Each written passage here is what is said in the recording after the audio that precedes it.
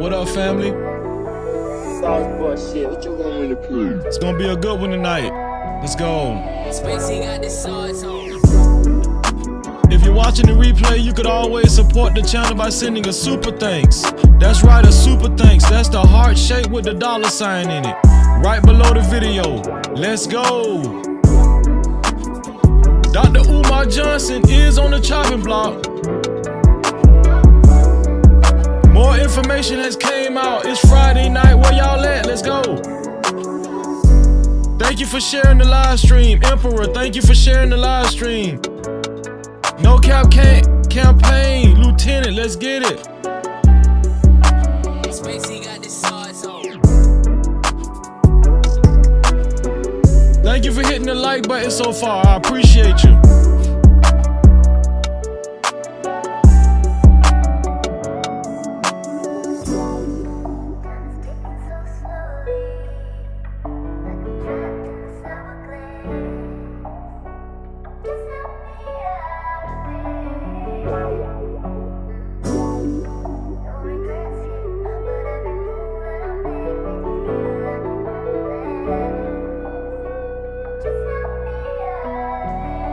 Spacey got the sauce on.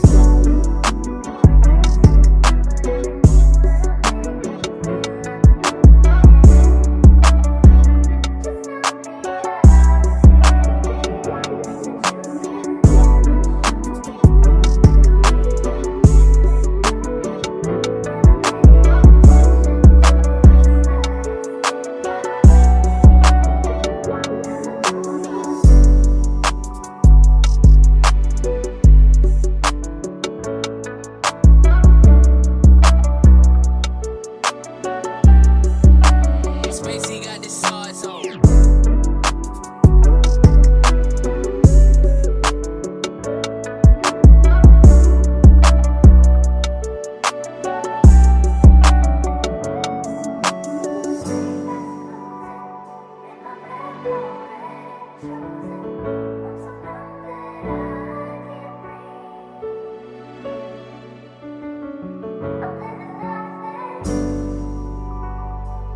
Video with your boy Freezy.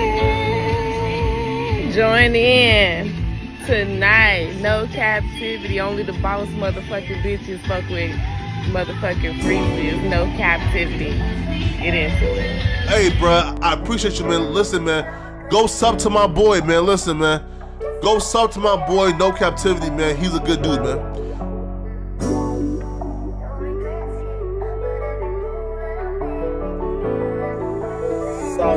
Shit, what you want me to prove? Spacey got the sauce on.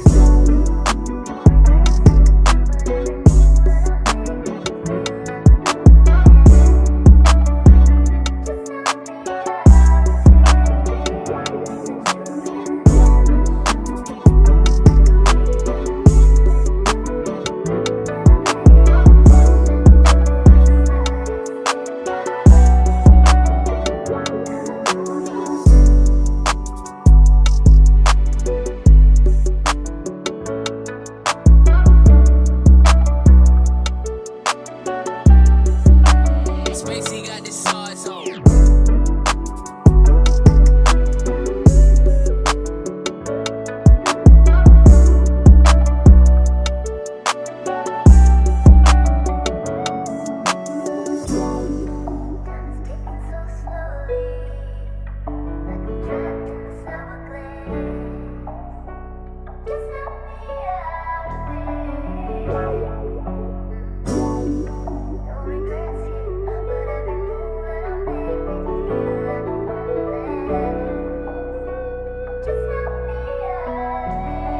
Spacey got the sauce on.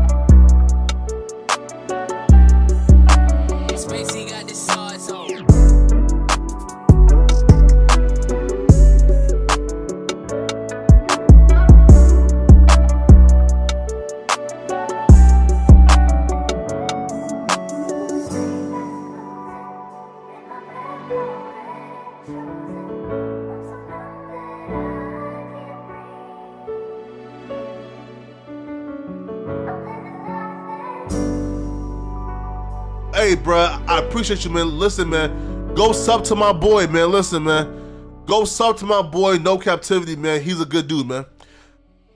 With your boy Freezy. Join in tonight. No Captivity. Only the boss motherfucking bitches fuck with motherfucking Freezy. No Captivity. Get into it.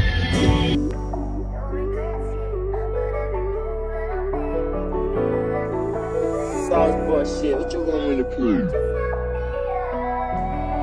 Spacey got the sauce on.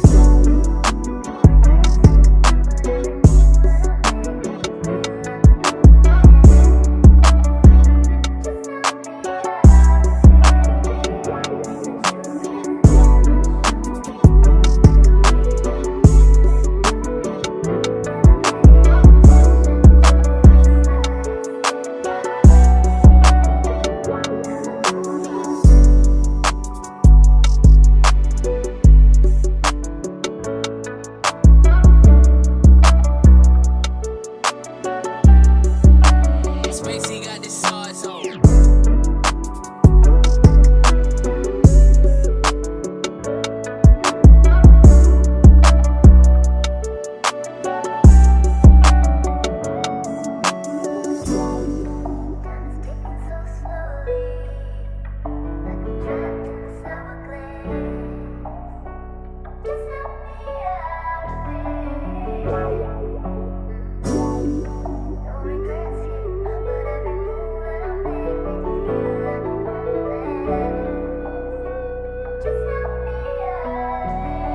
Spacey got the sauce on. Shout out to the early No Cap crew in the building. Share, share, share this live stream. Let's get this thing on the way. If you hit the like button, I appreciate you. If you share the live stream, I appreciate you. If you're part of the No Cap crew, I appreciate you. If you're part of the No Cap campaign, I appreciate you. It's Friday night, and the mood is right. Spacey got the sauce on.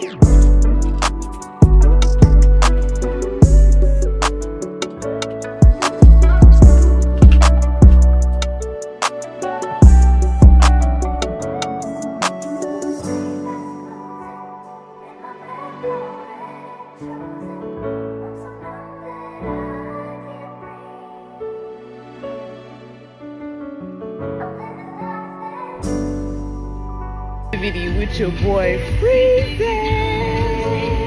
Join in. Captivity. Only the boss motherfucking bitches fuck with motherfucking Freezy. No Captivity. Get into it. Hey, bruh, I appreciate you, man. Listen, man, go sub to my boy, man. Listen, man, go sub to my boy, No Captivity, man. He's a good dude, man.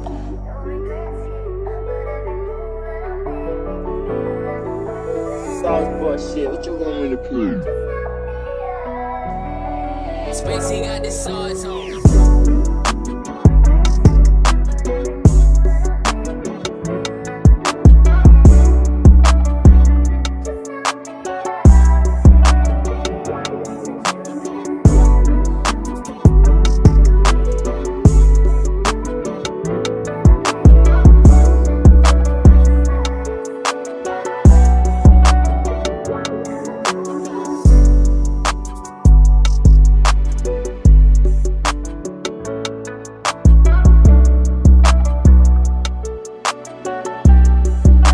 Spacey got the sauce on.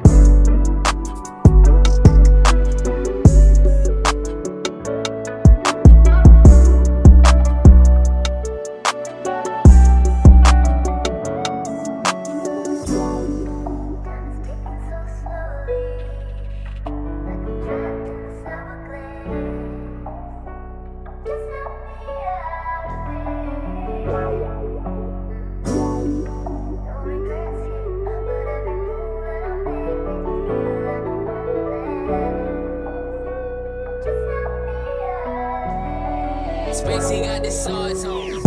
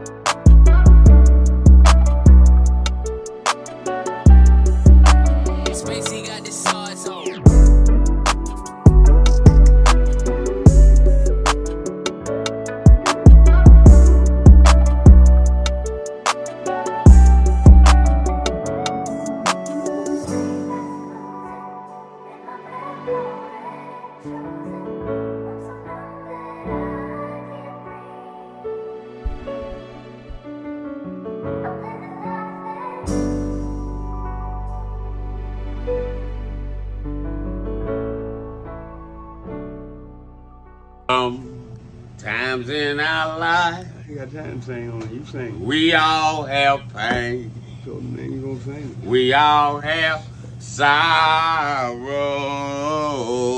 Then I look at Wayne and I know that he will be ugly tomorrow. Lean on me when you're my cousin and I'll be your friend.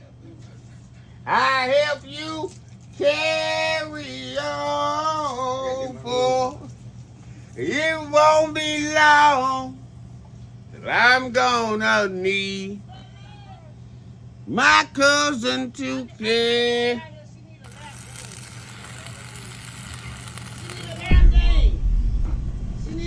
No captivity. Freezy, freezy.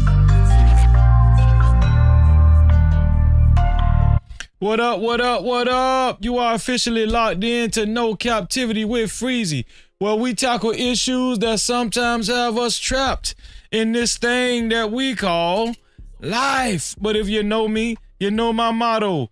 To free yourself, you must heal yourself. And if you're rock with your dog, please hit that like and subscribe button hard right now. And also comment and share this video. That is if you rock with your boy Freezy. No captivity. How y'all feeling, man? We got an update on Umar Johnson and his daughter. I'm gonna be honest with y'all, man. Every time stuff to this nature gets exposed, at this point, I don't think we get surprised, but it's still disappointing. You know, you don't want to see no stuff like, you know, involving a 22-year-old girl, allegedly supposed to be Umar Johnson's daughter. Now, we first went over this last night, but there has been updated information. Umar Johnson, he responded via Instagram post, I think, but he actually did a video post. He actually responded with a video. We're going to look at that video. Yeah. Umar Johnson's something else, man. But it reminds me, I don't know about y'all, but it consistently reminds me that you just can't put your trust in man. You just can't do it. Right? It's just not a smart thing to do. Now, I don't know who or what Umar Johnson believes in. Maybe he's one of those universe guys. I remember seeing him praying to Harriet Tubman at her grave. So I don't know. I don't know what Umar Johnson believes. But I do know one thing. You just can't put your trust in, man. Not 100%, man. You know. Because you're going to get disappointed. You know, no man is perfect.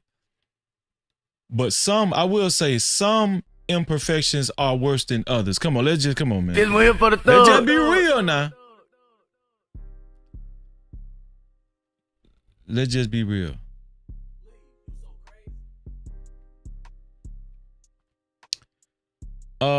Listen, we finna have a very profound live stream. I got a lot of videos lined up. We're going to talk about it, right? I got a lot of videos lined up, several. And like I always do, we're going to do ground spam. But before we do that, how about we see who's all in the building with a roll call? Shout out to Emperor Kojak 313 the Great. Always showing up and always on time. He say, what up, though, Freezy? And chat, smash that like button hard right now. Make sure y'all subscribe to Emperor's Gaming channel, man. Don't hesitate. Emperor also said Freezy just shared the live stream on El Cheapo's stream before she ended it. And then he also said just shared the stream on El Cheapo's newest live stream. It's buffering bad. What's buffering bad, Emperor? What's buffering bad? Not this live stream, right? But I appreciate you, Imp. Thank you, man. I appreciate that. Cap-tivity. Shout out to Quantum Love in the building. She said she's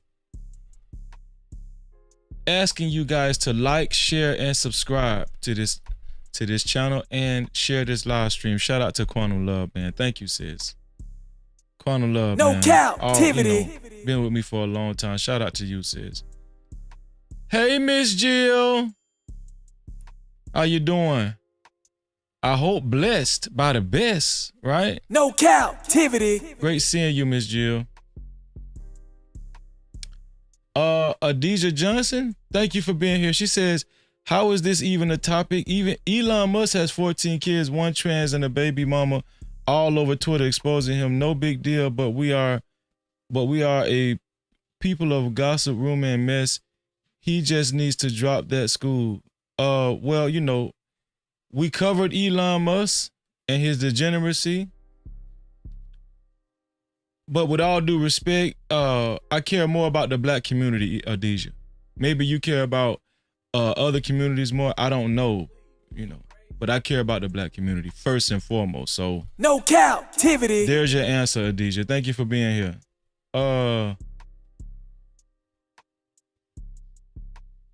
Thank you, Emperor. I appreciate that. Please do not spam the chat. I appreciate that, bro. Oh, El Cheapo stream was buffering. Okay, thank you. Thank you. 2 Glock hot. What's up? What? No captivity. You say free, what they do, brothers? Man, just chilling, man. Great to see my brother 2 Glock hot in the building, man. Y'all know what it is. 2 Glock hot in the building. What's up, bro? What's up? What's up, man? Great to see 2 Glock hot, man. Like I've been telling y'all, he's been working on some great content, and you know we got his back, man. Shout out to my brother 2 Glock hot. Hopefully he'll have enough time to come up. You know, hopefully, man, you know. Shout out to you, bro. I appreciate you and I love you, man. Shout out to you. No captivity. And there she go, man. My sister, Jess J. She said that school been done. Oh yeah, that school been done. Yeah, that's what they say, huh? Shout out to Jess J, man. I'm gonna share a couple of videos that Jess J sent me. At least one of them that she sent me, man. I thought it was hilarious, man. No captivity. Shout out to Jess J. Yeah, titty. What's going on? El Cheapo was just live not too long ago. El Cheapo, did you get your wood cut? She was live on her channel. She was in Home Depot. Did you get your wood cut, El Cheapo? No captivity. Make sure y'all subscribe to El Cheapo's channel, man.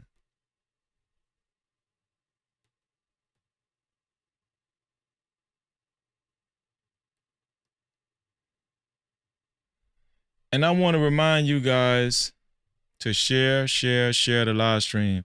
Share the live stream, family. Share the live stream, family. And become a part of the No Cap campaign. The share button is right below the video, right next to the like and the dislike button. Please do not hesitate. Especially if you call yourself No Cap Crew. If you No Cap Crew, you supposed to be No Cap campaign. All of that shit go together. You feel what I'm saying? If you No Cap Crew, you No Cap campaign. All that go together right there. Yeah, and once you hit that share button, you know, it's an easy process. It's an easy process, man. I appreciate y'all in advance, and I wish you $11 million in your life. Believe it and receive it. No captivity. Believe it and receive it, man. Also, thank you to how many people hit that thank you to the 18 people that hit the like button so far. Thank you. To the 19th person that hit the like button so far. I wish all y'all $4 million in your life, believe it and receive it. Thank you so much. Thank you so much for hitting that like button. I really appreciate it on this Good Friday. Thank you, man. No Cap-tivity.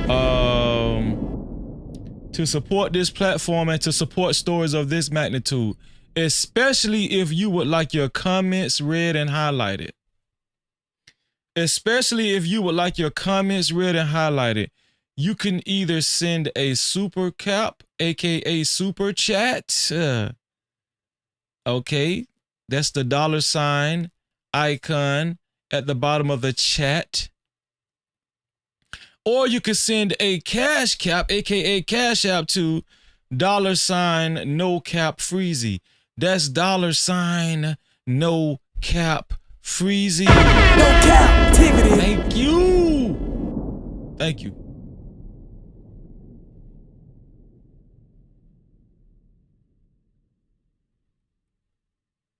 El Chipo say, no, I'm in distress. Oh, you didn't get it cut? Damn. I wonder why. Here for the T. What's up, T? T say, my brother Freezer. What's going on, T? Make sure y'all subscribe to Here for the T's channel, man. Okay, she has 2 channels, Here for the T and Child Listen Podcast. Subscribe to both channels, Child Listen Podcast and Here for the T. Both of those channels, man. Shout out to my sister Here for the T, man. No Cap-tivity. And thank you for sending people back to the live stream yesterday, T. I appreciate you. I ain't forget that. I ain't forgot that. Thank you, T. Listen. If you guys would like, if you would like to become a sponsor of tonight's show, right? If anybody would like to become a sponsor of tonight's show and become the initial sponsor of tonight's show, it's only $20 or more. That's it. $20 or more. Let me get this together. There we go. $20 or more, man. Who will it be to be the initial sponsor of tonight's show? Whoever it will be, their name will show up on the legendary sponsorship board. On the legendary sponsorship board. Right there, flashing below the screen on the bottom. Who will it be, man? Whoever it will be, I appreciate you. No Cap-tivity. Travel One, how you doing, sis? Travel One say, greetings, Freezy. And his No Captivity child is Umar J. Tisk, tisk, tisk. Shout out to No Travel One. Cap-tivity. I appreciate you, sis. Listen, y'all know what time it is, man. It's time to get this party started.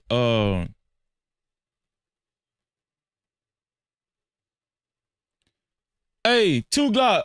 Are you still there, 2 Glock? Write something in the chat, 2 Glock.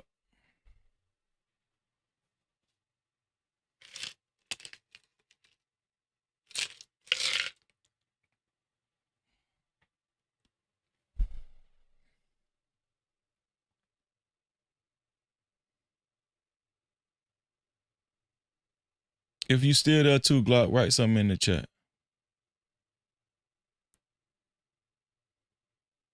Oh, he might not be there. Okay. So listen, it's time to review some videos, man. I got some good stuff we about to look at, man. Oh, there you go. Hey, you want to come up now? I can put the link in the chat for you, bro. You want to come up, bro?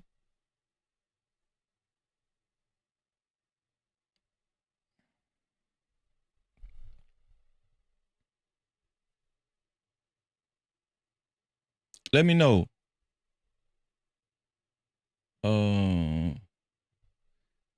Yeah, let's go over here to ground spam, man, and get this shit together.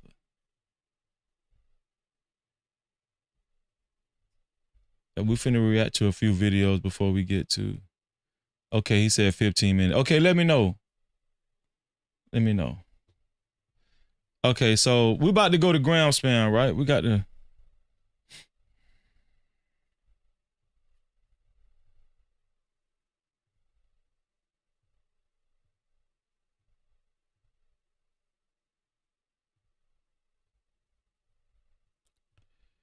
So let's review some videos, y'all. How about we do that? Thank you, Imp. I appreciate that, bro. How about we review some ground span? I got some good stuff for y'all, man. But we definitely gonna cover this this Umar Johnson thing, right? So Neo has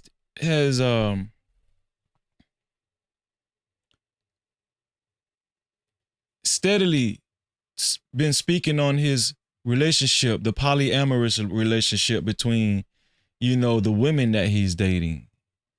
Of course, by now we all know he's in a polyamorous relationship. He's been speaking on this lately heavy. We covered it, but he did another interview and shedded some more information on his relationship and the nature of the relationship. And I want to share it with y'all, right? Shout out to Lord ADS. What's up, Lord ADS? Great to see you, bro. Here we go. Let's see. I do. Well, here's the reality of it. I do partnership, not ownership. Sure. You're not my property. I don't even want to own you. I want to partner in this situation. I don't demand exclusivity. I don't ask for it. Nothing like that. If you offer it and I accept, there are rules to follow.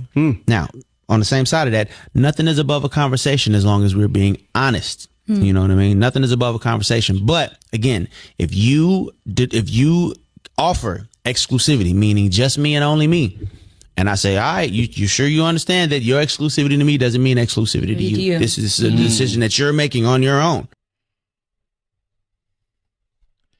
Neo said, listen, if they don't have to be exclusive to him, but if they agree to have exclusivity with him, they're deciding that on his own. Right? He said he has no plans or intentions on ever being exclusive to any one of the women that, you know, he dates. He puts it out there. He says, I'm not going to be exclusive to you. But if you plan on being exclusive to me and you agree on it, that's on you. I expect for you to make good with your promise, with your commitment. And he said, if you don't make good, if you break that promise, he said he's going to have to break up with you and part ways. I'm going to tell y'all something, man. Celebrities, in my humble opinion, I mean, he has full autonomy to do what he wants and live his life how he wants and structure his relationship how he wants. But in my opinion, only men of extreme influence can get away with this. I'm just being honest with you. Only men with extreme influence can get away with this. Somebody like a celebrity status or political power, like extreme, not no regular ass senator or none. I mean, you know, I'm talking about like a president of the United States or somebody where they can get women that's really clout hungry, power hungry, money hungry. You know, that's the only way this shit can happen. If you make that decision and I say, all right, cool. Well, here's the rules that I need you to follow. And if you're cool with that, then we rock. If you're not, we don't. And no love lost. You go your way, I go mine, and it's all good. Sounds like a partnership. Oh, yeah, that's it. 100%. That's how it works. Who reached out to you with support in this judgmental space? Hey, remember we talked about partnership yesterday? That's crazy. You know what's crazy? It's one of those situations where men reach out in secret. They go, yeah, honey, I would never. Hey, bro, congratulations. Yeah, I would never do that, babe. Just me and you, babe. Bro, you living life. Yeah. That man got too much money to have all that lint on his goddamn Scully, man. Y'all see all that lint on his Scully? Man, you got too many girlfriends to have all that damn lint on your Scully. Something ain't right. Shout out to my sister, Mia. What's up, Mia? No Cap-tivity. Great to see you, Mia. Great to see you. Hey, you got way too much lint. I mean, you got way too much lint on your damn Scully to have all them damn girlfriends. Yeah, no. It's a lot of that. It's a lot of that. Which I understand. You know what I'm saying? To be completely honest, I'm not tripping either way. If you with it, cool. If you're not with it, cool. Like because I'm not doing it for y'all. I'm doing it for me. Good for you. Know, you wouldn't even have known had Shade Room not picked up on a post from one of the girls. Like I wasn't posting initially. Like because again, it's not for living your life. It's very for y'all. Yeah. You know what I mean? But it is what it is. And now here we are bringing it up. Yeah, great. I don't mind. Yeah, because I don't feel like I'm doing nothing wrong. Yeah. Does being in multiple partnerships now, I guess, give you more like ammo? Not ammo, but like, does it help more with writing songs? I mean, yeah. I can't write about life if I ain't living it. Absolutely. That's and it allows me to write from different perspectives. You know what I'm saying? There's the monogamous perspective. There's a polyamorous perspective. There's a perspective of the woman who is curious, but can't get over her jealousy. Mind you, we talk about all of that. Like the only way this works is if everything is laid out on the table. There's 4 women, right? It's 4 individuals, 4 different personalities, 4 different outlooks. A lot of energy. Know what I mean? Yeah. Because it's also an experience for people too who maybe are curious about it and just want to know about it, and they learn that through your music. Indeed. See, people get caught up on the sexual element of it. It's more than if the only reason you're doing it is for the sexual part of it, you're bound to fail. Well, that's an orgy. That's swinging. This is love, right? There's something totally different. This is community. This is a team. We are partners in this situation. 4 women, 5 people, including me, 5 different incomes. You know what I'm saying? I have 7 children, but they help with the kids. My mom knows everybody, loves everybody. My sister knows everybody. The baby mamas have met them. It's a community thing. It's more than just an orgy every night. Mind you, it happens. Yeah. But it's not the focal point. So he said orgies do happen with his relationships, with his polyamorous relationship with his girls. Neo said orgies do happen. They do be bumping cooches and, all of them be swapping saliva in the bed all at once together. Right? They just one happy family. I mean, if they like it, I love it. It's not the focal point. 1, 2, 3, 4.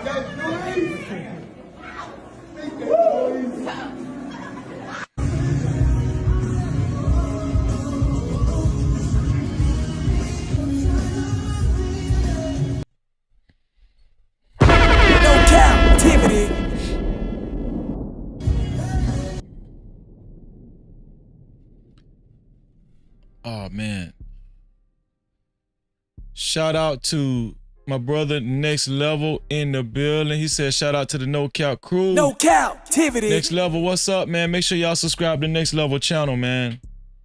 Hit that notification bell. That's my brother, man. I appreciate you, bro. Man, shout out to my sister, man. Super chat. The first super cap of the night. Quite often, Mo Love is the first super cap of the night, and I appreciate her. Shout out to Mo Love for her $10 super cap. Mo Love said, Freezy and No Cap crew, happy, blessed Friday. No Cap-tivity. Thank you, Mo. Thank you so much. It's great to see you. All right.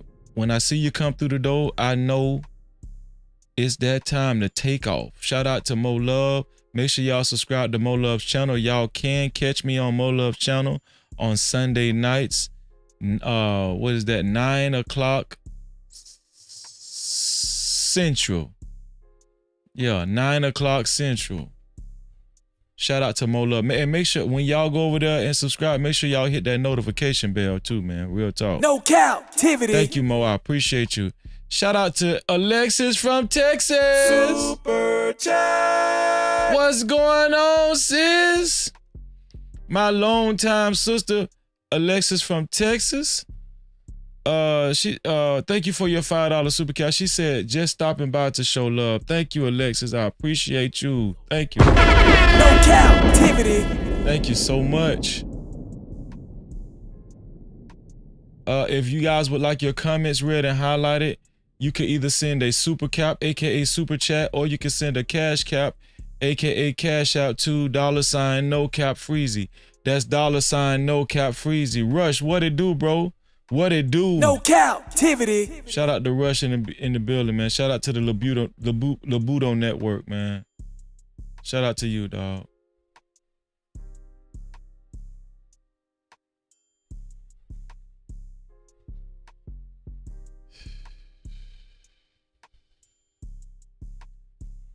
Let's see what else we got. Let's see what else we got, man. This why a lot of guys want to sign up for polyamorous relationships, right? Can't believe this shit. Niggas violating me, I'm violating niggas. Give me 150, I'm calling this nigga. Niggas think they was slick in a car, leave their phone unlocked. Yeah, I got your phone now. Somebody tell I got her phone. Yeah, I got your phone. Yeah, and I'm calling this nigga. And I'm calling him. Nah, I told myself I would never call a nigga phone about no girl. But today is the fucking day. Today is the day. I don't give a fuck what nobody say. Call me what y'all want. Call me a bird. Call me whatever. Whatever. I locked her ass out. Yeah, go in the store. We was in Harlem. Look, she went in the store she went to fucking, what's that shit called? The burger spot? What's the burger spot? The burgers. With the burgers? Joe's, no. Yo, I don't know if these guys be, I don't know if this shit be skits. Social media, you just can't believe nothing on social media. It says man goes through his wife's phone and calls her side dude, part 1. Shake Shack. She went to Shake Shack, right? She went to Shake Shack, left her phone unlocked, went all through her shit. Yeah, now I left her. Pulled off. I'm coming home now. I'm violating you now. Don't call me. I don't give a fuck if you call me private. I don't give a fuck. I'm calling this nigga. You calling the side dude for what? A lot of guys be, you know, that be bitter against women, they've gone through that or is going through this same type of dilemma, man. Just come out and tell the truth. And would a polyamorous relationship solve that? I don't know. I don't think so. I don't think so, man. They caught this guy. Remember Caleb Wilson, the young man that died at Southern University trying to pledge Q-Dog? Well, they caught up with this guy who actually was pledging him during the process, and they charged him with criminal hazing and manslaughter. Obviously, this young man goes to Southern University as well. And I mean, this is why they need to get rid of that shit, right? Because they're cracking down on hazing, and now this dude is possibly going to end up doing a few years in prison. Same thing happened when I went to FAMU, all right? Some guys ended up going to prison for hazing, you know? Same thing with him. Same thing with the marching band at FAMU. People went to prison. Students went to prison for hazing. I don't know why they keep doing it. I don't know why they keep doing it. One guy lost his life, and even at FAMU, in my chapter, nobody lost their life, but one of the boys ended up reporting it to the authorities, and yeah, they cracked down on it, you know. But with FAMU's marching band, the marching 100, somebody ended up losing their life, and they cracked down on the marching band, and some people went to prison. Now this guy is going to end up going to prison if they actually pin Caleb Wilson's murder on him. right? Which 9 times out of 10 he did have something to do with it. But as of now, it's all alleged, right? But it's just sad because all of these are college students, man. Clout and attention and just wanting to be accepted is not that serious. I'm just letting y'all know that right now. Wanting to be accepted is not that serious. Please believe that, man. All right? I'm just letting y'all know, man. That's all.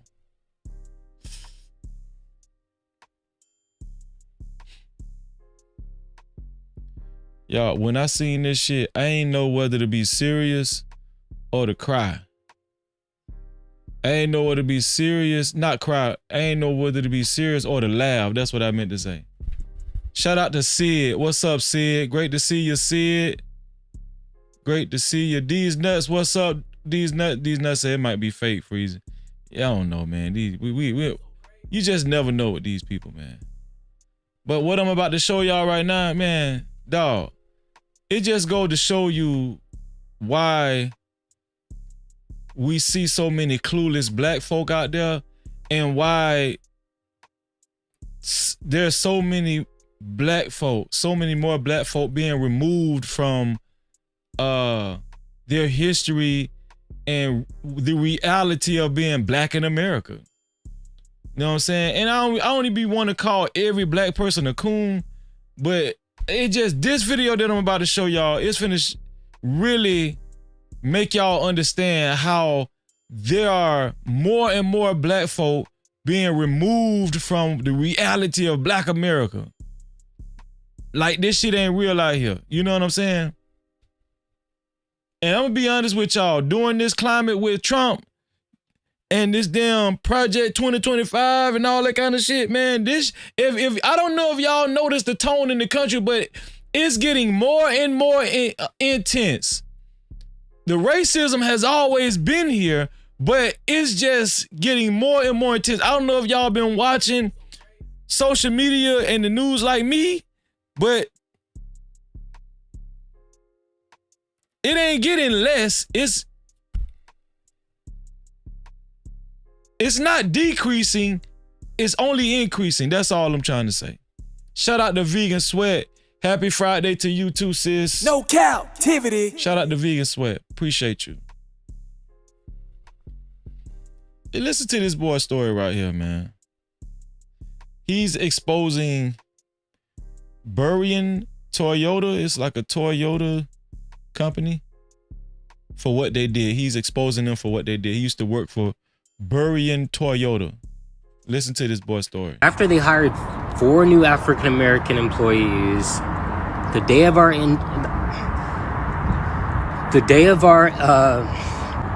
our orientation, we dance in front of everybody. Everybody's laughing at us. And then seconds after, we all get a text message that says no N-words allowed in all. No N-words allowed. So he got that at his job.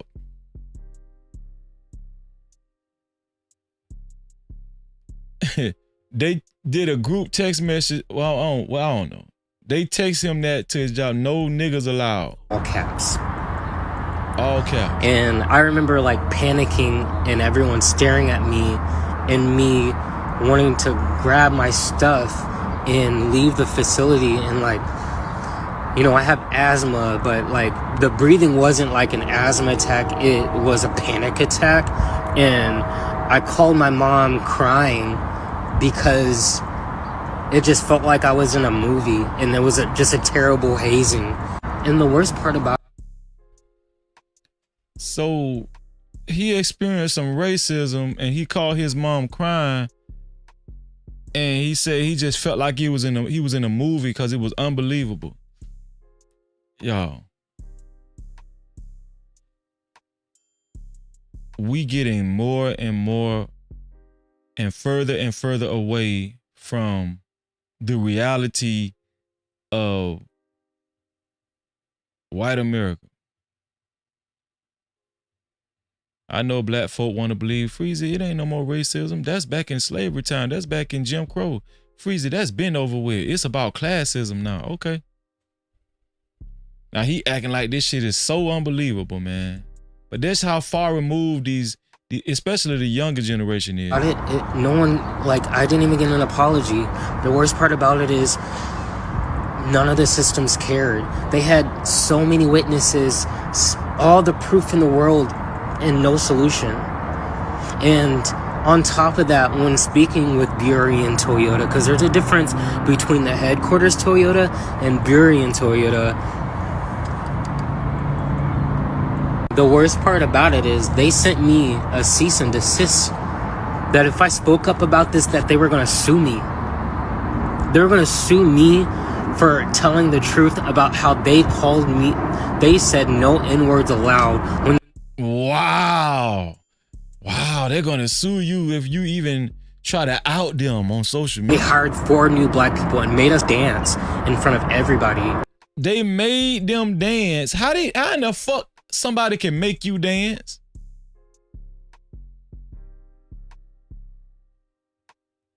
They made you dance? Where the hell is this at? And be laughed at. So about like 3 days after it happened, they're like, hey, we fired the guy who sent the text message. It's clear to come back. So we're like, okay, at least they did that. So whoever made them dance, they fired the guys. They sent him a text message and he said, y'all can come back. Would y'all come back to the job? You know, at least they let the guy go. We go back to the facility and he's still hired, still making calls, and we're just all confused. So that's when I contacted the EEOC and got no results. I did everything perfectly, no results. Washington State Human Rights Commission, no results. Lawyers here in Seattle, all the proof in the world, no results.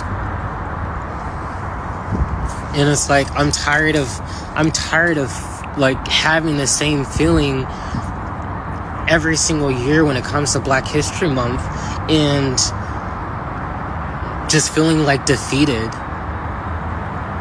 Like, there's so many inventions, like phones, for example. That's a Black invention.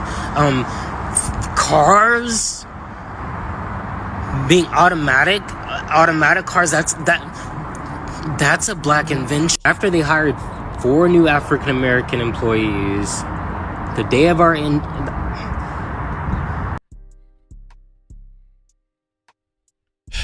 I know.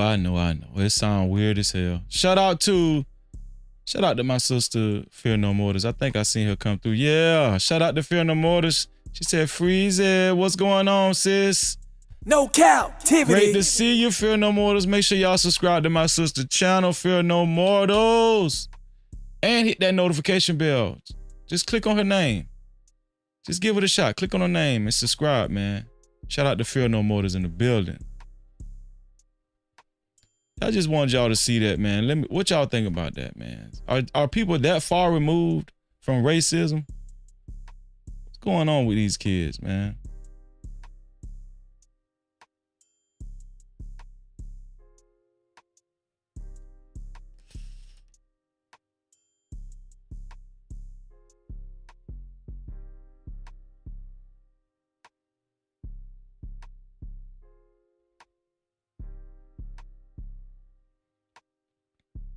So let's deal with some politics right quick. This guy says Hispanic Trump supporter says he regrets his vote after ICE agents wrongfully detained him, says they never asked for ID, but asked how he got into the country. and listen, this guy voted for Trump, Hispanic, you know. Yeah, this shit be so funny to me. Watch this. The man we spoke with is a U.S. citizen. He provided us with documentation of his legal status. He says this experience has shaken his faith in the immigration enforcement efforts of President Donald Trump, for whom he voted, he says. This is what Yenzi Machado managed to record on his phone Wednesday. He says while he was driving to work with 2 other men, he was stopped by ICE agents on Lamont Drive in Manassas, a short distance from his home. He says he was confused by what was happening, why agents surrounded the pickup truck. He spoke with our sister station, Telemundo 44 reporter Rosbelis Quinones, who was the first to report his story. And they just got out of the car with the guns in the hands and say, turn off the car, give me the keys, open the window. And he voted for Trump, y'all. Yeah, he's a MAGA. This a MAGA Hispanic. This a MAGA Hispanic. This a manic. That's what MAGA Hispanics are called. Manics. They manics. You know, everything was really fast. Machado says the agents said the name of a man they were seeking for a deportation order, someone who had given Machado's home address.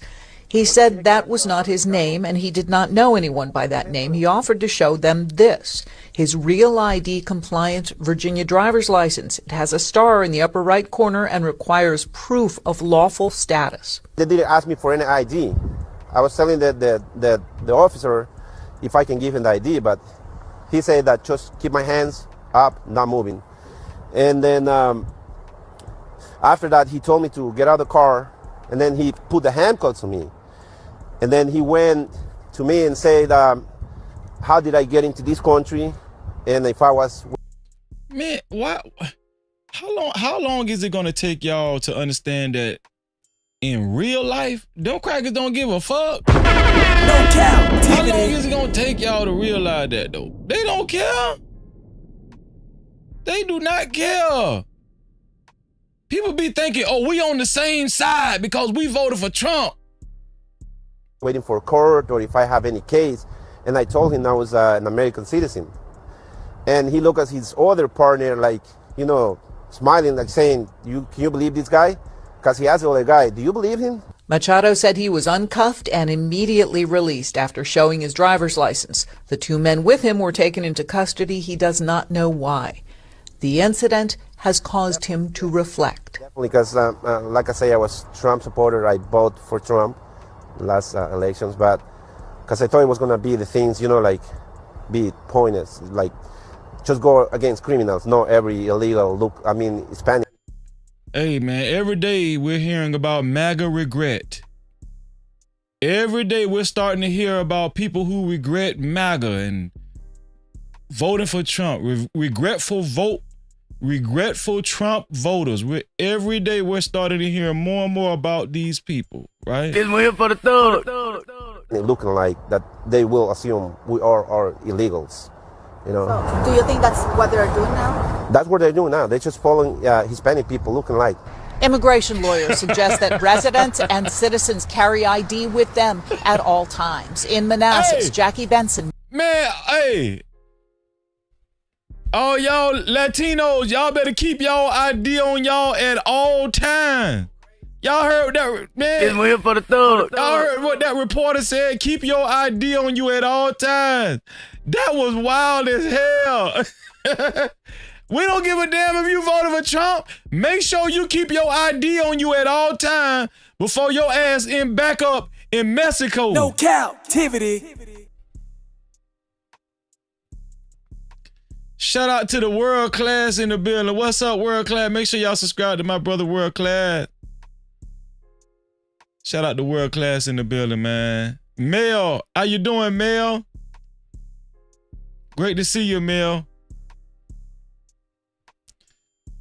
Y'all, I be cracking myself up, man. Real talk.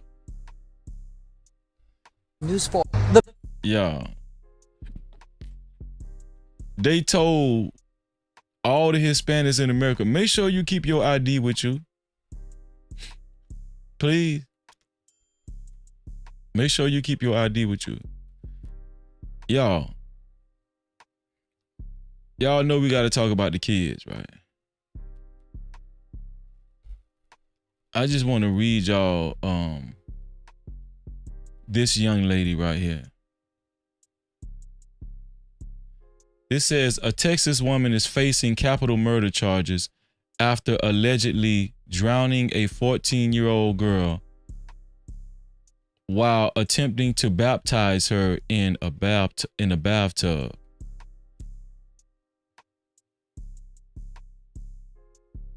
according to court documents. So this lady tried to baptize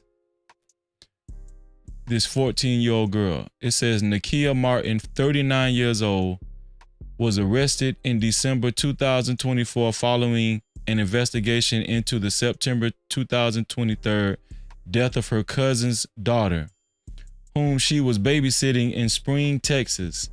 Authorities say Martin called for help after finding the child foaming out at the mouth and unresponsive. Police arrived to find the child deceased in a bedroom with water puddles surrounding a nearby large, dirty jacuzzi tub. Martin allegedly admitted to being in the bathtub with the child and her siblings the night before, but claimed she didn't remember calling in a drowning. At one point, she reportedly told officers, "I didn't mean to kill this baby," later adding, "I killed a kid." The victim's siblings, ages 6 and 8, gave chilling accounts of the incident, telling investigators that Martin was trying to baptize them. So this lady, obviously, she's a church lady, and this little girl is her cousin. So it seems like it was an innocent thing, like she really was trying to baptize her little cousin, and it just went wrong. Y'all, if this ain't one of the weirdest things I've seen in 2025, the victim's siblings, ages 6 and 8, gave chilling accounts of the incident, telling investigators that Martin was trying to baptize them and used blessed oil on the deceased child. They claimed Martin held the child underwater, causing her to bleed, and threatened them with hell if they spoke out.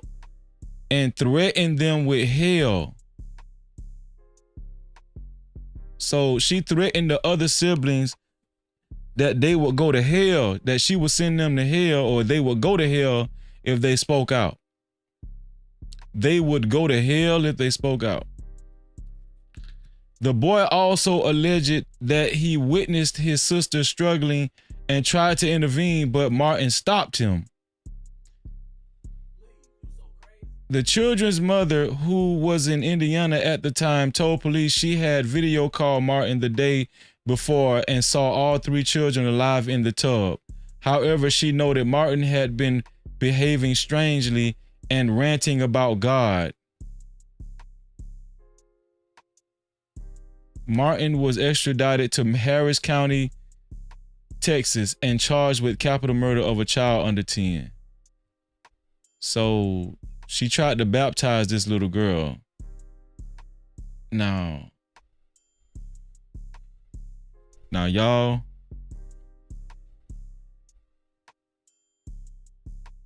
to me it just seemed like she drowned this little girl.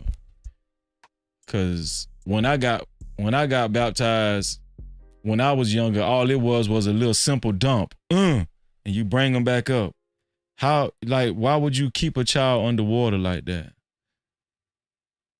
Unless you just don't know what you was doing when maybe you just wasn't qualified to baptize somebody. I don't know. The other kids say, yeah, she was trying to baptize us. But the little girl died in the process. And this lady threatened she threatened the little girl's siblings by saying, if y'all spoke out, y'all gonna go to hell. Y'all, this is a crazy situation, man. I'm telling y'all, when I be searching for content to report on, stories to report on, this shit gets weirder and weirder and weirder. I'm just saying. Shit get weirder and weirder and weirder, y'all. I got an update on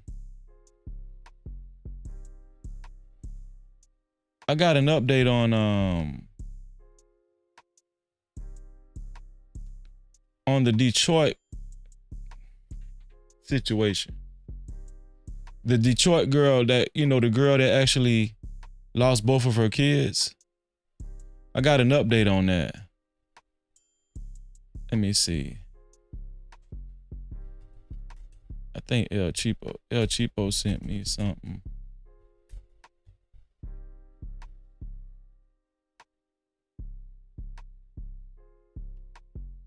El Cheapo, what's your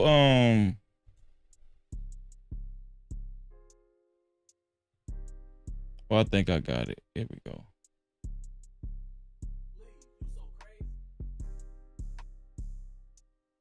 Oh shit. Hold on. Where El Cheapo messages at?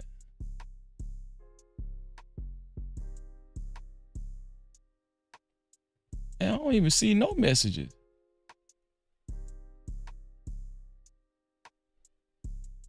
The hell? What's going on my Instagram? Let me see if I can find it on Detroit 2 kids update.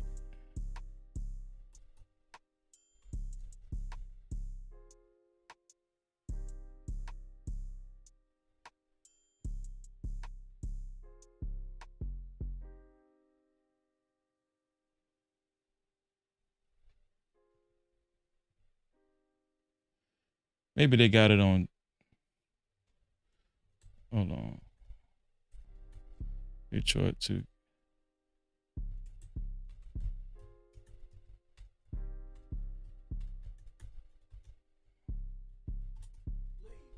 Maybe they got it on.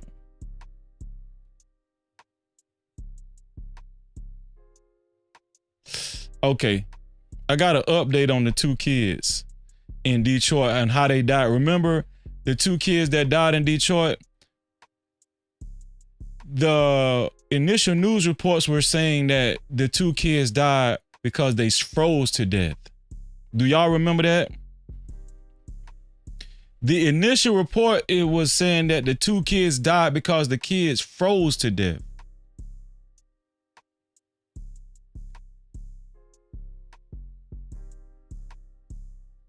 Well, I do have an update on this whole thing, and I'm about to show it to y'all.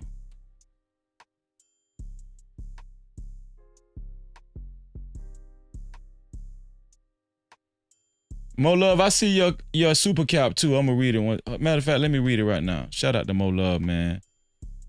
Mo Love know I appreciate her, man. Super chat. Shout out to Mo Love for her $5 super cap. Thank you, Mo Love.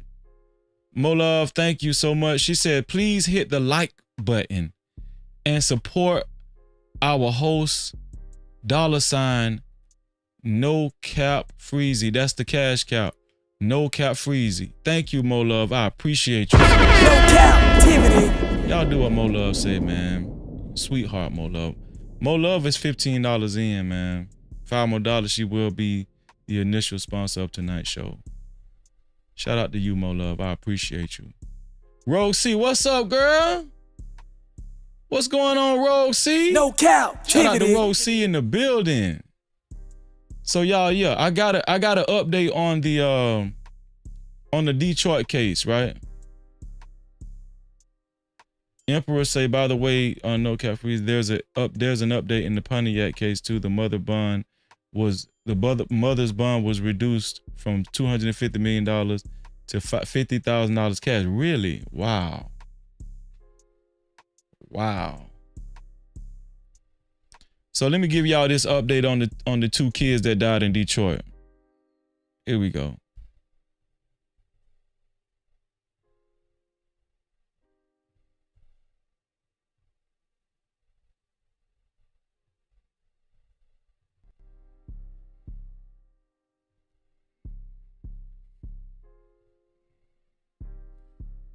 More news update. Closure at last for a Metro Detroit family who tragically lost 2 children in the parking garage of a Detroit casino. After weeks of waiting, the cause of death has finally been revealed. The Wayne County Medical Examiner's Office, I should say, has confirmed that the children died from carbon monoxide poisoning. They did not freeze to death as previously thought by police. So this is a story that we've been following for weeks now. So shout out to El Cheapo for showing me an update on this situation earlier. I don't know what happened to those messages, whatever, but shout out to El Cheapo. But this is a news report from Detroit, actually. It says Detroit Local 4 News or whatever. But the kids did not actually die from freezing to death. Okay, they did not die from freezing to death. They did die from carbon monoxide poisoning. Right here it says early February 10th, the mother parks in the garage. Morning of February 10th, the 2 kids found not breathing. Afternoon of February 10th, police suspect death by exposure. February 11th, autopsy performed. Today, carbon monoxide poisoning ruled in cause of death. Here we go. Early hours of February 10th, Tatiana Williams parked her van in the Hollywood casino parking structure on Beaubien Boulevard with her 5 kids. The family was sleeping in that van. But later that morning, Williams says she found her 2- and 9-year-old unresponsive. They were rushed to the hospital where they were pronounced dead. Initially, police thought they died of hypothermia. The autopsy began the next day, and today the results were finally released. The medical examiner confirmed the official cause of death was carbon monoxide poisoning, and it was an accident. Tonight, we're learning more about how carbon monoxide affects people. So now we know that the young lady did not kill her kids on purpose. No captivity. Now we know the young lady did not kill her kids on purpose. They did a full investigation. It was ruled an accident. I'm just giving y'all the updated news, right? Now we know that they're saying that the young lady did not kill her kids on purpose. It was an accident, and these kids died from carbon monoxide poisoning. Now, here's the thing. Now that we know she didn't kill them on purpose, the only other thing I want to know is, was them kids the only kids in the van? Because wouldn't other people would have died from carbon monoxide?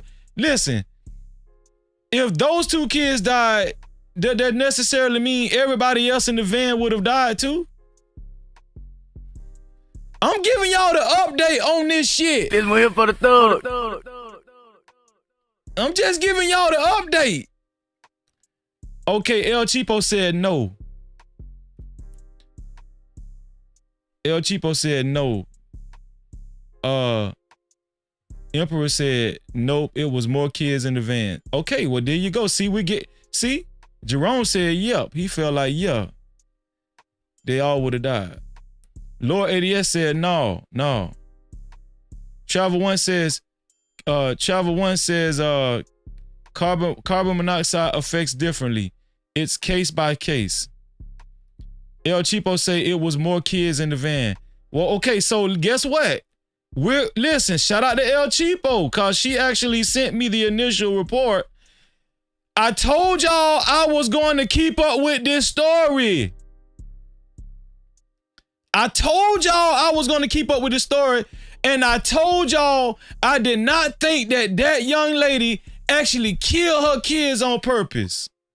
I mean, just the way the girl was crying. Now we can still kind of say it was negligent, but really though, the car ran out of gas and all that shit, whatever.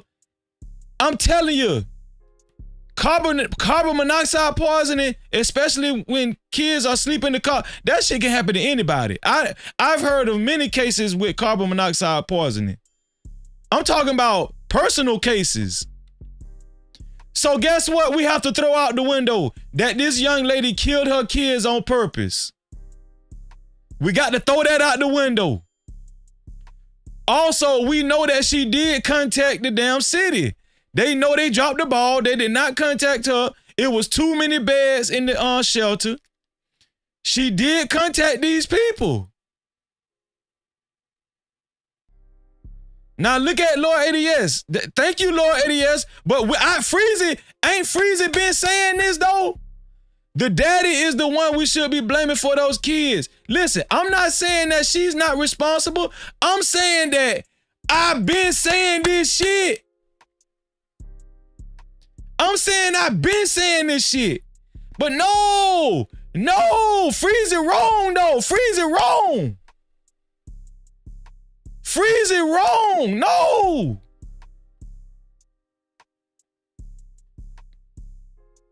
Dog, all you got to do is use your common sense. That's all you got to do in situations like this. Just use your common fucking sense. And trust me, it won't fail you. They did a full investigation, so nobody can complain. Listen, they said it was an accident. We done heard all kind of rumors. People went to making up rumors. The girl was hoeing. She was sucking dick in the casino bathroom. We done heard all kind of shit. They left the 2 kids in the car by themselves. They froze to death and they ain't had nothing but drawers on. We done heard all kinds of shit. We done heard all kinds of shit.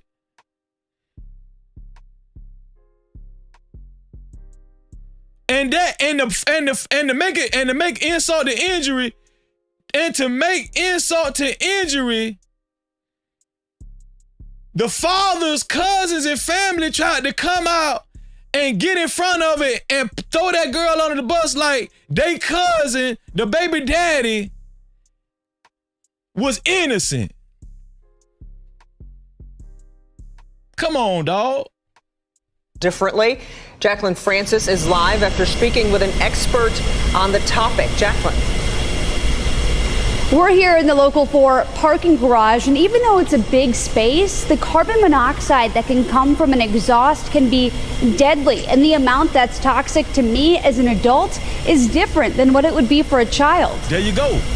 They call it the silent killer, carbon monoxide, a colorless, odorless gas that is a byproduct of combustion. Unfortunately, it's not surprising. In Detroit being a northern city, we get a lot of carbon monoxide. Now, I need y'all to remember this shit. Remember Freezy was right. I need y'all to remember that Freezy was right about this shit. Write that shit in the chat. Spray paint it. Graffiti it. Do something. Monoxide cases. Amy Nefsey is an ER doctor and toxicologist. She says colder weather means more heat sources and therefore more carbon monoxide. In the case of the 2 young children poisoned while living out of their van in a Greektown parking garage, she said the carbon monoxide source could have been one of a few things. There's an internal leak where it's not all being pumped outside of the cab and it collects inside the cab of the van. Then that could be one way. If not a leak, she says carbon monoxide could have filtered in from the exhaust through an open window. Once it gets inside the van, it settles to the bottom because it's heavier than normal air and it layers. But see, this is the problem. This is the problem with these manosphere sickos who just can't wait to blame women for any. Like, I'm gonna tell y'all something, man. I told y'all from the beginning, this is not a woman problem. This is not a man problem. This is a community problem. But it's just so sad how we use incidents like this, right? To strengthen our agendas and shit. No, that's not right. That's not right. All this stereotyping going on and all that shit there. No, the pussy ass daddy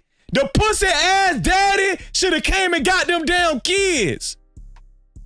Now the mama, guess what? She gonna have to live with this for the rest of her life. The mama gonna have to live with this for the rest of her life. But the pussy ass daddy should have came and got them damn kids when she was asking for them to come get them kids.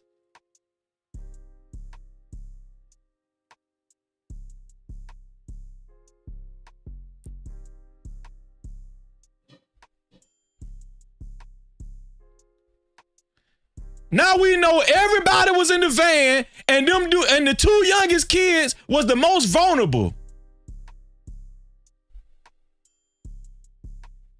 It's some bullshit. There's down on the bottom of the van and it doesn't circulate out because all the windows are up higher than where the carbon monoxide is sitting. And I'm sure the children were sleeping on the floor. She says the colder temperatures may have made things worse. If they did have a little bit of hypothermia, you're not going to respond as well to, not being able to breathe. So it was like a triple whammy. They were sleeping, it was cold, and there was carbon monoxide. Carbon monoxide monitors can be used in your house and even your car. If you're exposed to the toxic gas, some of the symptoms include nausea, headache, dizziness, and confusion. If you think this is happening to you, you should call 911 right away. Reporting live in Detroit, Jacqueline Francis, Local 4. It's so heartbreaking for those kids. Jacqueline, thank you. And while these carbon monoxide deaths happen in a vehicle, it happens way more often in homes and apartments. Go to clickondetroit.com for a detailed list of how to keep your family safe. Scan the QR code right here on your screen to learn more about the symptoms of carbon monoxide poisoning. Jacqueline went over some of those symptoms and the best places to install detectors. We are also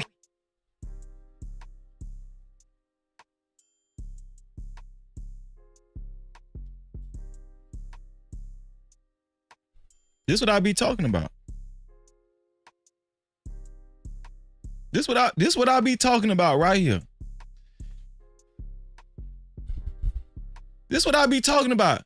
People's personal hatred for a certain gender because of their own experience. No, listen, that situation ain't got shit to do with your personal feelings.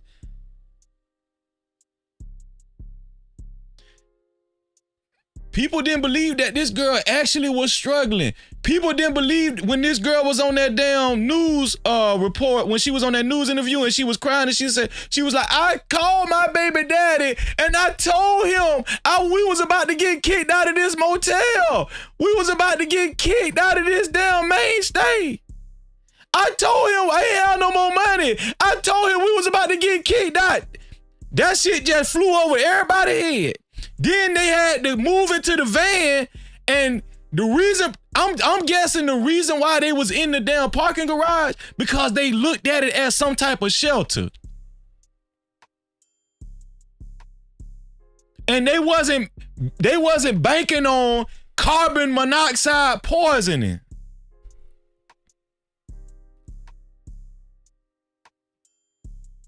That girl said everything she did.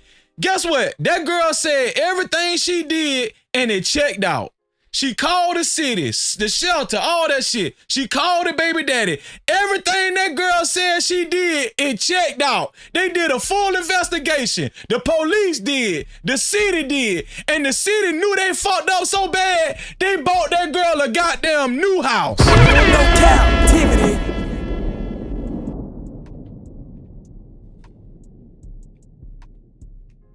The city fucked up so bad, they bought a goddamn organization, got together and bought that girl a house.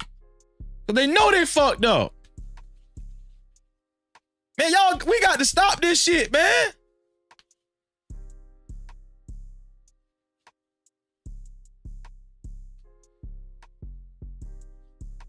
And he can't come get his sorry ass can't come get his babies cause he with an educated big girl. Man, they want to blame him because he with an educated fat girl. Man, them your goddamn kids.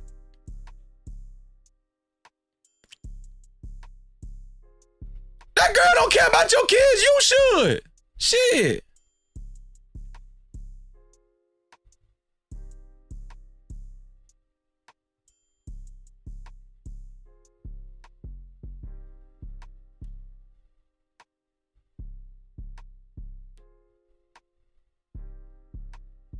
That's why you got to think for your motherfucking self.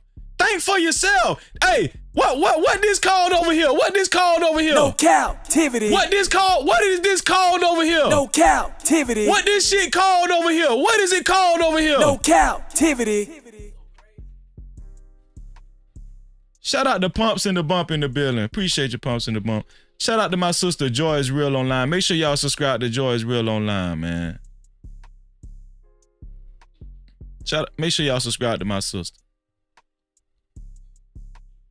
Come on, man. Shout out to El Cheapo. El Cheapo actually reached out to me and gave me, she said, Freezer, you might want to look at this. I looked at that shit. I said, oh yeah, I'm reporting on this shit. I'm reporting on this shit right here.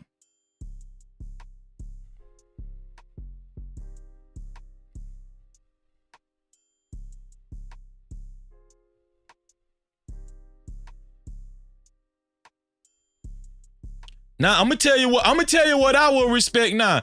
If a lot of the people that were speaking against the mama, which she still gonna feel bad, right? But I would appreciate it if everybody that would speak didn't want to say that the daddy was in the wrong. I would appreciate it if you just come out and just had some nuts and say, man, I ain't gonna lie, the daddy could have saved them damn kids. I would appreciate it if you could just come out and say, man, the daddy could have saved them damn kids, man. The daddy could have saved them. The daddy could have saved them. Cause the mama called the daddy, as far as I know, the daddy, how many phone, somebody put it in the chat, how many phone calls the daddy made to the city or to get them kids situated? Or even to his family. Or even to his family. Somebody put it in the chat, the number of how many times does daddy actually tried to call the city, the shelter, or even his own family for his kids. Somebody put the number in the chat and I'ma highlight it. Exactly, 0. 0.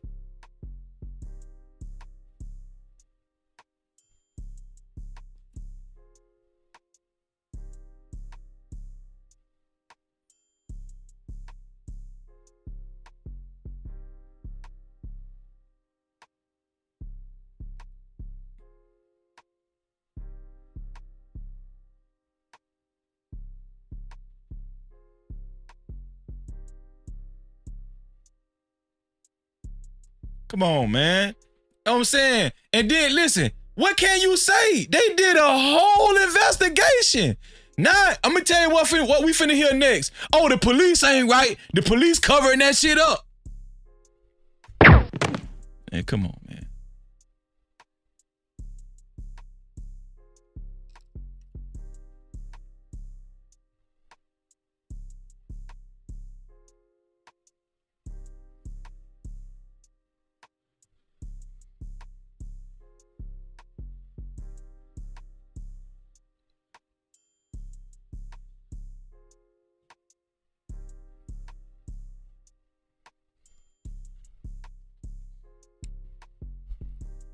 Hey, I'm gonna show y'all somebody who really do care about his kids, though.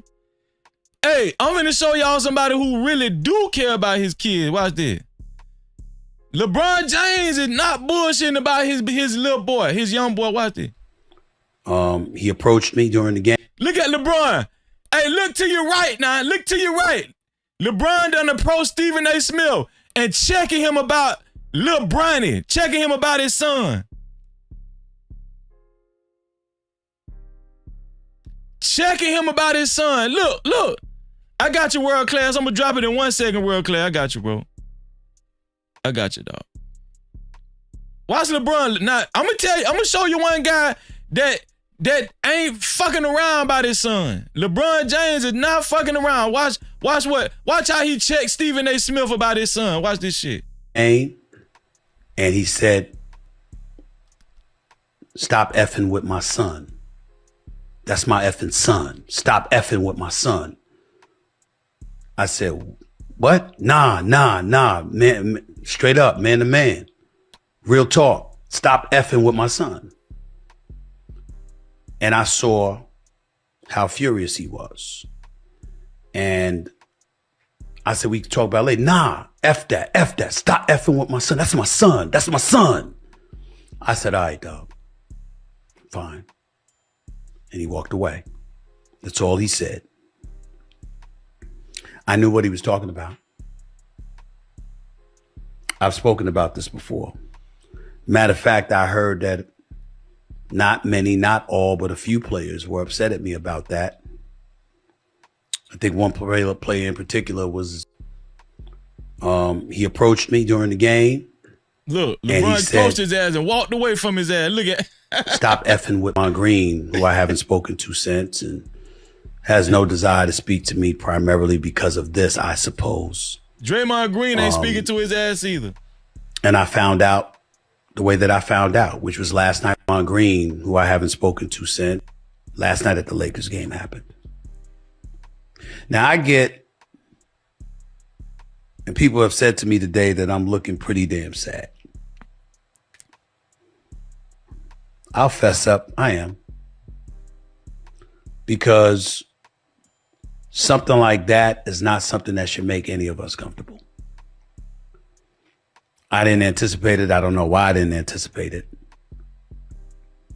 But I'm not here to blame LeBron James. That wasn't a basketball player talking to me last night. That was a dad.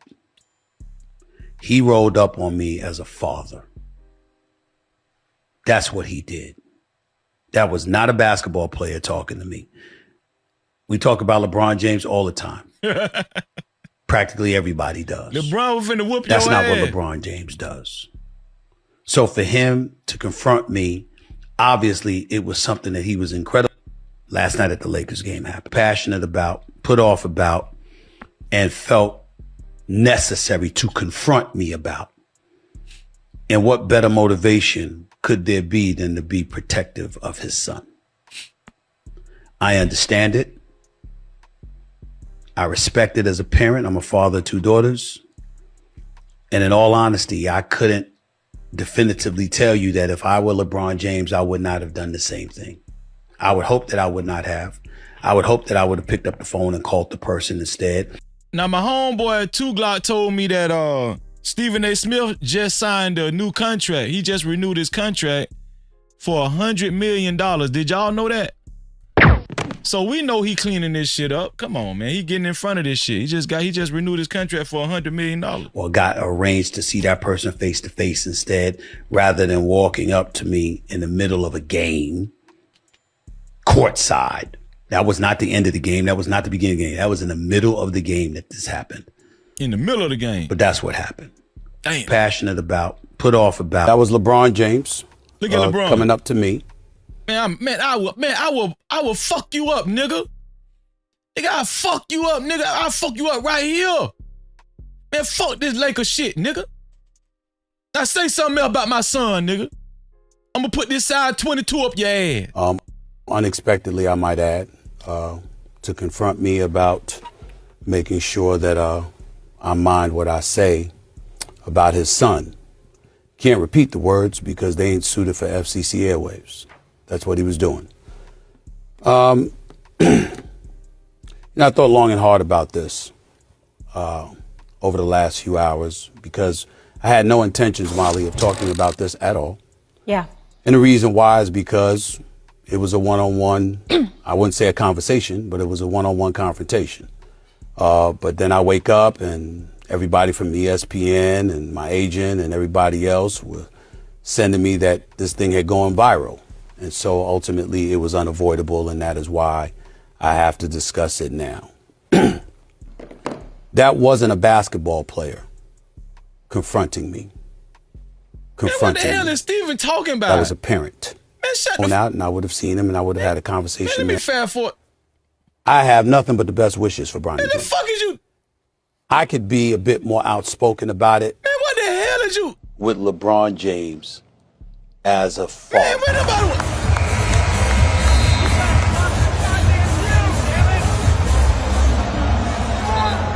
Man, y'all see LeBron on business? Man, LeBron on business, dog.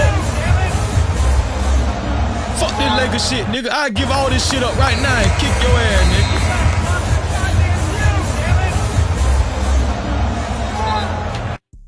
Hey, look at Stephen A. Smith. That been about to shit in himself. He got that shit posture. Stephen A. Smith got that shit posture. Look at him. About to shit on himself. I'm sorry, LeBron. You got it, bro. You got it. Man, LeBron ain't playing around by his son. LeBron is not playing around by his fucking son. That's how a daddy supposed to be. That's how a daddy supposed to be by their kids. Huh? That's how a motherfucking daddy supposed to be by their motherfucking kids.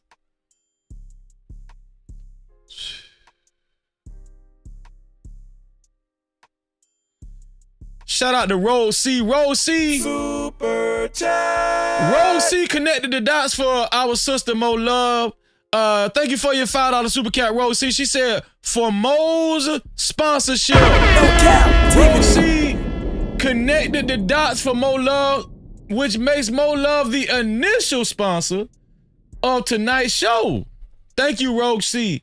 I appreciate you. There we go. So Mo Love is the initial sponsor of tonight's show, man. To be a co-sponsor or official sponsor of tonight's show, it has to be $20 or more. Shout out to Rogue C and Mo Love. No Cap-tivity. Super chat. Man, shout out to my dog, Big Bad Bull, for his $20 super cap. He said, blessings, my brother Freezy, and the entire No Cap crew.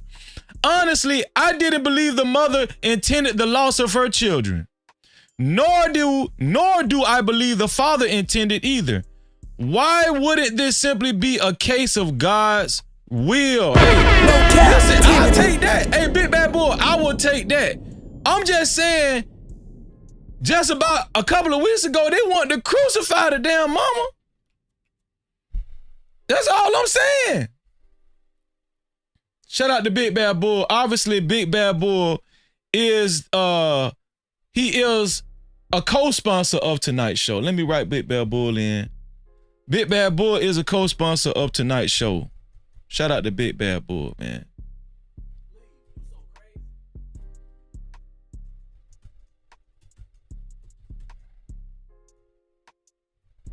There we go. Let's see if that. There we go. Big Bad Bull is a co-sponsor of tonight's show. Mo Love and Big Bad Bull are co-sponsors of tonight's show. I appreciate y'all. Listen, shout out to the sponsors so far of tonight's show, man. Shout out to Mo Love and Big Bad Bull. I appreciate y'all. No Cap-tivity.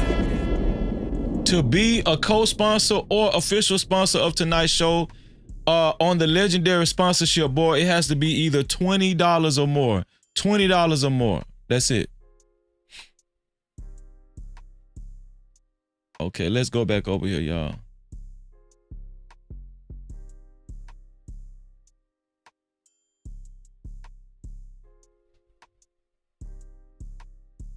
So, where my Detroiters at? Where Detroit at, man? Where Detroit at? We gonna stay in Detroit. Detroit been kind of hot lately. I ran across this podcast where this well-known rapper by the name of Trick from Detroit, he was on a podcast. And it was talking about politics. And I guess he ended up commenting on transgenders and everything. And he got into it with another guy on the podcast, Trick from Detroit. I want y'all to see this interview, cause it was pretty heated, and I ain't gonna lie, I felt Trick on this one here. I felt it wasn't necessarily about the transgender comment, but just how Trick handled himself as a man, and how these weird ass dudes be coming in the conversation, commenting on shit that ain't got shit to do with them. Right? Listen to this interview with Trick.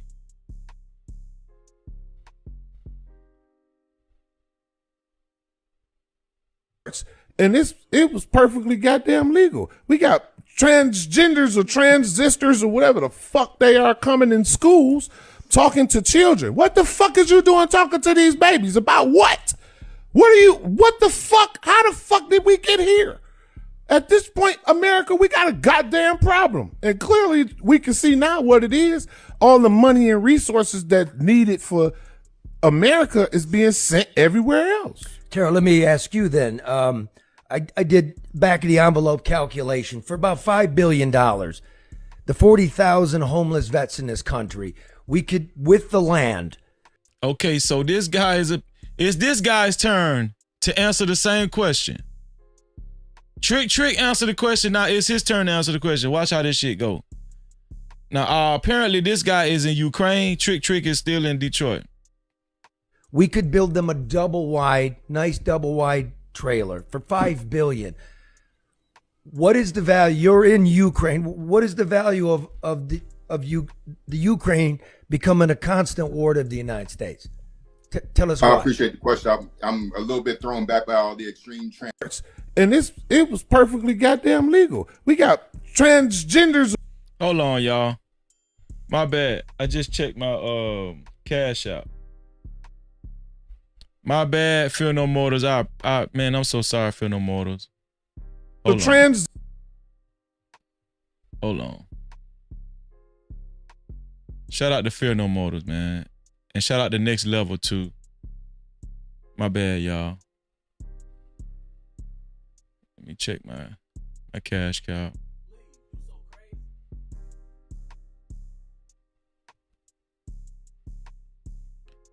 Shout out to Fear No Motors, man. Shout out to Fear No Motors. No Cap-tivity. Damn, she said I'm an hour late. God damn. I'm sorry, Fear No Motors. You know how I get worked up. Fear No Motors said I'm an hour late. Damn, my bad. Shout out to Angela Reddy. How you doing, Angela? She said that podcaster is a well-known Detroit reporter. Oh, okay. That's good to know. My bad, Fear No Motors. Check the cash out, bitch. Shout out to Fear No Motors for her $30 cash cap. Shout out to Fear No Motors. No Cap-tivity. It's safe to say Fear No Motors took over the sponsorship. Shout out to Fear No Motors. I'm so sorry, Fear No Motors. I got worked up. You know, there's a couple of stores I got worked up. Okay, you know, when I catch the spirit, I just lose track of time. I'm sorry. But nevertheless, though, Fear No Motors is the official sponsor of tonight's show. Shout out to Mo Love and Big Bad Bull for being the sponsors so far, the co-sponsors. Fear No Motors is the official sponsor of tonight's show.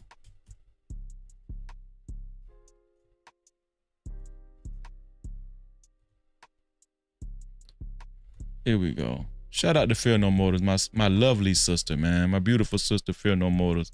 Shout out to Fear No Motors. Thank you so much, sis. Fear No Motors is the official sponsor of tonight's show. With a total of $30. To be a co-sponsor of tonight's show, it has to be $30 or more. $30 or more. Shout out to my sister. Thank you, Fear No Motors. And thank you to Mo Love, too. And thank you to Big Bad Bull. I appreciate y'all, man. To be a co-sponsor of tonight's show, it's either $30 or more. Shout out to my brother, Next Level, man. Shout out to my brother, Next Level. Shout out to Next Level. Check the cash out, bitch. Shout out to Next Level for his $10 cash cap. He say, breaking news with Freezy. Breaking news. Breaking news with Freezy. Yeah, man. You know. Shout out to Next Level, man. We got one more cash cap, and it's also from my brother Next Level, man. Shout out to Next Level. Check the cash out, bitch. Shout out to Next Level for his $2 cash cap. He said Freezy was right. Freezy was right. No Cap-tivity. Shout out to Next Level. Shout out to Next Level, man. It's a bunch of us was right. It's a few of us was right. It wasn't just Freezy. It was a few of us was right. Mo Love, Just Jay, Fear No Motors. It was a few of us was right about that shit. You know what I'm saying? Next Level. Yeah, it was a few of us, man. Real talk. Okay, let's go back to Trick, y'all.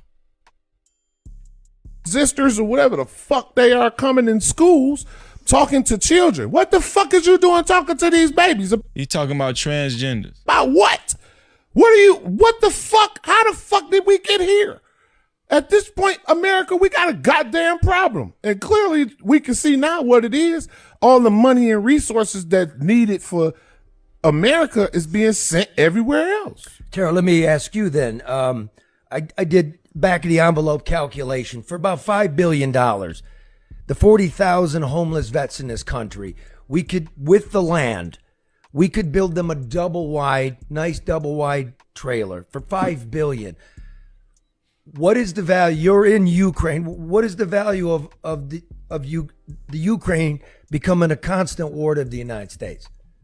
Tell us. I What. appreciate the question. I'm a little bit thrown back by all the extreme transphobia. So this guy say, I appreciate the question. I'm a little bit thrown back by all the transphobia. Yeah, all the transphobia from this other guy. Watch this. I just heard. I don't give a fuck about all that, cuz.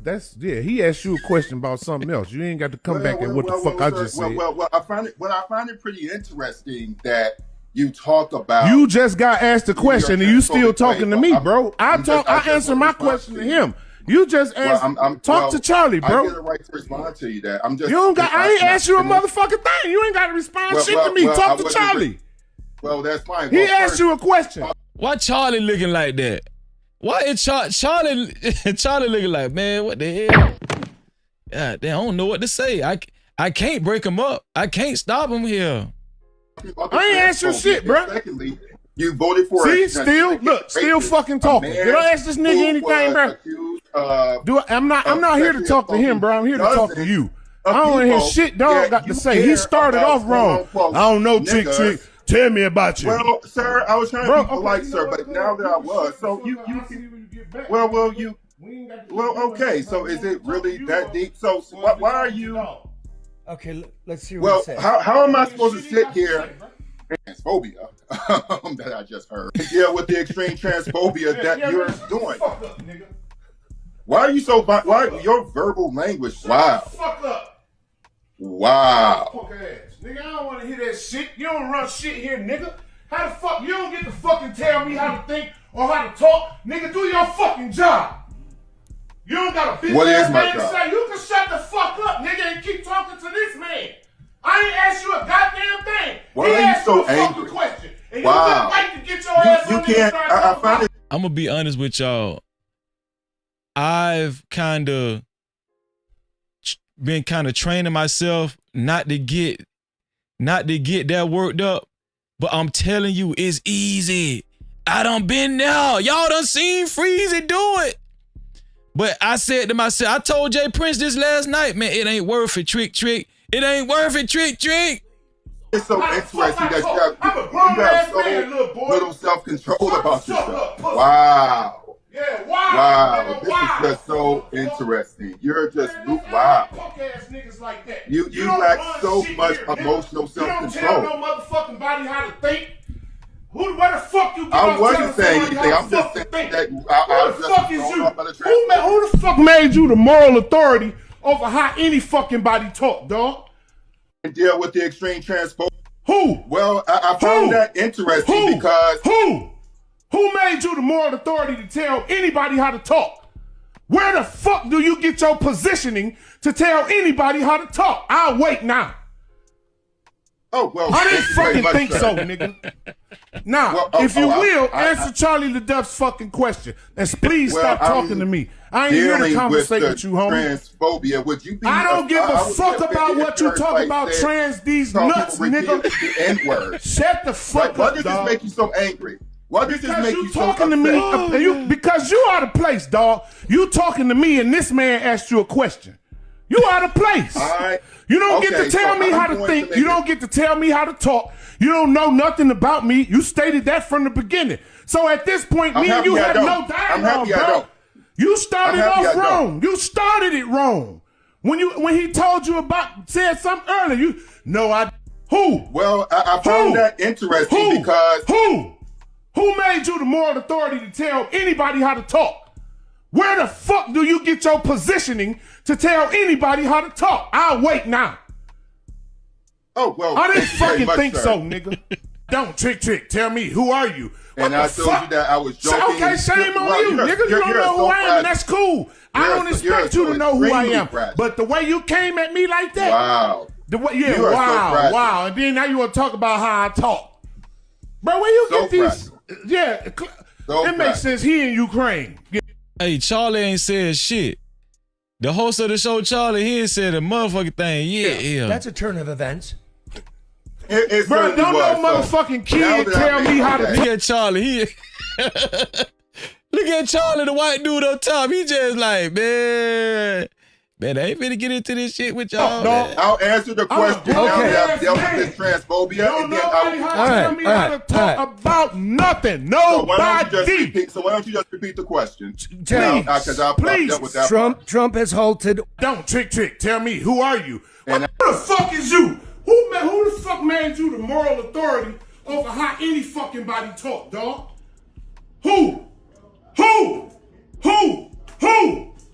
made you the moral authority to tell anybody how to talk? Where the fuck do you get your positioning to tell anybody how to talk? I'll wait now. I didn't fucking think so, nigga. Now, if you will, answer Charlie the Duck's fucking question. And please stop talking to me. I ain't here to conversate with you, homie. I don't give a fuck about what you talk about trans these nuts, nigga. Shut the fuck up, dog.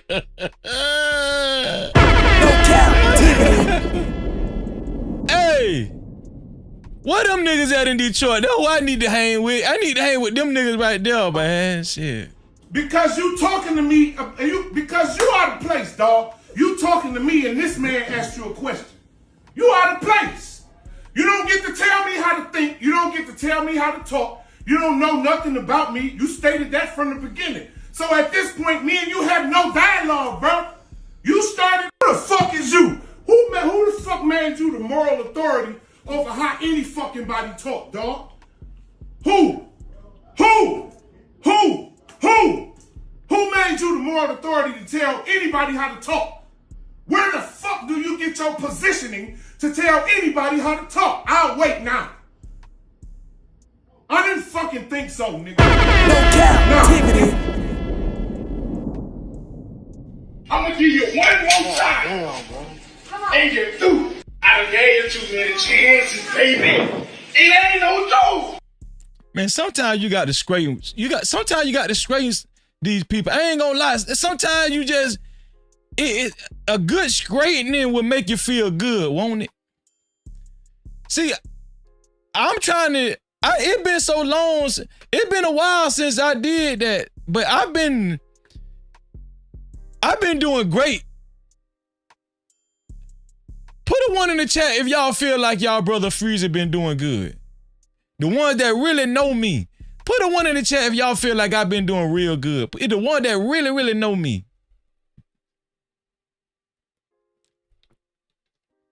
I've been doing so goddamn good. When I seen that shit, I said, I know exactly how that man feel. Cause it's so many lame ass motherfuckers like that on no cap. It's so many lame motherfuckers on social media and just in general. God damn. These niggas be so damn lame. Man, that man wasn't talking to me. That man asked you a goddamn question, bitch. Why did you even commenting on what I said? Man, I wish I was over there where you at right now.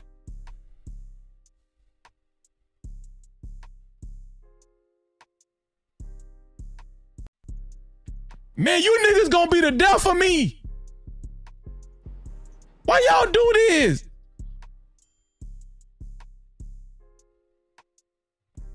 Thank you, Mo, man. I appreciate you, man.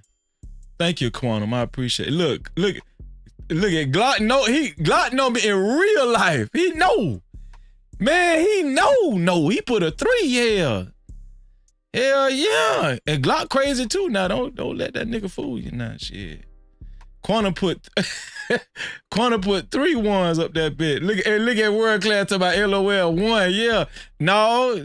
Hey, Class, you crazy too. World Class crazy too. Now don't let that nigga fool you. Yeah. Oh, Quantum put 4 ones here. Brad put a 1. Jerome say, Freezer, I feel the same, but when men snap like that, we are labeled the bad guy. Yeah, that's why I had to stop doing that shit. That's why I had to stop doing that shit, man. Quantum Love say, and a 0.5. Just say, 1, absolutely amazing here. Hey, goddamn, me and Just J been doing a great job. Shout out to Just J too, man. No Cap-tivity. I've been watching you, Just J. Two Glocks say JP bro 1. Look at Travel 1 time. Freezer been tipping the scales. Travel 1, you know I love you, Travel 1. Furthermore, say a lot of lames here. Yeah, man. Look at Mo Love say she laughing her ass off. Quantum say, tell him Freezy. Yeah, man. Mo Love say, you so damn funny. Just Jay say, the death of me. Now look at World Class. Goddamn, World Class. Class say, I just cut somebody out early today. Goddamn, Class. We were doing so good. Damn. Waiting for the thug. It be like that though. I ain't gonna lie, man. These motherfuckers will make you do it, man. Stan say 1, you been doing good, man. Shout out to Stan, man. I appreciate y'all, man. Thank you, man. Damn. It's hard though. I ain't gonna lie. That shit hard as fuck.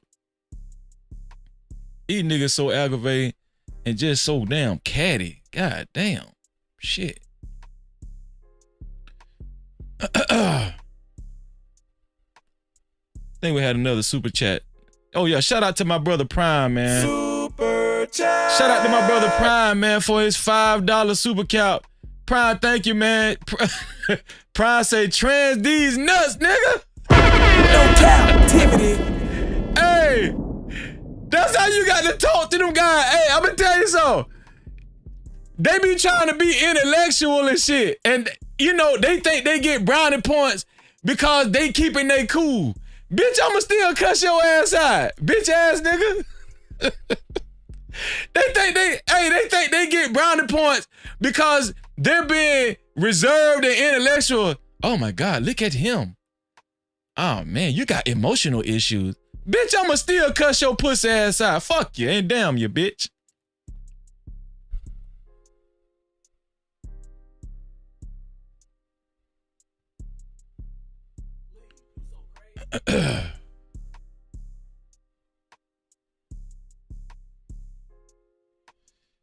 Hey, listen, I'm gonna play one more video before we go to Umar Johnson. We finna go to Umar Johnson, y'all. We finna go. Shout out to Liberated Soul, man. What's up, Liberated? Shout out to you, dog. We finna go to Umar Johnson, man. Okay, we finna talk about the main topic of tonight. But I want y'all to see. Remember when the reporter was telling Zelensky, President Zelensky of Ukraine, why are you in the White House without a suit on? Why don't you have a suit on? Remember the dude was telling President Zelensky that? Well, it's this white guy commented on it, and I want y'all to see how this dude, how it affected this dude right here. Watch this shit, man. Why don't you wear a suit? Y'all let me know if y'all agree with what this guy's about to say as he reacts to this video. Why don't you wear a suit? Why don't you wear a suit? You're the highest level in this country's office, and you refuse to wear a suit. Just want to see if you own a suit? Yeah, problems. A lot of Americans have problems with you not. What Hot Sauce? Hot Sauce, did I speak to you, Hot Sauce? What Hot Sauce said, man? My bad, Hot Sauce. Shalom, Hot Sauce. If you still watching, shalom to you, Hot Sauce. Shout out to Hot Sauce, man. No Cap-tivity. My bad, Hot Sauce. I seen your name, but I had let the chat go up too far. My bad, Hot Sauce. Okay, let's play this thing again. Here we go. Let's finish playing it. Really? I don't have such. I will wear a costume after this war will finish. Yes, maybe one, maybe something like yours. Yes, maybe something better. I don't know. We will see. Maybe something cheaper.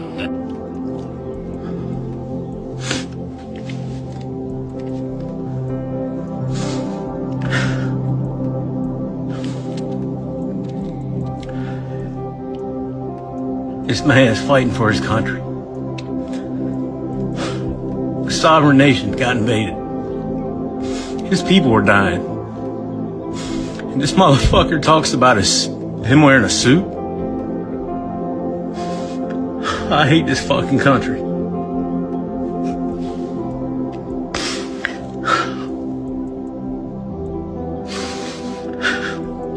I've never in my life felt like I do right now.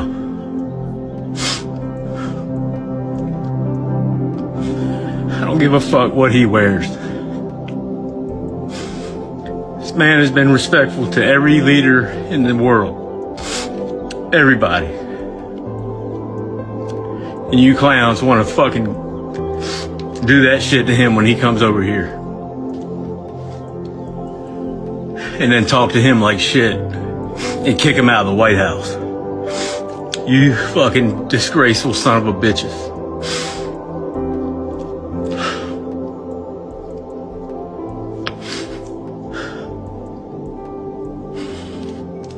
Man, I just want to be next to Zelensky right now.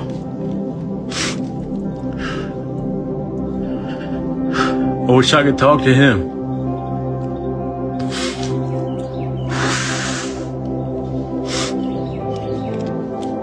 Forgive us.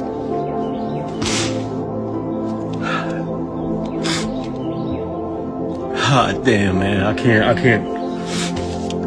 Sorry, y'all. I can't believe what I just witnessed in our White House. Why don't you wear a suit?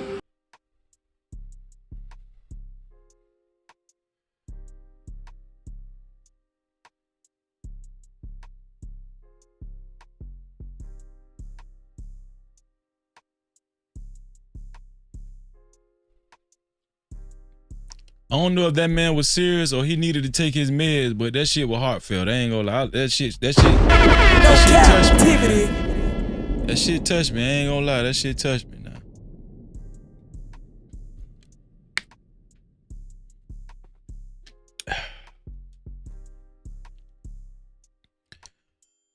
Why they don't do that for niggas? God damn. But listen, we finna talk about Umar Johnson, man. We finna talk about Umar Johnson, man. I need y'all opinion on this. I need y'all. I'm gonna play this first clip and then I'm gonna put the link in the chat because I want to talk about. Listen, this is what I want to know. Is there ever a time where a man is justified for leaving his kids and his baby mama and his kids? I mean, listen, I've had conversations like this, and I've actually heard that there are incidences where a man, you can't blame a man, right? It's justified. They're just like the dude in Detroit, right? Why the guys took up for the dude in Detroit, right? I want to mind this out. And listen, y'all know this is not a woman's channel. It's not a man's channel. This is a common sense channel, and we're gonna have a conversation, right? Where men and women come together, right? That's kind of channel this is, right? So, Umar Johnson, right? Umar Johnson spoke up. Umar Johnson actually did a video response to his alleged daughter. Umar Johnson did a video response to his alleged daughter. I think it's a video response, and I want us to look at it. All right. Now, hold on. Let me, just in case some people don't know, Umar Johnson's daughter came out yesterday. His alleged daughter came out yesterday accusing him of abandoning her since she was born, since she was a little kid. And he had nothing to do with her. He never had nothing to do with her. And she just came out at age 22 speaking out, saying that she's been reaching out to him. She's been texting him. She said she's been trying to contact him, not because she's been trying to get to know him, but she found out that she has some sisters. She found out that she had some sisters from you know, from him as well, from another mother, and that she wanted to get to know her sisters. She said that was the only reason why she reached out to Umar Johnson. As a matter of fact, should I show the video that I showed yesterday? Should I just show y'all the video yesterday so it makes sense?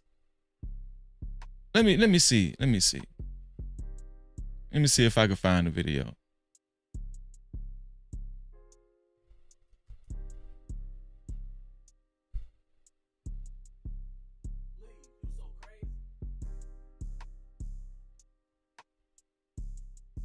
Okay. This is the initial video, right? This is the initial video from the girl, from his alleged daughter. This is allegedly supposed to be his daughter. This is allegedly supposed to be his daughter. So let's see what she has to say. Him about, hey TikTok, so I just wanted to come on here with a small short announcement. I just want to start this video off by saying I'm not trying to get clout. I literally just want to have a conversation with my father. My biological father is Dr. Umar. He has another daughter. I tried to contact him about, you know, getting to know my sister on my dad's side. I asked him if he knows her or if he has her number. He ignored me and never responded. I'm 22 years old now. My dad has never been to anything important, no graduation, no birthday parties, nothing. He has not been in my life. Again, I'm not making this video to bash him. I'm making this video to state facts, okay? You can't get on Instagram and get on social media and portray to be an activist and talk about how black kings need to be with black women, but you're not even in your black woman's daughter's life. It doesn't make sense. You're being a hypocrite. And it's frustrating because I reached out to you. I reached out to you. I shouldn't have had to do that. I'm your daughter. But I'm smart enough and logical enough to know that you would never reach out to me because you don't have my phone number. And I'm pretty sure you wouldn't try to reach out to me because for what? I don't want anything out of you. I want nothing but a conversation. Forget the relationship. I really don't care too much about that at this point. I just wanted a conversation out of you and you shut me down. You ignored me. You should never be too busy for your daughter ever in life. So I just wanted to make this video to just try to, I guess, somehow find my sister on my dad's side. So if you see this, please reach out to me. Please DM me because I want to know who you are. Why do I have siblings out there that I don't know about? It's unfair, and you know, deadbeat fathers is very common nowadays, especially in the black community, right? We all know Dr. Umar reps the black community or whatever, but you can't rep that if you're not even in your daughter's life. You moving backwards. You're moving backwards. It's not making sense. To the public, you look like this person, but in private, you a whole nother person. And I'm not bashing you. I just don't understand why you're ignoring me. I'm 22 years old and you have yet to be in my life.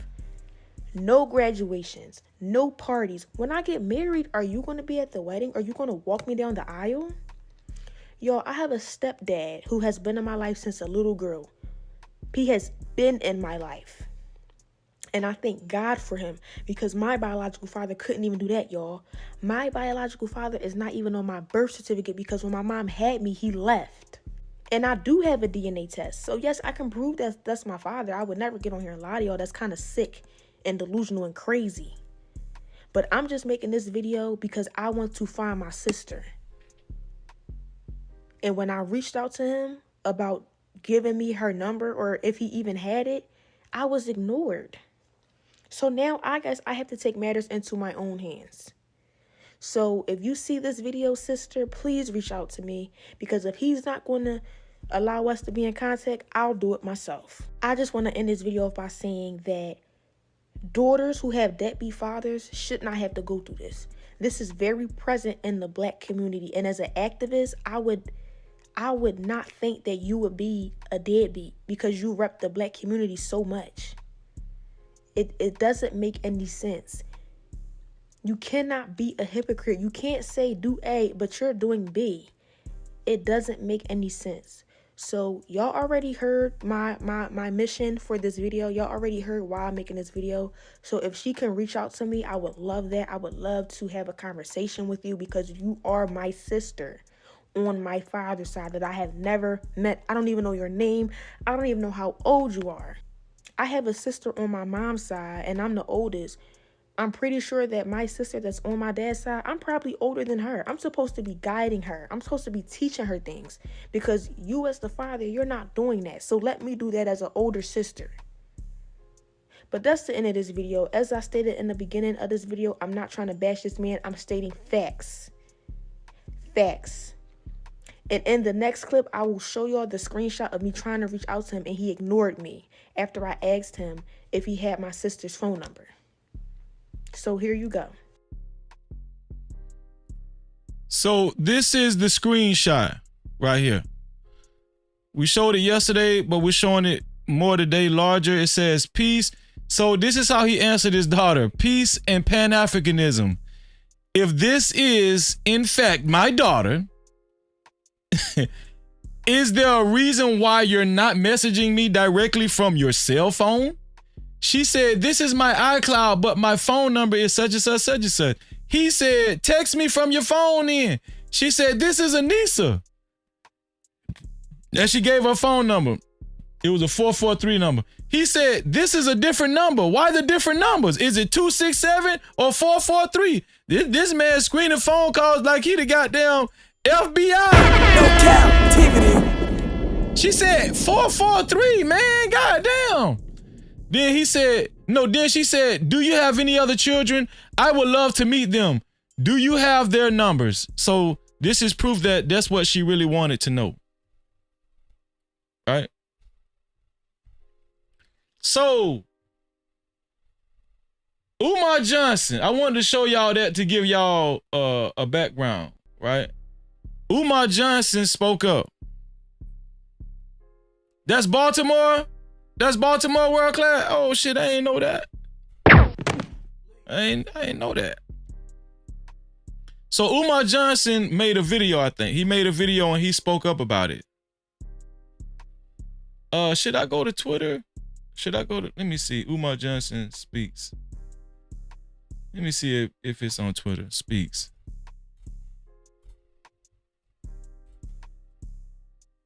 Daughter, let me see if I can find it on Twitter.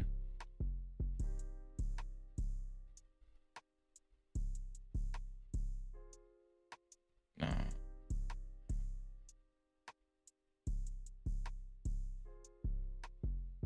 Nah. I got it on Instagram though. So I'm gonna show y'all what Umar Johnson said. Here's what Umar Johnson said. He responded. I think it's a video. I got family in Philadelphia everywhere, and you've been trying to find me? Stop the cap now. Can we please stop the cap, brothers and sisters? Can we please stop the cap, brothers and sisters? But let me say this. The quickest way for you to get blocked or put on the FDMG Book of Negro list. The quickest way for you to get blocked or get put on the FDMG Book of Negro list, if you mind my personal business, I don't care who you are, I strongly recommend you mind your business, because if you don't, you will be blocked and put in the Book of Negroes. Oh no. Oh no. As you see on my social media, I've been blocking people who think my business is their business.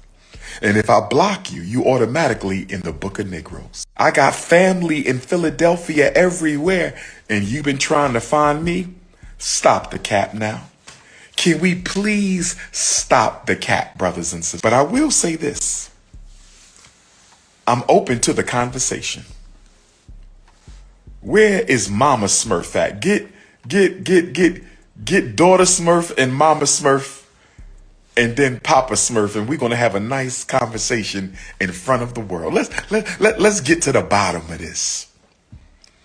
And I'm going to bring white man paperwork. Oh, yes. I have all of my white man paperwork. So, Baby Smurf, please get Mama Smurf, and Papa Smurf is going to pull up. okay, before I keep going, cause somebody, what does white man paperwork mean? What does white man paperwork mean? That what? He's been paying child support or? I don't know what white man paperwork mean. I ain't being funny either. Shout out to Kills. What's up, Kills? I'm really not being funny. What does he mean by white man paperwork? Shout out to Chindy Alex. Appreciate you. I'm really not being funny, y'all. I'm trying to mind this out. Travis Allen, what's up, child? What's going on with you, bro? Miss Jill, how are you doing? Great to see you, Miss Jill. Yeah, I don't know. I just need y'all to help me. And out. let's have the conversation. Okay? Okay? Let's have a conversation for the whole world. That's all we got to do. But later for that. But I will say this. I'm open to the conversation. Hey TikTok, so I just wanted to come on here with a small... Let's listen to it one more time. Let me listen to this one more time, cuz. I got family in Philadelphia everywhere, and you've been trying to find me? Stop the cap now. Can we please stop the cap, brothers and sisters? Can we please stop the cap, brothers and sisters? But let me say this. The quickest way for you to get blocked or put on the FDMG Book of Negro list, the quickest way for you to get blocked or get put on the FDMG Book of Negro list, if you mind my personal business, I don't care who you are, I strongly recommend you mind your business, because if you don't, you will be blocked and put in the Book of Negroes. Oh no. Oh no. As you see on my social media, I've been blocking people who think my business is their business. And if I block you, you automatically in the Book of Negroes. I got fans, but I will say this. I'm open to the conversation. Where is Mama Smurf at? Get Daughter Smurf and Mama Smurf and then Papa Smurf, and we're going to have a nice conversation in front of the world. Let's get to the bottom of this. And I'm going to bring white man paperwork. No Cap-tivity. Umar say he got that white man paperwork. Mo Love say he went live about it. Where did he go live about it? Mo Love. Where did he go live about it? On his channel? Umar Johnson got a channel? Let me see. Does Umar Johnson have a channel?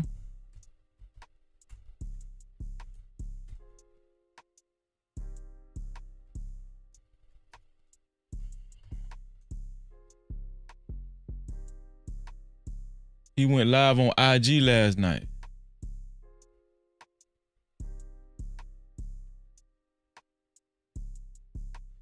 Let me see, Umar Johnson. Let me see if it's still up.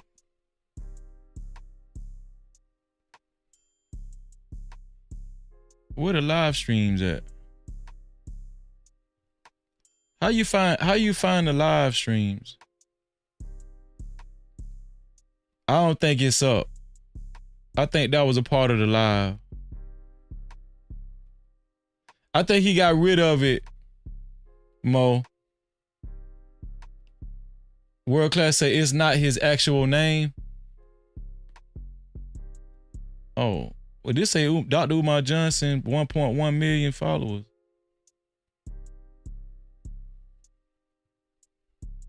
He must have erased it, man.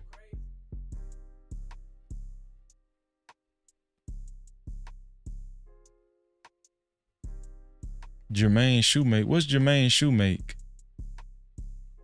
What that is?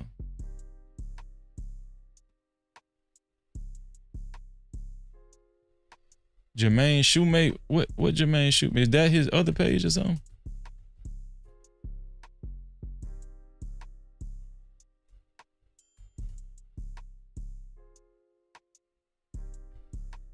Who was Jermaine Shoemake? That's his real name, Jermaine. Oh. Jermaine Shoemate. Yeah, they ain't got that up here on IG.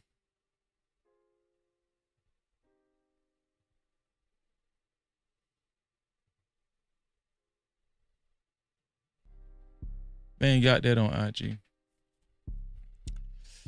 But no, listen. So I do got one more thing I'm gonna show y'all. Tommy Sotomayor, right? Tommy Sotomayor, he went live yesterday. And he was talking about the Dr. Umar Johnson daughter situation. And Dr. Umar's daughter actually called in the show. Dr. Umar's daughter actually called in to the show on Tommy Sotomayor's podcast. And I'm gonna show this to y'all, and then I'm gonna put the link in the chat, I promise. Then I'm gonna put the link in the chat. I think we got another cash cow. I appreciate y'all, man. Shout out. We got another cash cow too. Shout out to Brad Isaac, man. Check the cash out, bitch. Shout out to Brad Isaac for his $8 cash cow. Thank you, bro. Thank you for your $8 cash cow. He just supporting the live stream. No Cap-tivity. He just supporting the live stream. He's supporting the show. I appreciate you, bro. Thank you, Brad. Thank you for helping us keep the lights on, man.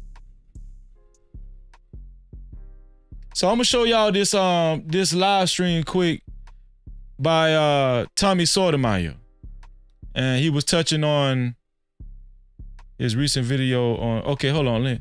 Before I do that, let me click on World Class's link. Let me see.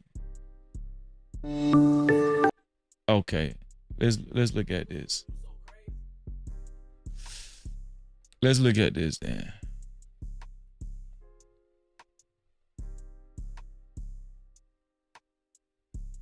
My white man paperwork. I will have my white. Oh, I'm ready for this. And I will have my white man paperwork. I will have my white man paperwork. When can we do the sit down? When can we do the sit down? Been paying child support since you damn near came out the womb. Deadbeat who? When can we have a sit down? Child support started. You wasn't even out It's your 30 mama minutes yet. now. We ain't gonna play the whole Took thing. me to child support. Shout out to World Class. Who? Deadbeat who? Child custody file this thick. What are we talking about? Where is my... He said he played child support. Deadbeat yet. And she took me to child support. Deadbeat who? When can we have a sit down? Child support started. You wasn't even out your mama yet. I knew took me to child support. I knew he was talking about child support. I knew it. Who? Deadbeat who? Child custody file this thick. What are we talking about? Where is Mama Smurf? Where is Mama Smurf? Can we please have a sit down? And you can fool some of the people all the time, but you can't fool the Prince of Pan-Africanism any of the time. Calling me names, using profanity, disrespectful mouth. I just want to say this to all my supporters out there, my true supporters. It ain't that many of my true supporters. But for my true supporters, I want y'all to stay focused. There's a lot of slander going on. There's a lot of lies being pushed out there. There's people trying to use my name to build themselves up. I just want you to be really, really careful right now. Be patient, stay focused. Be patient, stay focused. Be patient, stay focused, brothers and sisters. Y'all know me too well. Y'all know my love for children is too strong. Y'all know me too well for anybody to be coming out the woodworks telling you they've been trying to reach me when my number has been public for 20 years. Listen, brothers and sisters. Damn, I want y'all to listen. My phone number has been the same for 20 years. So anybody telling you they've been trying to reach me And my phone number hasn't changed in 20 years. Mind you, I speak at graduations in Philadelphia all the time. I'm on the street in Philadelphia all the time. I have events in Philadelphia all the time. I got family in Philadelphia everywhere. And you've been trying to find me? Stop the cap now. Can we please stop the cap, brothers and sisters? Can we please stop the cap, brothers and sisters? But let me say this. The quickest way for you to get blocked or put on the FDMG Book of Negro list. The quickest way for you to get blocked or get put on the FDMG Book of Negro list. Shout out to my Stockholm, Sweden Africans. I'm so happy to be in Stockholm, Sweden. Pull up Saturday. It's going down. Ghanaian independence. King Kong consciousness. But let me say this. Let me say this. If you mind my personal business, I don't care who you are, I strongly recommend you mind your business, because if you don't, you will be blocked. I know some people, I've talked to some people, they feel like this is narcissistic behavior. Does anybody agree? I'm not saying it is or not, but I know somebody have told me that before. And put in the Book of Negroes. Oh no. Oh no. As you see on my social media, I've been... Does he have a point about the child support and the custody paperwork? Does he have a point about the child support and the custody paperwork and the court orders?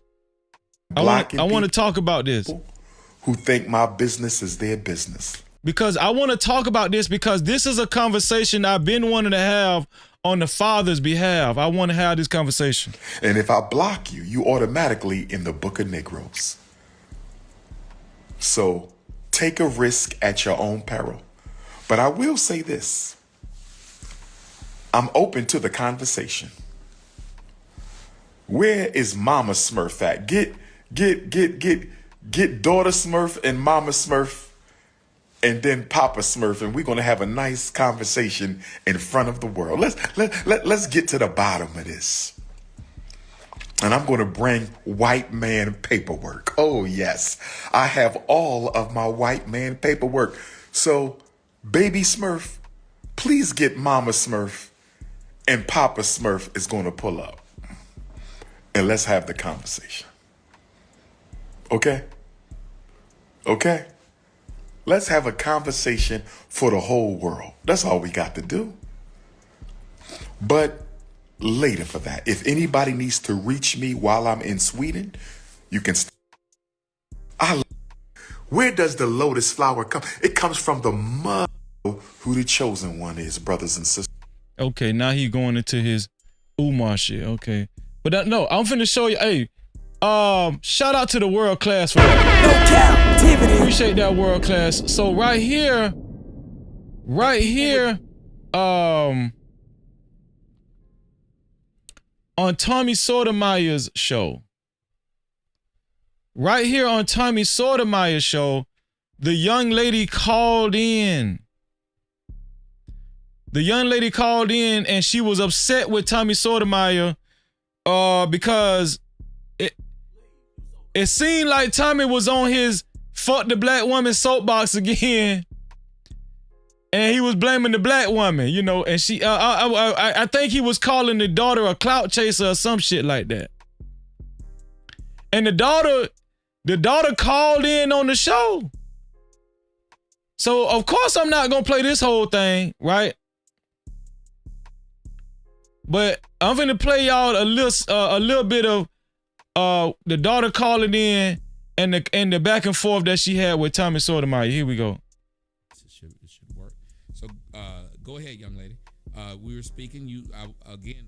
I didn't know you, anything like that. But as you're you here must now, know me because you got me on your platform. I don't know anybody that I've talked about plenty of So people. why am I on your platform? Same way Trump was on my platform. Yes. Oh, that's nice. That's nice. But why you on here clout chasing? You told me I'm clout chasing, but you have my video. I didn't tell you were clout chasing. You yes, said you I did. was. Ma'am, yes, you said I was. That is a yes, lie. you did. You so said I was. Or are we going to get on here and lie? Okay. Tommy, ma'am. I need you to be honest. Because I'm going to be honest with you. I don't tell no lies. No, you're not trying to. You're trying to overtalk me. I don't tell no lies. You're just saying things that I'm answering you, and you're trying to just keep repeating yourself. But how am I a clout chaser, though? Okay, listen. I said these words because everybody watched it. I don't know you. You put stuff out. Is the same reason why you have college kid or whatever his name is, the same reason why you have media takeout, the same reason you have all these places. You're not stupid. People talk about what's in the public eye. Your so-called father is in the public eye. You knew when you put that out that people would discuss it if you're saying he's your father. Why would you call anybody discussing what you put out clout chasing? If I put out a video of my dick and was playing with it, why would I say someone's clout chasing when they made a video about it? But you said I'm clout chasing, but my video was on your page and then you got your Cash App on here. You that fucking broke, Tom? Go get a job. Go get a 9 to 5. I'm not broke. Go get a 9 to 5. You don't got clout chase off me. You know, you making me more big. You getting me more traction, me more views. You know that, right? I'm actually not. Okay, so then you're clout chasing off of me by your own logic. Not at all. So then you're making me more big. Is my video not on your platform, Tommy? Yes, like anybody else's. Exactly. Jesus Christ. Exactly. Ma'am, but I you didn't have your Twitter. No, ma'am. I did not have your Twitter or your Instagram. So no one knew you. You had a following. That's the difference. No one knew. You didn't have your Twitter or your Instagram, ma'am. So you weren't gaining a thing off of it. Tommy, do you not have me on your platform? Yes or no? Just answer the question. Ma'am, nothing led to you. Answer the question. You know you're on it, dummy. Answer the question. You know what, ma'am? If you can't talk like an adult, leave me alone. You just called me a dummy, but you a grown ass man. Because you keep repeating talking your like stupid self, boy. saying, "Do You're I a have boy. you on my show?" You're a You're boy. on it. You're a female. Yes, I'm a female, but you can leave me alone, ma'am. This is why your daddy don't want to have nothing to do with you at all. Why would any man want to talk to someone this stupid? You said I have you on my show. That's how you found me. That is not something that's a question. You claim I'm giving you clout, though. The only way people knew who you were, how to reach you, was because you came to my stuff. I didn't reach out to find your Instagram. I did not put up your Twitter. No one knew a thing. I made money off you. I'm pimping you. If you want to call it what it is. Same thing your daddy did to your mama. You waited till you was 22 years old to claim this man need to tell you something. And he owe you something. The way you talk and how disrespectful you are, no man would want to be around somebody this stupid. You 22 years old and got all this mouth. You came to my show to keep talking stupid. You're not even trying to, and some of them girls, the people who know you, and you saw other people tell you the way that you're handling this is wrong. And you still won't listen. It's other women told you. Not me, other women. Even now, you have a chance to calm the fuck down and show a different face of yourself. Now, when I unmute you, if you're going to talk to me with respect, because if you're not, then why don't you leave? Yes, I'm clout chasing off of you. What's our Instagram? I'm clout chasing like a motherfucker. That's established. Because on her Twitter, it doesn't say an Instagram. So that's established. I'm clout chasing. So you don't have to tell me or anybody else I'm clout chasing anymore. Everybody that's putting up videos is clout chasing. No one puts up videos and doesn't want anybody to watch it. Can we accept that? Can we establish that, ma'am? There's no one putting up videos on any of these platforms and wants no one to watch it. So now that we're past that, either have a discussion with me or leave me alone. It's up to you.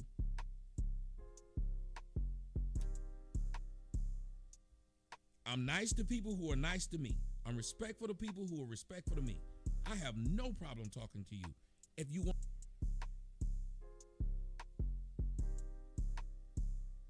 Go ahead, young lady. You got to unmute yourself, though. I just want to establish respect. I'll respect you, you respect me. She's here, but she's not speaking. I don't know why she's not speaking. Maybe she don't know she have to unmute herself. You might be double muted. Yeah. Unmute and then unmute. And DD. Follow me on TikTok and Instagram. Was he gonna be at your No, I'm not adding nobody on my shit. I got 3,000 views, y'all. 3,000 people listening to me talk, y'all. Make sure y'all follow me on TikTok and Instagram. Me to the goat. Yeah, clout that. Clout that. Clout that. What was you saying, Tommy? Y'all do understand. Thank you. This is exactly why. If this man actually was her daughter, I would never want to call anybody like this my child. That's okay. This is a person who's came up here and keeps coming up here just to be stupid. She Right. won't stop. And here's the funny thing about black women. They won't stop even when you ask them to. You beg them Right. to. I said to this woman, I said, hey, either we have the discussion or leave me alone. She won't do it. Right. I would never want to be the clout because I'm putting my family business in the street. Right. Is Tommy's mic low to y'all? All you gonna do is say, right, get the fuck out, ma'am. Right. How this nigga have all that money and then can't get his mic right? Go ahead, brothers, with your hands up. Y'all see Kind of shit this is. why the world hates black bitches. Tommy. You see what you just said, Tommy? Shut the fuck up, bitch. You didn't have shit to say a minute ago, bitch. Nope. When I tried to talk to your black ass, you didn't have shit to say. Shut the fuck up now. Right is all you need to be saying, ho. That's all you need to be saying, ho, is right. A stupid black bitch wants to sit there and you try to talk to the bitch. Right. Y'all, I'm the clout. I'm the clout, y'all. It's 3,000 people watching me, y'all. I'm the clout. Y'all see the stupid black. You see what she said? Why he called a girl a hoe? You gonna talk now, bitch. You didn't want to say shit when I was being respectful. So fuck you. Now it's fuck you. Like your daddy said when you was born. Fuck you. Like your mama had when Dr. Umar skeeted in your mama, he skeeted and skedaddled. It was fuck you. That nigga didn't respond to you. Only a black bitch think the clout is telling their family business. Can I get an amen? She's up here saying, you're getting the clout. Imagine if I came on here telling my business and talking about I had the crabs last week. Then saying niggas is hating me because they doing a review of me talking about the crabs. I'm the clout, y'all. Y'all, they mad because I'm the clout. You just told the whole world you got crabs, nigga. You had the claps. You told them that. Yeah, the claps. Y'all put me on your videos. You got to be a dummy. I'm telling y'all, this is the reason why the world hate black women. This person is right here, ladies and gentlemen. They came to tell the world that Dr. Umar Johnson is some kind of deadbeat. This person is following me. Okay. No Cap-tivity. So that was a little bit of the live stream with Tommy Sotomayor. If y'all want to see the whole live stream, shout out to Tommy Sotomayor. It's on his Rumble. Okay, go subscribe to Tommy Sotomayor on Rumble. Tommy Sotomayor Live, all right? But I'm about to put the link in the chat because I want to talk about this, right? I really want to talk about this because this is a crazy. I'm not. How do I? Hold on. This bitch. Wait, Hi, I'm Cade Courtley, and welcome to the Hold on, Fort how do Patriot. Okay, there we go.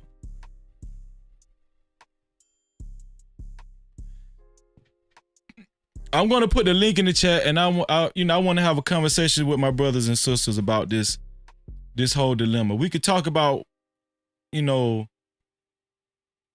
Detroit thing too, because I think World Class might have wanted to touch on the Detroit thing too. But I really want to talk about this Tommy Sotomayor thing because it's all over the place, right? So the young girl is obviously Umar Johnson's daughter. It's safe to say it's not alleged no more. But Umar said he got the white man paperwork. The girl say Umar has not been in her life since she was a kid. Umar has not been in her life since she was young, like a baby down there. Right? But she said all she wanted to do was, at this point, was get a relationship with her sisters. But Umar is clapping back. Umar clapping back hard. He's calling his daughter a clout chaser, a struggle streamer. Umar called his daughter a clout chaser and a struggle streamer. And Tommy Sotomayor called the daughter a clout chaser. And he called her a hoe. Right? And he said, basically, Tommy was alluding to, I see why your mama ain't want shit to do with your daddy because you just like your mama, you know, that type. You know what I'm saying? So I'm just giving y'all the rundown. I'm about to put the link in the chat. Man. I want y'all to come up and have the conversation with your boy, man. Let's get it. Sliding like a lubricant. Don't forget the Gucci print. My little chick Peruvian. Hold up, let me check my ego. Lately been really focused on the neighborhood hero. Switching up my stamina, transforming the stilo. Niggas are playing hard, I'm playing smart. Yes, I should. I'm no longer in the hood like 10 hard bands start. Playing in my pocket, don't knock it to protect mine. I will introduce you to a rocket plugged in like a socket. I know all of your connects. When you see me, when you greet me, give me all of your respect. Waistline still, nothing getting killed but the tick. Tell your bro, keep her body. I just deal with the neck. Holla, ball, like the Lakers. Spot filled up with pizza, you got flavors. Anywhere I can take you. I don't want no bullshit bitch with me in Jamaica. Yeah, get rid of that hoe like she was stolen. Hey, look, you can keep that money if you owe me. Yeah, and you and your partner, y'all be rolling. And should've let my boy take shot like he was Kobe. Zay, play, Zay, play. The link is in the chat. The link is pinned to the top. Anybody can hit the link. Come up and have a conversation with me. It's an interesting night. Umar Johnson, his daughter. We can talk about the Detroit situation. Let's go. And you done hit the plug for 10, yeah, and caught the bin, yeah. You wanna fuck her and a friend, yeah, do that again, yeah. Get 2 lags, know them boy could double back and spin, yeah. Ride around with that extend, yeah, you play to win, yeah. 40 with a switch, yeah, with thumb in this bitch, yeah. Pull up and let it hit till it's none in this bitch, yeah. You a head hunter, drop 100, get 100 niggas dead. You don't want the bitch, but you gon' hunt your head. Yeah. That little bitch good with them names, huh? You in the game, huh? You bout to go to Johnny Dane, huh? And do your thing, huh? Took that bitch to Miami, bout to switch a frame, huh? Baby mama mad at you, wanna do the same, huh? Couple pics of watch, so I guess you bang, huh? I seen really young dappy up, I guess you slain, huh? Wanna take it to the booth, huh? And drop some heat, huh? You know BD got them beats, huh? That boy a beast, huh? Since a juvenile, you stuck to the G code, huh? They hating on you cause they think you got the cheat code, huh? You hope your name don't get brought up in that Rico, huh? Cause you one of them niggas ran up with that Chico, huh? Instead of praying to your Howard shot, you took a shower, huh? Got them bees, that's your power, huh? Can't leave without them, huh?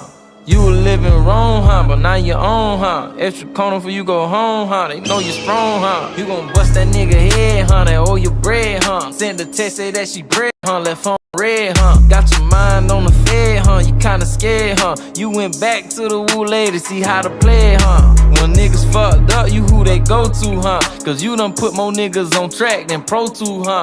You debating on a foreign or old school, huh? You like, fuck it, I ain't heard, guess they both cool, huh? You play with blocks like it's Tetris, huh? You well connected, huh?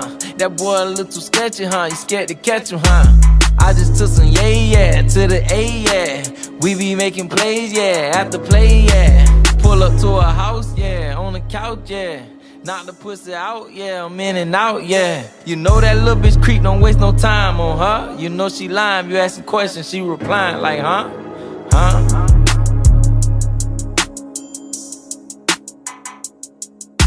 We can't hear you.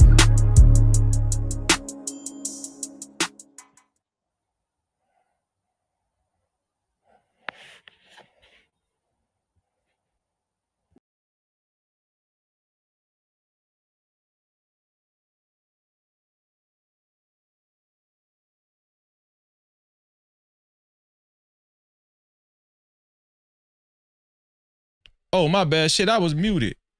Shout out to Kills in the chat. Shout out to TJ. Shout out to you. I was muted. My bad, y'all. Damn. I appreciate y'all.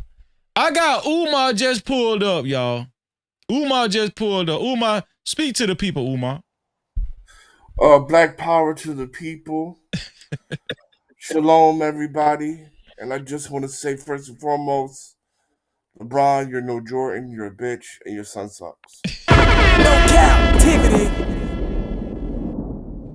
So first I want to say, Freeze, if you could pull up that picture of me and that girl. What, you and the girl? Oh, you, yeah. I got you. Don't worry about it. Yeah. There you go. She ain't mine. She look like me. She ain't mine. I don't know. Y'all got the same cheeks, man. No, that's why I paid child support, because I didn't even know if that was mine in the first place. I ain't I'm gonna give you one more shot. Damn, bro. And you're through. So you got the white man paperwork? Nah, I didn't, man. That's why I just hit it with the child support, because I don't know if that's mine. You know? I was out here back then.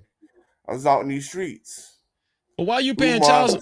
Why you paying child support for a child that ain't yours? That's what I want to know. Well, I love the kids, Freezy. I love the kids. So you know what I mean? You know what I mean?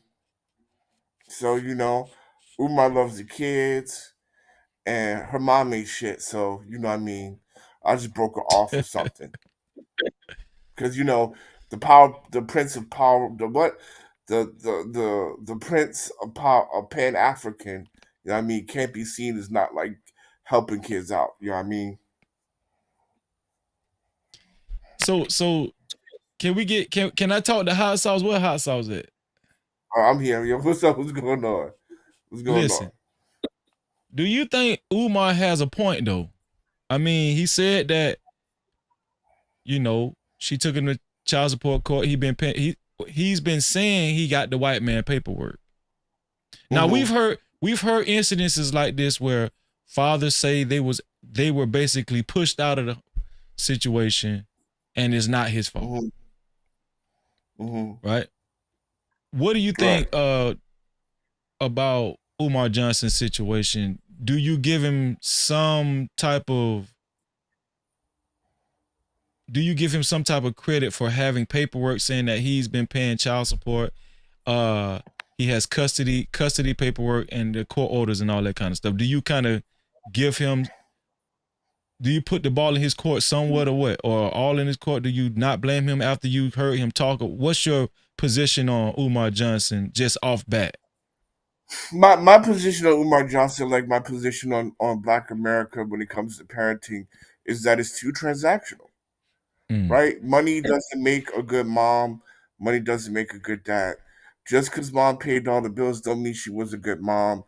Just because he got paperwork saying he paid child support made him a good dad. It just means that you kept the child alive. You're not character, right? Morals, values. Be better than what I was. Right. All that stuff that you need to be to be a decent parent.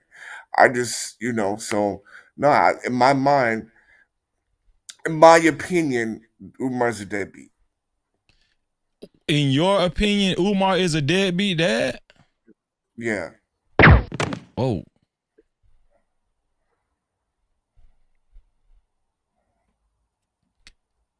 So Umar is a dead. So because are you saying that whether he's on paperwork or not, and he went through a custody situation, that shouldn't have stopped him from actually what? Well, I mean, that's why we can't have functional relationships, man. Like that's the whole thing. Like so, for example, like you know, that's why we can't have functional relationships even between each other because we were raised that everything was about the goddamn bill. Everything was about money, right? Yeah. And even when you have the money, she still ain't acting right. Your wife still ain't acting right. She's not cooperating.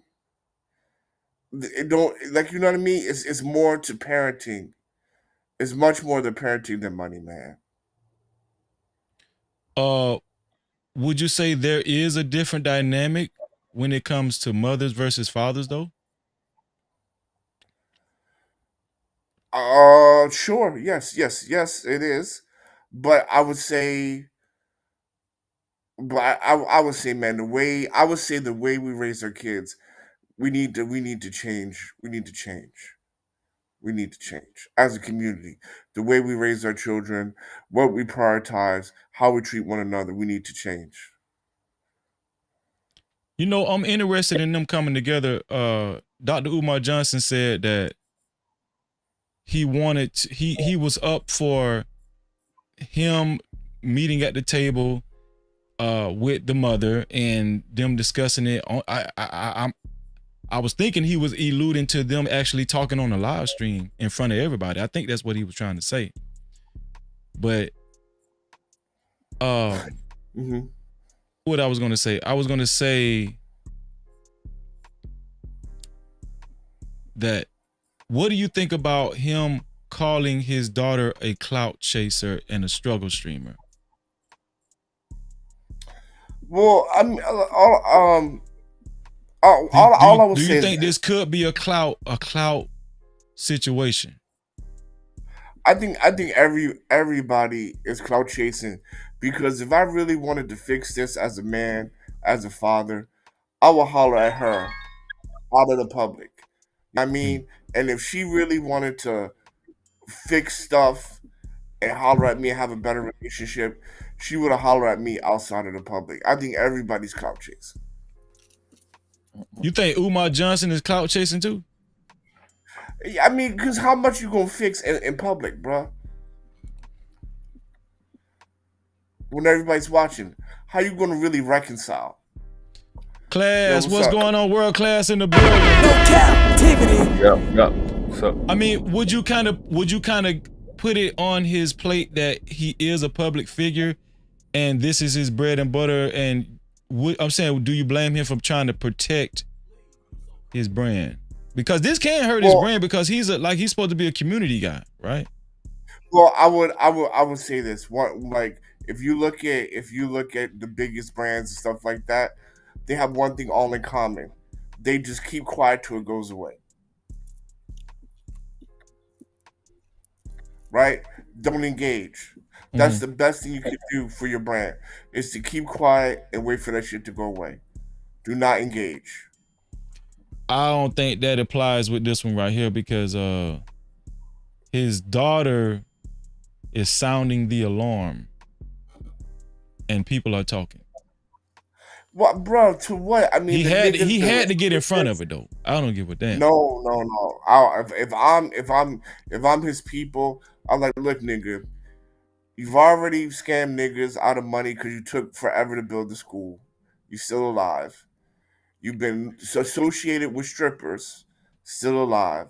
Been associated with Sukihana, still alive. All these things that wouldn't get your brand, you're still alive. So you've been a whoremonger, a scammer. Now the deadbeat dad is coming your way. Just shut the fuck up and it'll blow over. So he just should have stayed dormant until the shit blow over. Yeah. Okay. Let me get World Class opening thoughts. What you think, World Class, as far as your initial thoughts with this Umar Johnson situation? Well, peace to the channel, the panel in the chat. Make sure I hit the like button. Subscribe if you're new to the channel. No Cap-tivity. I just can't wait till he exposes it. I really want them to push it to the point where he go into that paperwork, because I mean, we can do all the lip service all we want, but that paperwork be revealing things, and then people got to respond to that. Like, we can do a lot of talking and capping and narrative spinning, but that paperwork tell you the story. You know what I mean? So that's what I'm interested in. Like, people like to talk, but you know, when you look at that paperwork, bro, it changes the whole deal, man. So that, you know, what's interesting?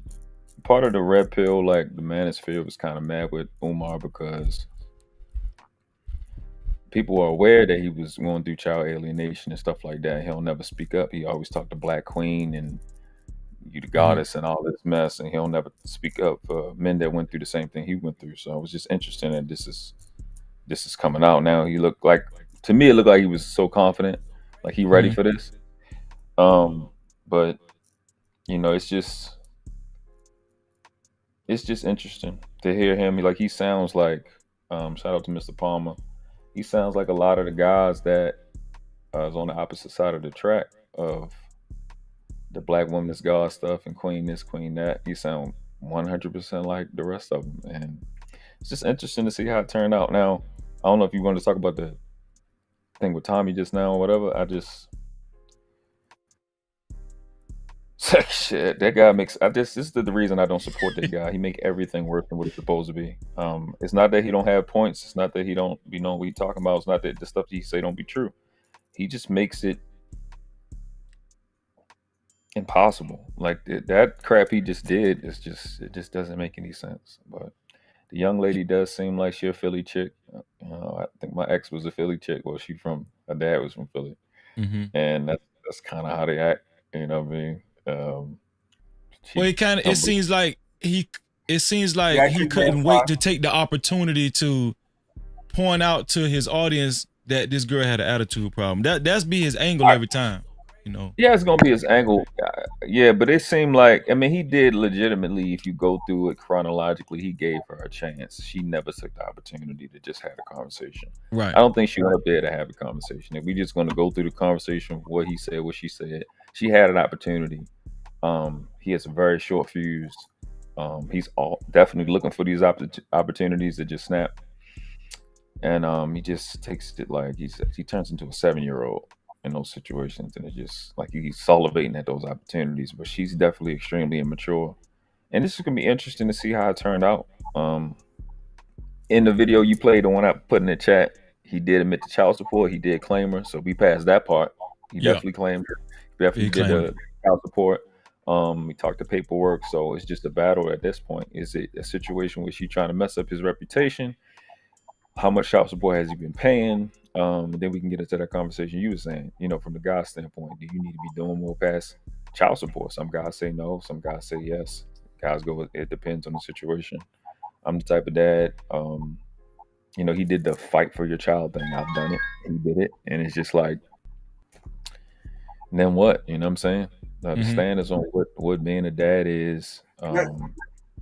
It just the sad here. I'll just say this and let hot sauce go.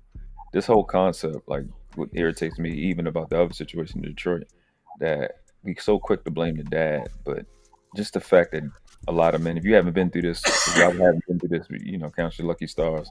But you have to fight to be a dad in North America, and it's weird as fuck. It's extremely weird that listen to people talk, and like a dog don't even got to fight to be a dad. You know, but we have to. It's weird. So that's why I wanted to have this conversation tonight, because I wanted, I mean, you're a father, right? And I wanted to mind this. What'd you say, Claire? I said first, second, third, fourth, and fifth. I'm on a little delay. Okay, well, there it is. But see, I wanted to mind this out because, you know, let's be honest.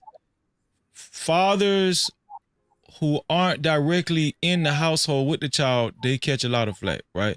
Now, I know the statistic proudly gets thrown around that the most involved fathers in children's lives are black fathers, right? And so some people give it credit, a lot of people dismiss it, right? For some reason, I don't know.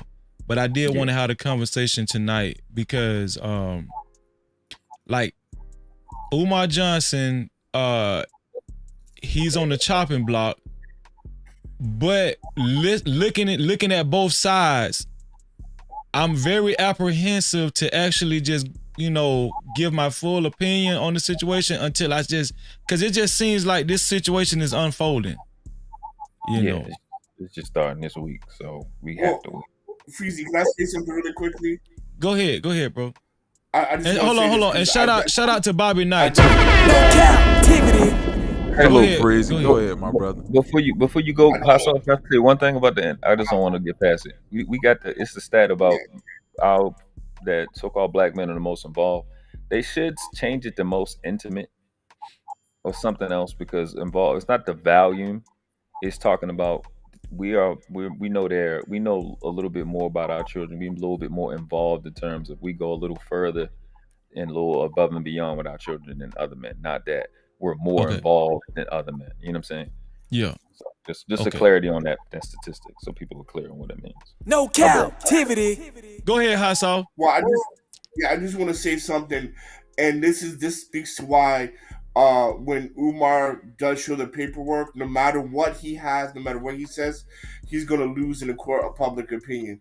Because the reason why you have number one, you have to fight to be a father if you're black in North America.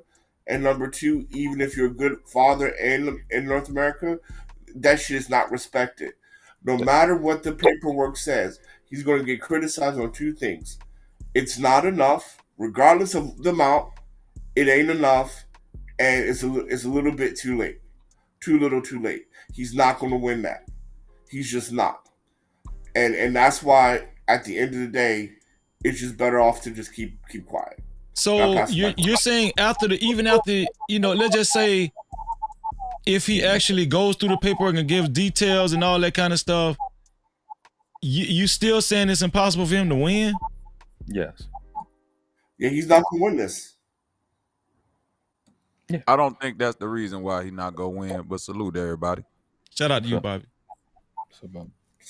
I hear what everybody's saying, and I get it. Because in America, men are demonized when it comes to parental responsibilities. I think in Umar case is nuanced because you dealing with a adult child that's seemingly if it's it's still a child, so the child is reaching out with trauma involved, right? Mm-hmm. Now that part I get, it could be triggering. The overall triggering part really for me as a father is that you showed your daughter no grace when you're the man that's supposed to be guiding her. That's the overarching issue. The man that's supposed to keep her from acting like that is still alive and present in other people's lives, telling them that this is what you have to do to keep black boys and girls from turning out like this, while having at your disposal somebody that turned out like this, that's reaching out to her father, and I see no grace being shown. Now I get it. If this was just some woman, that'd be different. This your 22-year-old daughter, and we know the brain don't even stop developing to 25. So whatever happened before then with the mama keeping you out the life, and I get that. We go through that. I done seen a lot of my brothers go through that. But at this point in time, this is your adult daughter reaching out to you. Like to say, hey, I want to sit down with you, and the mother don't even got to be involved. If the mother was the hindrance in the first place, why would you even want to involve her in the situation if the daughter is reaching out to you for the one-on-one? I got a little pushback for you. Go ahead. This is an open conversation. Shout out to TJ just came. No captivity. And I appreciate. I understand what you're saying, but I've literally for the last 4 or 5 years been involved in these situations, these conversations. Got 2 young dudes that I've been mentoring and 2 good dudes. And once that's when the straw that broke the camel's back, when I watched them dudes go through it, and I'm like, these is like good dudes. Like I don't understand what happens in this situation where Umar will want to not give her grace is she's not 6 years old. She's not 17. She's 23 years old. So we have to wait. I'll It's just still say your that. child, though. I get what you're saying, though, but child still. But she's 23, right? So you don't know how disrespectful the situation has been. And I'll say this, and I'll just end. The girl is reaching out to get to her sister. We don't know if Umar is trying to protect the sister from her because we don't know how much child manipulation is actually a term that girl's mother has done to her, and Umar want to keep the other little girl away from her. We don't know. That's speculative at best. But in these situations, that'd be the case because he referred to her as little Smurf and get Mama Smurf and stuff like that. So the disconnect is apparent. But that in these situations, it be reasons, and we just go, oh, it's just like the Detroit stuff. But it's the child. Like we want to go, it's the child when the results come in. But the prelims and the stuff going into the situation, people want to just poo it. It'll be all right. This haphazard, casual way to associate it. Well, like I said, you got to fight to be a dad. You only do but so much. I still got to live. If you got other children, you still got to be a dad for them. You don't have time to spend the rest of your life knocking on some door for a person that don't want to, a chick that don't want to let you see the child, and then a baby that's being manipulated against you to get you to hate to get the baby to hate the dad. You know what I'm saying? I'm not trying to cut you, brother. No, but go again, ahead. even when I hear brothers speak on this, it's from a standpoint of trauma, meaning that it's from either I've been through it or vicariously I've seen my brothers and fathers and uncles go through it. So any situation that I see spawning from that, I'll automatically, relate to it from that standpoint instead of understanding each individual situation is that. So I get what you're saying, because your first relationship to the Umar situation is some things that you're going through with some brothers that you mentoring. And I get that, because I mentor brothers and I do community work as well. So I see it on a day-to-day basis. Speaking on Umar's situation solely specifically though, regardless of how we're viewing it, I still view it as a child reaching out to the father with trauma involved. And if you're a psychologist, no, you saying it ain't a child. I'm saying that's his child. Yeah, that's his I'm child. a father. Okay. I'm a father with 5 children. I'm also a son to my mother. So I've sat down with my own mother. I'm pretty sure all y'all got mother. My mother told me no matter how old I get, she cannot view me as not her child. And I'm a grown man, 43. She still view me as like that child. You know what I'm saying? So I understand And that's that the as having a poisonous 12. shit.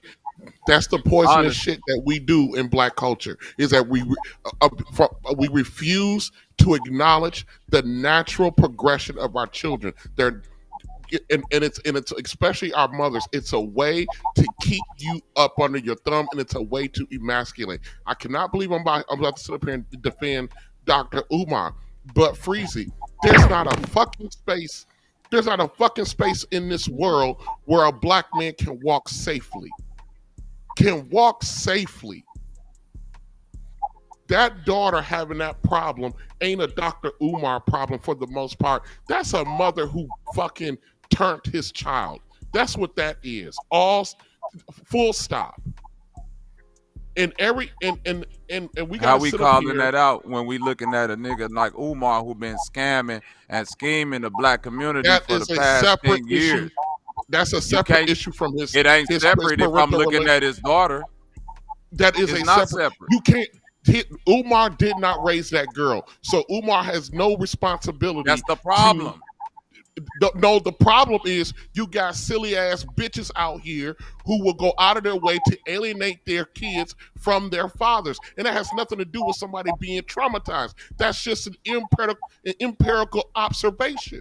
No matter what you've been through or absorbed or whatever the case may be, it's an empirical observation. And we're gonna sit around here and pretend like in this culture, with the way that the system is structured, that we're gonna pretend like that men actually have actual influence and power when they weaponize a system against. Now, I'm not. It's hard to defend. I hate to defend Dr. Umar, but but let's not pretend in Black culture that we're not sitting around for 3 or 4 generations now watching mothers alienate their fucking children from their fathers. Let's not pretend like that's not happening, but we want to blame Dr. Umar because he didn't try hard enough, or he didn't fight hard enough, or he didn't crash out hard enough. That's a coward's way to look at that, though, bro. Because it's not cowardice.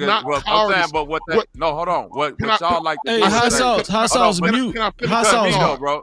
Hold on, hot sauce, mute. Bro, mute until you get ready to talk. Hot sauce, yeah. We hear feedback. Go ahead. Oh, that was his feedback. Go ahead. Yeah. Y'all two, go ahead.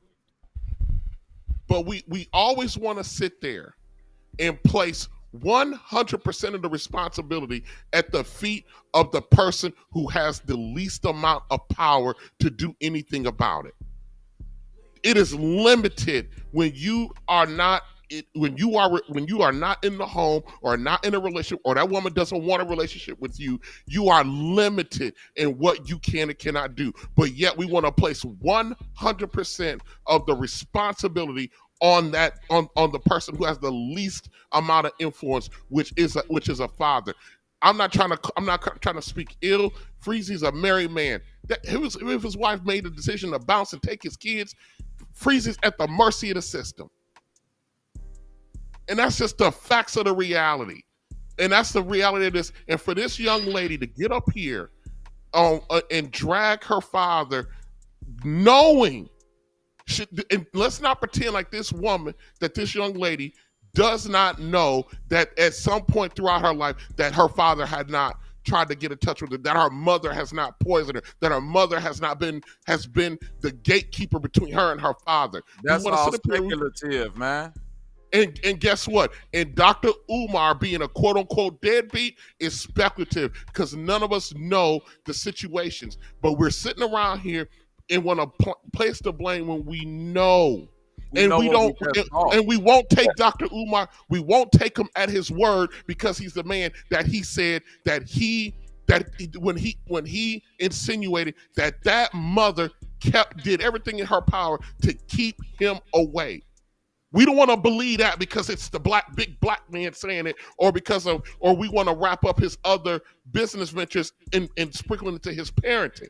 Those are separate issues. Hold on, bro. You cut me and you conflating two arguments. Whatever happened in the past, that's not what I spoke on. That's all speculative. What was the relationship between Umar, the baby mama, and the daughter growing up? You just speculated that whole story, which is what I see on a lot of these panels with black men that got this trauma with their own baby mamas. That shit is 50-50. You either got women that's keeping their kids away or you got niggas that's running away from their kids. I don't know what black communities y'all grew up in, but that's just how it go. It's not 80% of women that's just denying their kids. It's 50-50 at best. So when we get to this point where Umar's daughter is on the camera and a grown man is talking to his daughter like she just some bitch in the street, struggle streamer, all of that shit, that's where your real character pop in at. Because you the same nigga that's out here fronting as some psychologist for the black youth and all of that shit, but I see how you treat your own daughter. Again, the scam culture. It sounds good as a talking point, but when it's presented for you to act it out in nature, we see how you act, bro. You there with your own daughter that you said that was kept away from you by the mother. If that's the story that you're running with when she reaching out to you with trauma and you're a psychologist that's supposed to deal with trauma, wait a minute. When you're a psychologist, Umar, self-proclaimed psychologist that's trained to deal with trauma, how in the fuck you can't deal with it when it's your own daughter? That's what I'm talking about. Why y'all keep skipping that point? But going right into what TJ said, like that's speculative. You keep giving credence to that daughter, like that daughter is the one telling the truth. You don't know if that daughter was telling the truth. Y'all putting words in my mouth, bro. But your perspective, your perspective assumes that that young lady is telling the truth about what's going on, and she might be telling a piece of the.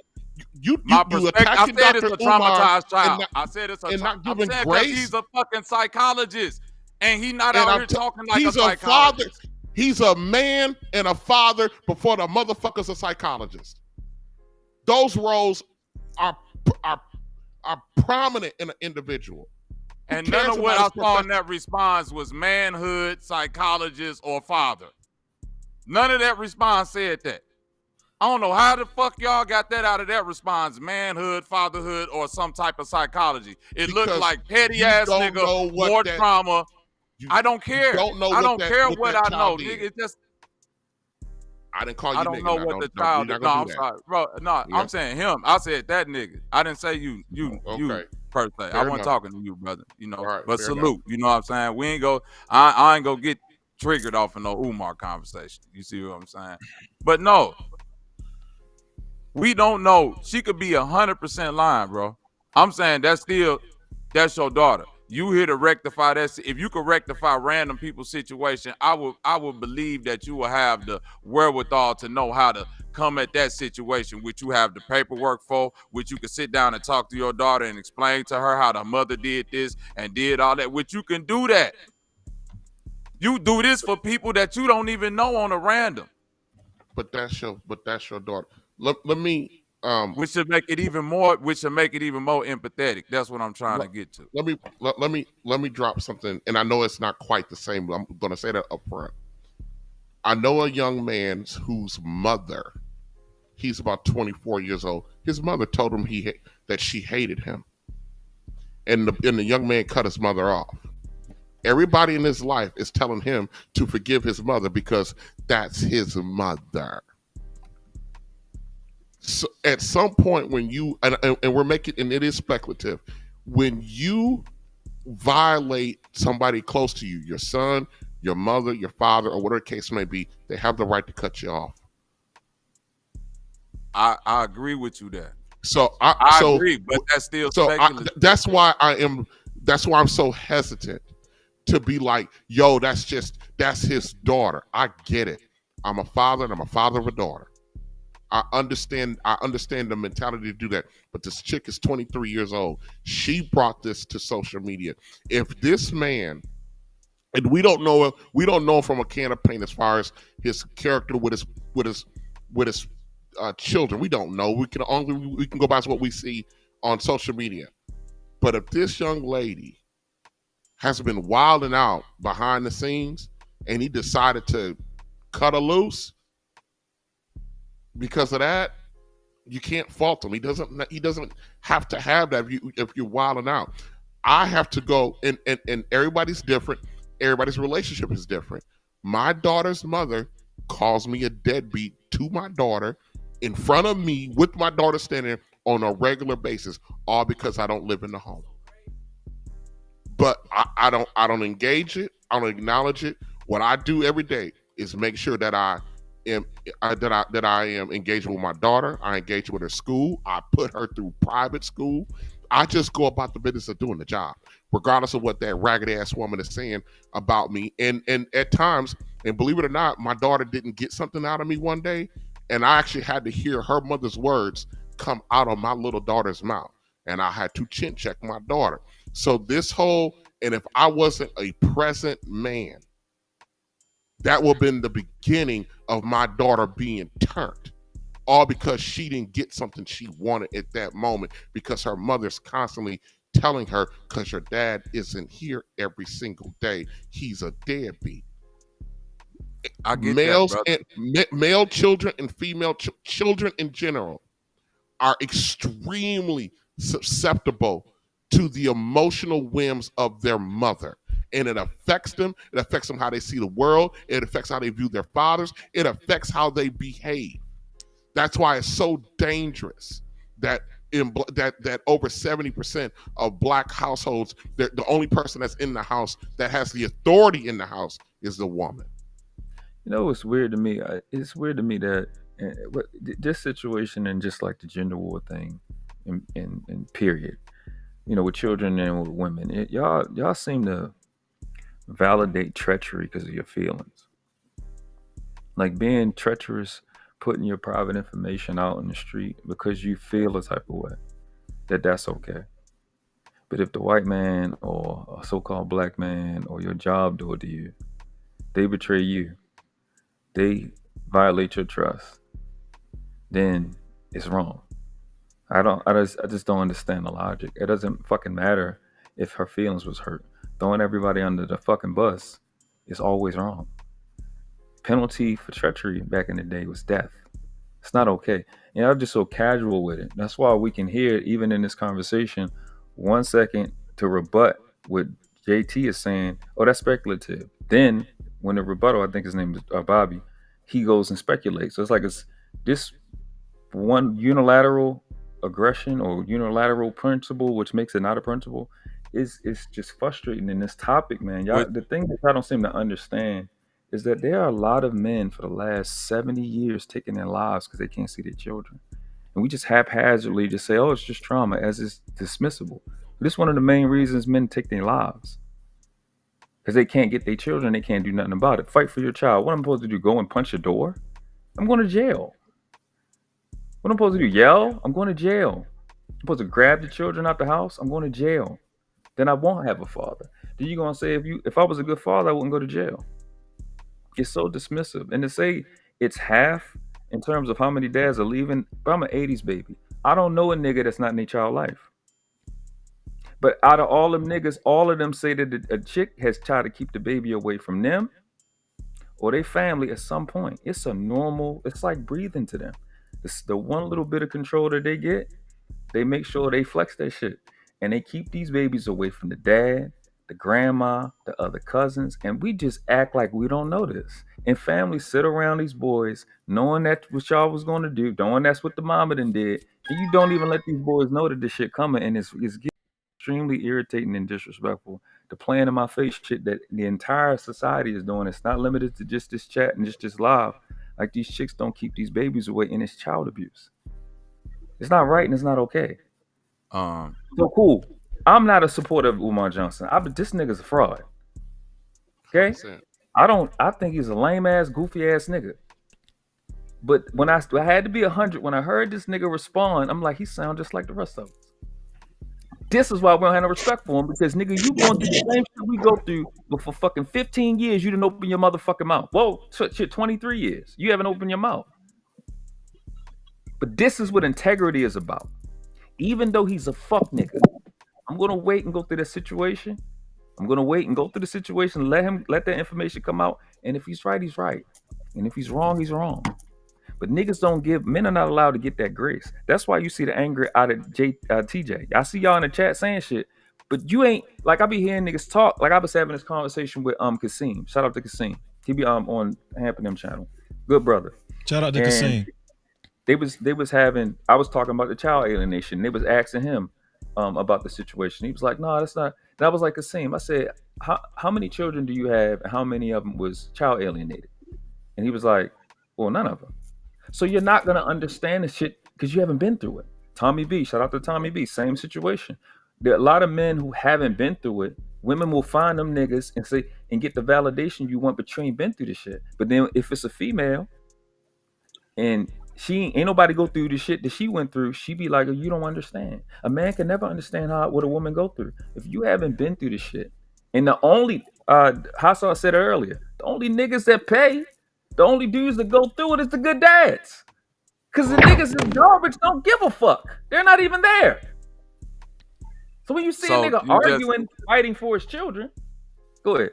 Hold on, before you respond, Bobby, hold on 1 second. Check the cash out, bitch. Shout out to JD 1975 for his $5 cash cap. Thank you so much, bro. No Cap-tivity. I appreciate you, man. And shout out to our sister Mo Love just joined the panel too. No Cap-tivity. Shout out to Mo Love. Hey, go ahead, Bobby. go ahead, Bobby. I'm gonna be real. So you just spoke to. I'm gonna be real short because I got the flu. I want to get back in the bed. Oh man, I hope you feel better too, bro. Yeah, me too. And it's, I hate to keep saying I hate to defend Dr. Umar, but understand how extreme a lot of men have to go to be active fathers. Let me give you mine real quick. There was a 2-year period of time where I saw my daughter 4 times, and that's because the mother was moving around, not letting me know where she was at, hiding, all kind of crazy stuff. And then I found out my daughter's mother had lost her home. I went to court to try to get physical custody of my daughter. The courts denied me because they said they did not want to remove my daughter from her siblings because that would not be in the best interest of my daughter. And I said, my daughter's mother is homeless. That judge looked me dead in the face and said, Mr. Moore, you got a rental property. If you're that concerned about your daughter, move her in there. That's what he said. Move my daughter's mother in the rental property. So, and because that's crazy. So guess where my daughter's mother is living right now? In my damn only rental property where I can't make any money off of it for free. And this motherfucker keeps telling, while she's living off of me, tells my daughter I'm a deadbeat. But the trade-off, the last 5 years. That's some bullshit.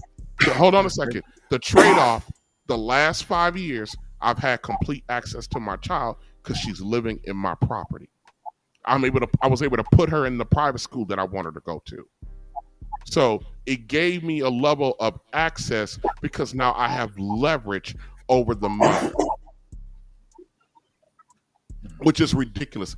And there's no way on God's screen. There's no way that they should have denied me to be able to put my child in my home, all because they didn't want to separate her from her siblings. Nah, that's real, bro. And I'm not trying to listen. Anybody's personal Hold on, let me experience. say something real quick. Hold on, real quick. Hold on, let me say something. I've been quiet for a minute.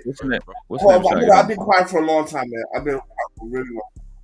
So I'm just going to say this really quickly. And so this, like all of these stories, and as you hear these men going back and forth that has children, this is what I mean about not having the same reproductive rights, and why is it so important to have the same reproductive rights. This man right now is providing child support for his daughter and free housing for his for the woman he's no longer responsible for, and other children, and still the court deems her to be a better fit for full custody than he is. That shit is insane. And that just goes to show you that when we say this right rhetoric of fight for your kids or this and that, and how it just shows the lack of sympathy and the refusal of information, right? Because no matter how much information you get, you refuse to change. And last and most importantly is how black men especially are just looked as tools and not as human beings. And that shit needs to stop. And I'll pass the mic on that. Mo, I wanted Mo to kind of get in there too. Hey, Mo, hey, how you doing, sis? Shout out to Mo. Cap-tivity. Go ahead, Mo. Give your thoughts on because I know you've been listening in. What you think about this whole situation? I think that it is very unfortunate. I came up because, and now that I heard TJ's full story, kudos to you. I'm sorry to hear that you have to go through that. I would be very upset. But I do feel like that's rare. If we're honest, like it's not common for the guy to, make sure that the woman is financially stable to care for her or whatever. But kudos to you. And I know that I would personally have a problem with that.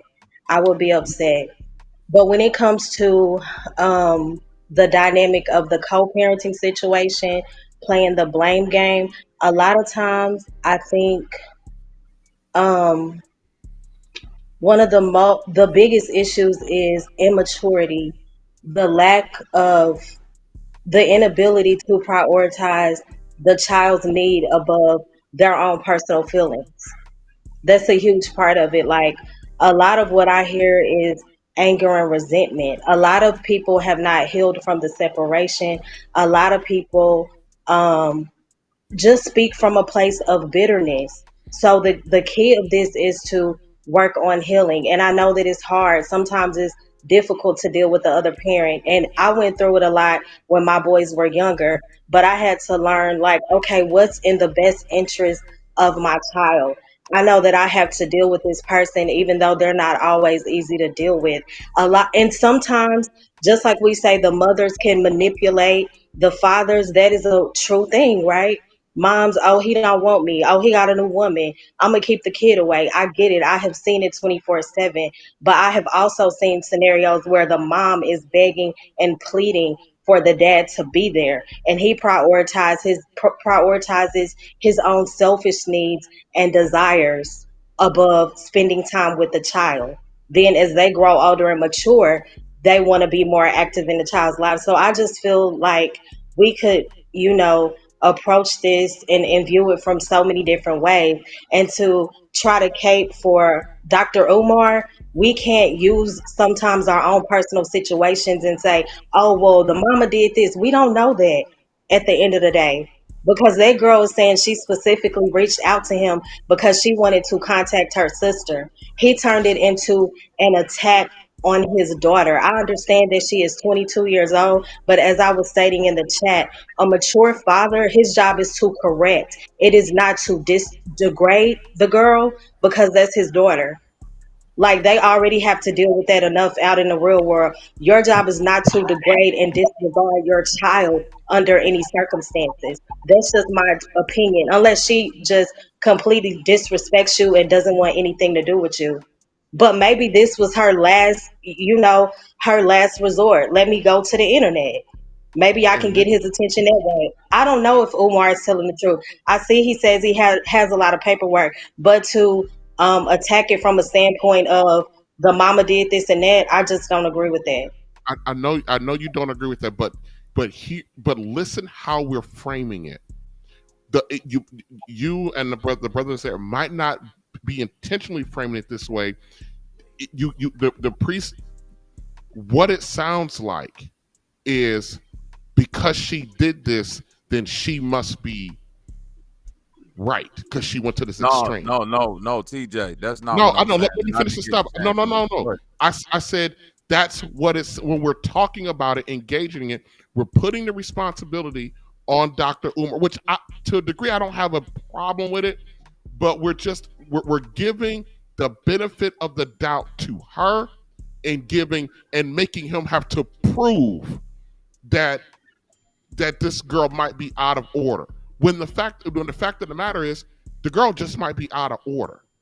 But we're leaning because she came out here.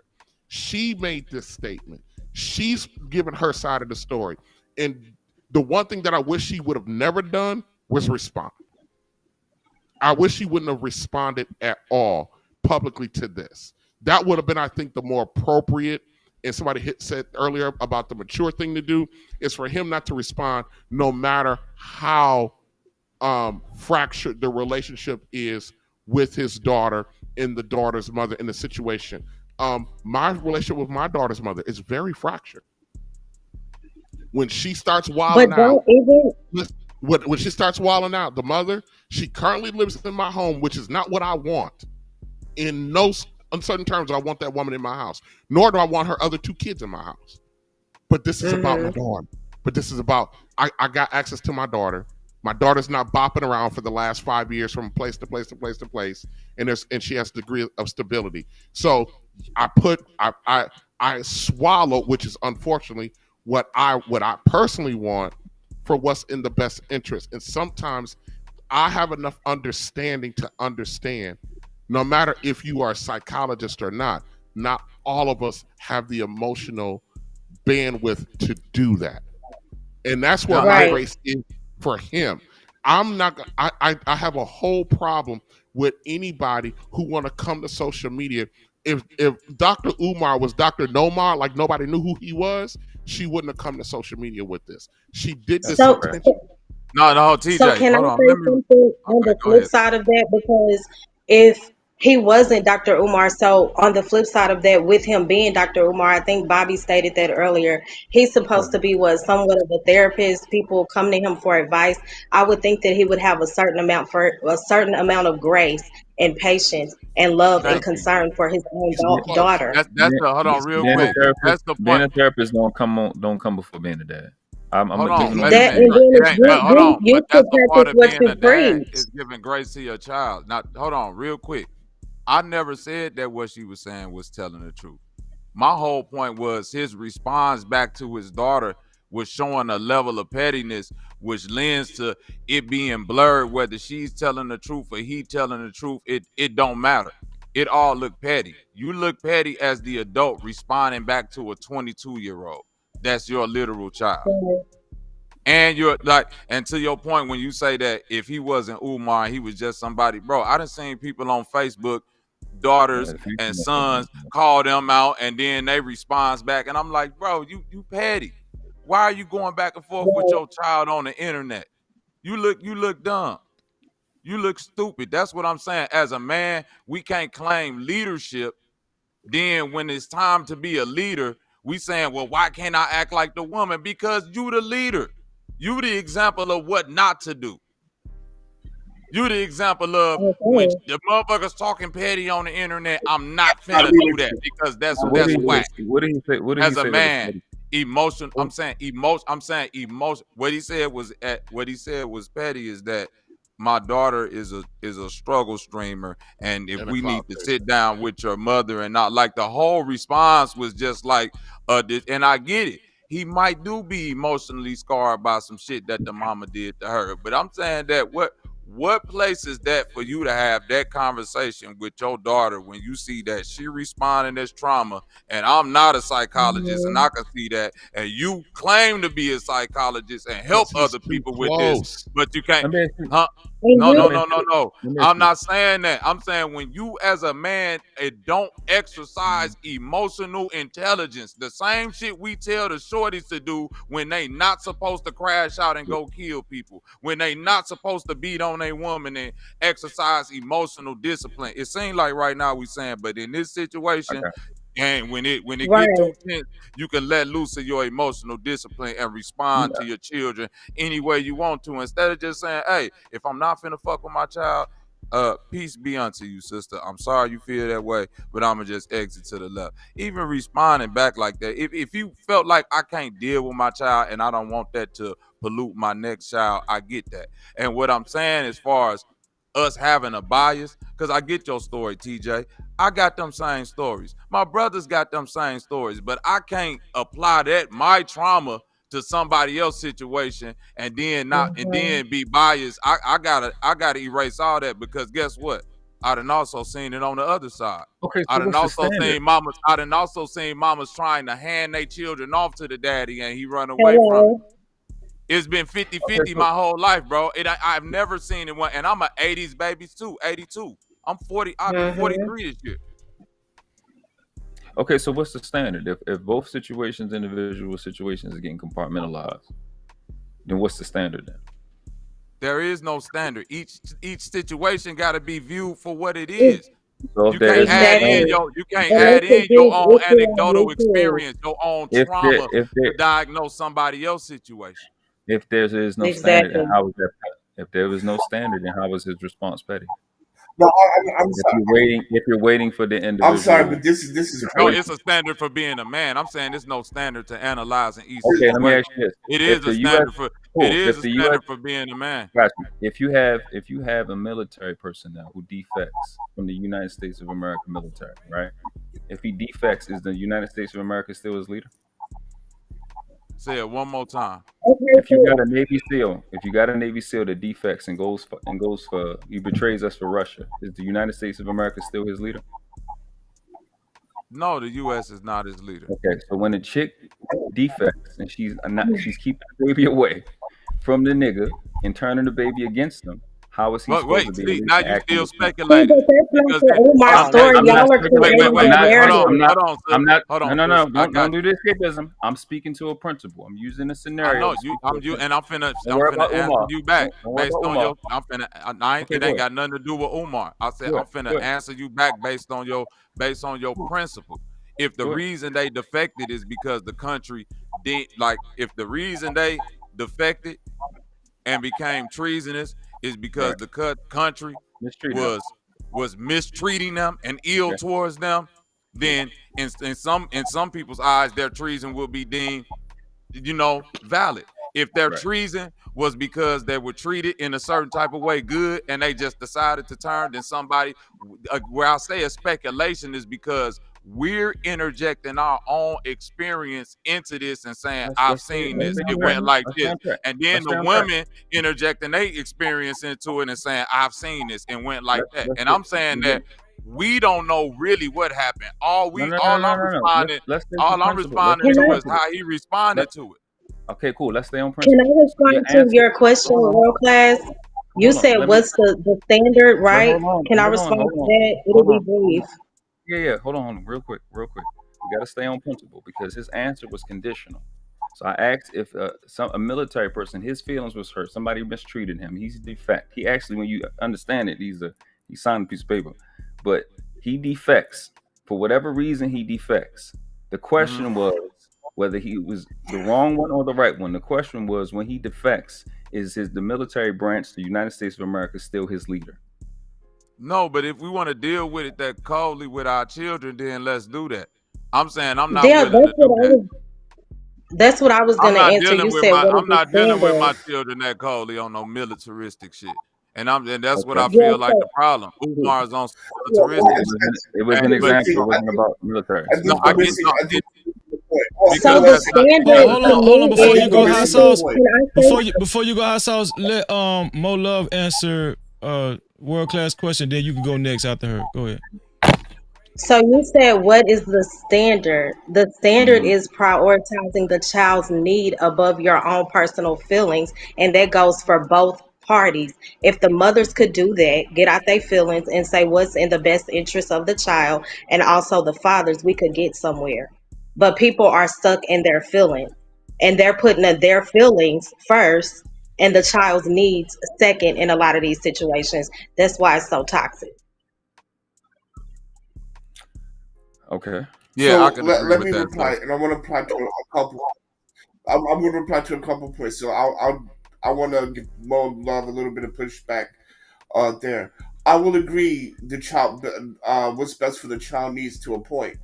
When you're 22, that child needs thing goes out of the window, right? At 22, that you're an adult, that shouldn't apply. Oh no, not if Number you two, I haven't think been there everybody. for Oh no, the that's false. child. That's false, It bro. doesn't go You out the never door. I'm not. If you have not been there, that's your job to settle I'm not. I'm not. your absence. We're not going to blame her for his absence. I'm I sorry. don't care how old she is. That lady needs closure. hold I'm on sorry, real guys. quick, brother. I, Parental I skills didn't. never I stop didn't all cut the you way guys. through No, life. no, They no. just change. That's, no. There's a cap on 22. If the child needs should not supersede other things at the age of 22. That is unreasonable. I'm That not is talking Oh about no, utterly no, wait, financial, unreasonable. everything, emotionally. No, bro. What has You she don't. gone I through? finish? Can I? What trauma has he caused? So number two, I think we're missing the point when world class gave the thing right, because when we're talking about things of, again, at 22, if you're just like, you know what, f my pops, f this, f that, then what are you supposed to do at that point? At that point, it doesn't matter what happened before. This is where we're at, and how do you handle that? And my last See, point that's a of problem. not showing we're supposed to be the leaders, so we're not supposed to be petty. Are you kidding me?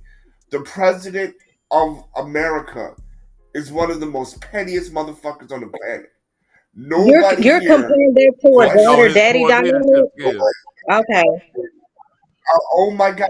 Oh my god! My guys, I let you guys talk. I didn't interrupt, so I would like for you to extend the same courtesy Okay, that I go have extended you. This man, he cusses people out in the Oval Office, and no one questions him being a leader. You might not like him as a leader, but no one question him and says he doesn't have a lead. He's not a leader. A leader is supposed to speak up. A leader is supposed to address the problems, and when you're out of pocket, a leader is supposed to check you.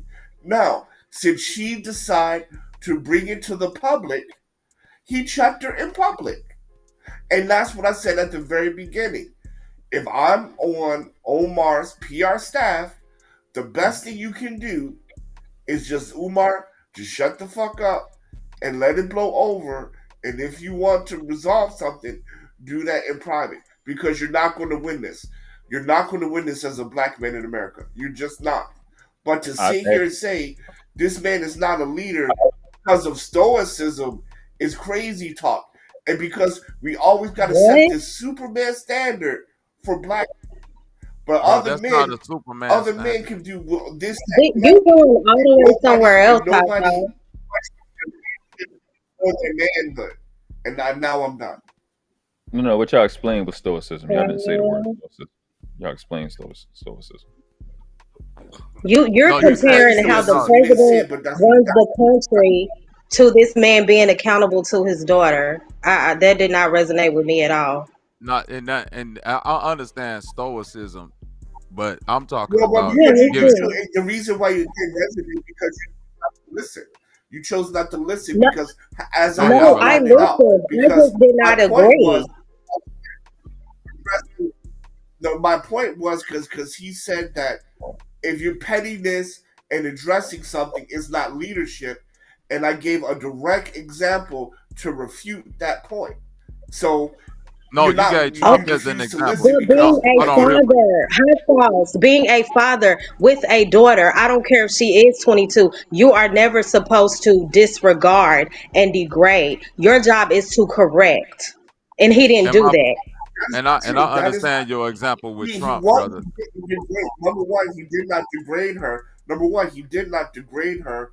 And as a father, you respond accordingly. So you respond to a child as a child, and you respond to an adult as an adult. Just like the brother said, a mother will look at an adult child and say, "You still my child." But fathers don't operate like that, and don't That's not ask them to. true. My No, dad no, does with me. I'm almost wait. 39 years old. I'm almost 39 years old, and I'm still my dad's baby girl. Here for the T is 41, and we are still my dad's girls, period. It doesn't matter. He knows that we're adults, but we are still his baby. So I guess it's different for everybody. And That is real different quick, for brother. everybody. Then I would say, oh, my fault. Go ahead, TJ. No, the lady, I forgot your name. Is it Mona? No love. Molo. Mola, how you doing? Listen, well, Good. actually, I have a question. I think I have a question. Um, does experience, when you gain experience, does it change your perspective?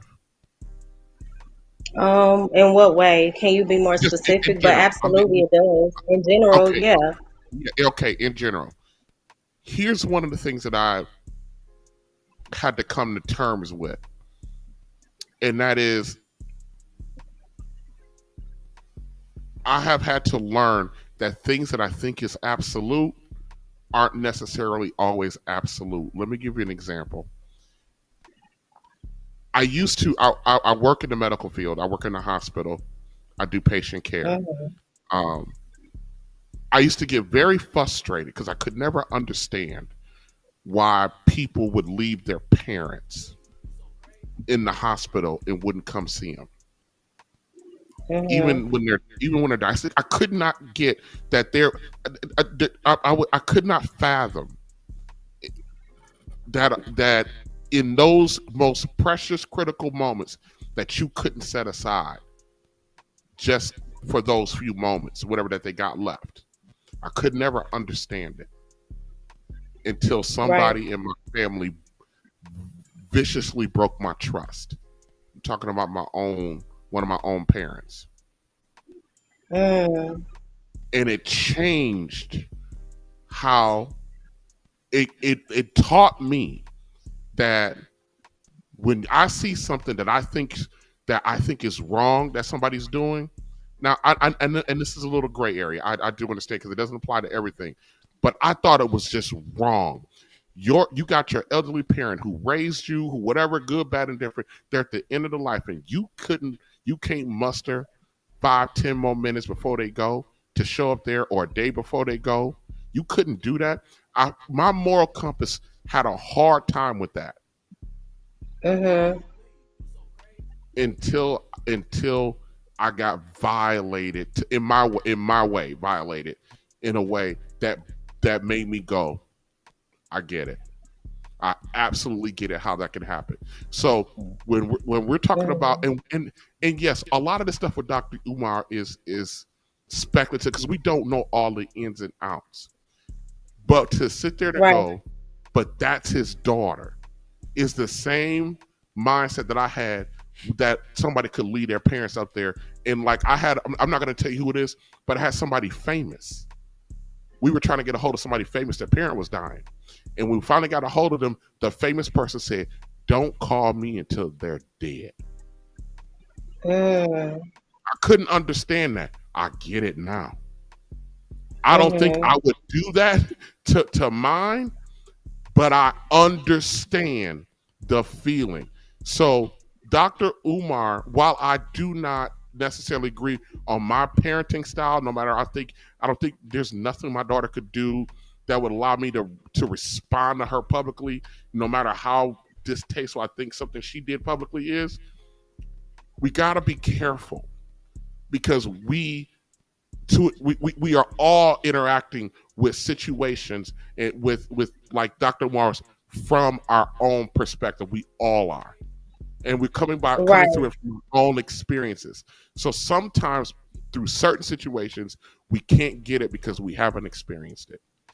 Well, let me interject 1 second, because y'all been cooking, all y'all on both sides. I've been listening to both sides. Hot Sauce said that it would have been better for him not to say nothing at all. Nothing at all. Absolutely. Okay, so he is a public figure, and public speaking, social media is his bread and butter, right? We know this is how we get paid. And potentially this young lady coming out saying, hey, this guy, he's acting like he don't want nothing to do with me. He's not responding. All I want to do is, meet my sisters, if I whatever, if I have any. By him responding and saying what he said, do you think this is going to hurt him? No. I don't, because I feel that even whether he would have responded or not, people are going to paint and create their own narratives regardless. Yeah, and if he been building a school for close to 15 years, they definitely ain't gonna care about this. Like I'm gonna say this. It's not gonna ruin him, but it's gonna hurt him because I think he gets momentum with funding. Then something happens, and then it harms his funding again. So is it gonna ruin him? No, but is it gonna harm him as far as funding? Yes. You think so? It all depends on what that paperwork say. If he can him responding to her in the manner that he did, it's now going to force that he now has to prove and justify why he responded. He's going to have to show receipts simply because of the way he responded, because it looks unreasonable what he did, because that's still quote unquote his child. That's public perception. Now, from the what I'm assuming from the daughter's perspective, she finally got a response out of him. So there's some satisfaction there because she finally got him to acknowledge her on some level. I don't know. It would be interesting to find out why he didn't respond or what was going on or whatever the case may be, because and that's the gap that we're up here trying to fill in. It's trying to figure out what made him not respond to her and what made her go to those extremes.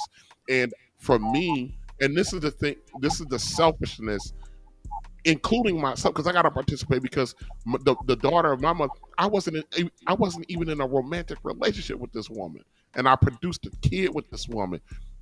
I have a lot of responsibility to the fact that that I had to fight for a few years to get my daughter, you know what I mean? That I got this contentious relationship because I had kids out of order and out of pocket. But but let me say this before he even. But when you get there, though, but when it's here in your hand, you gotta be mature enough to handle the problem. That.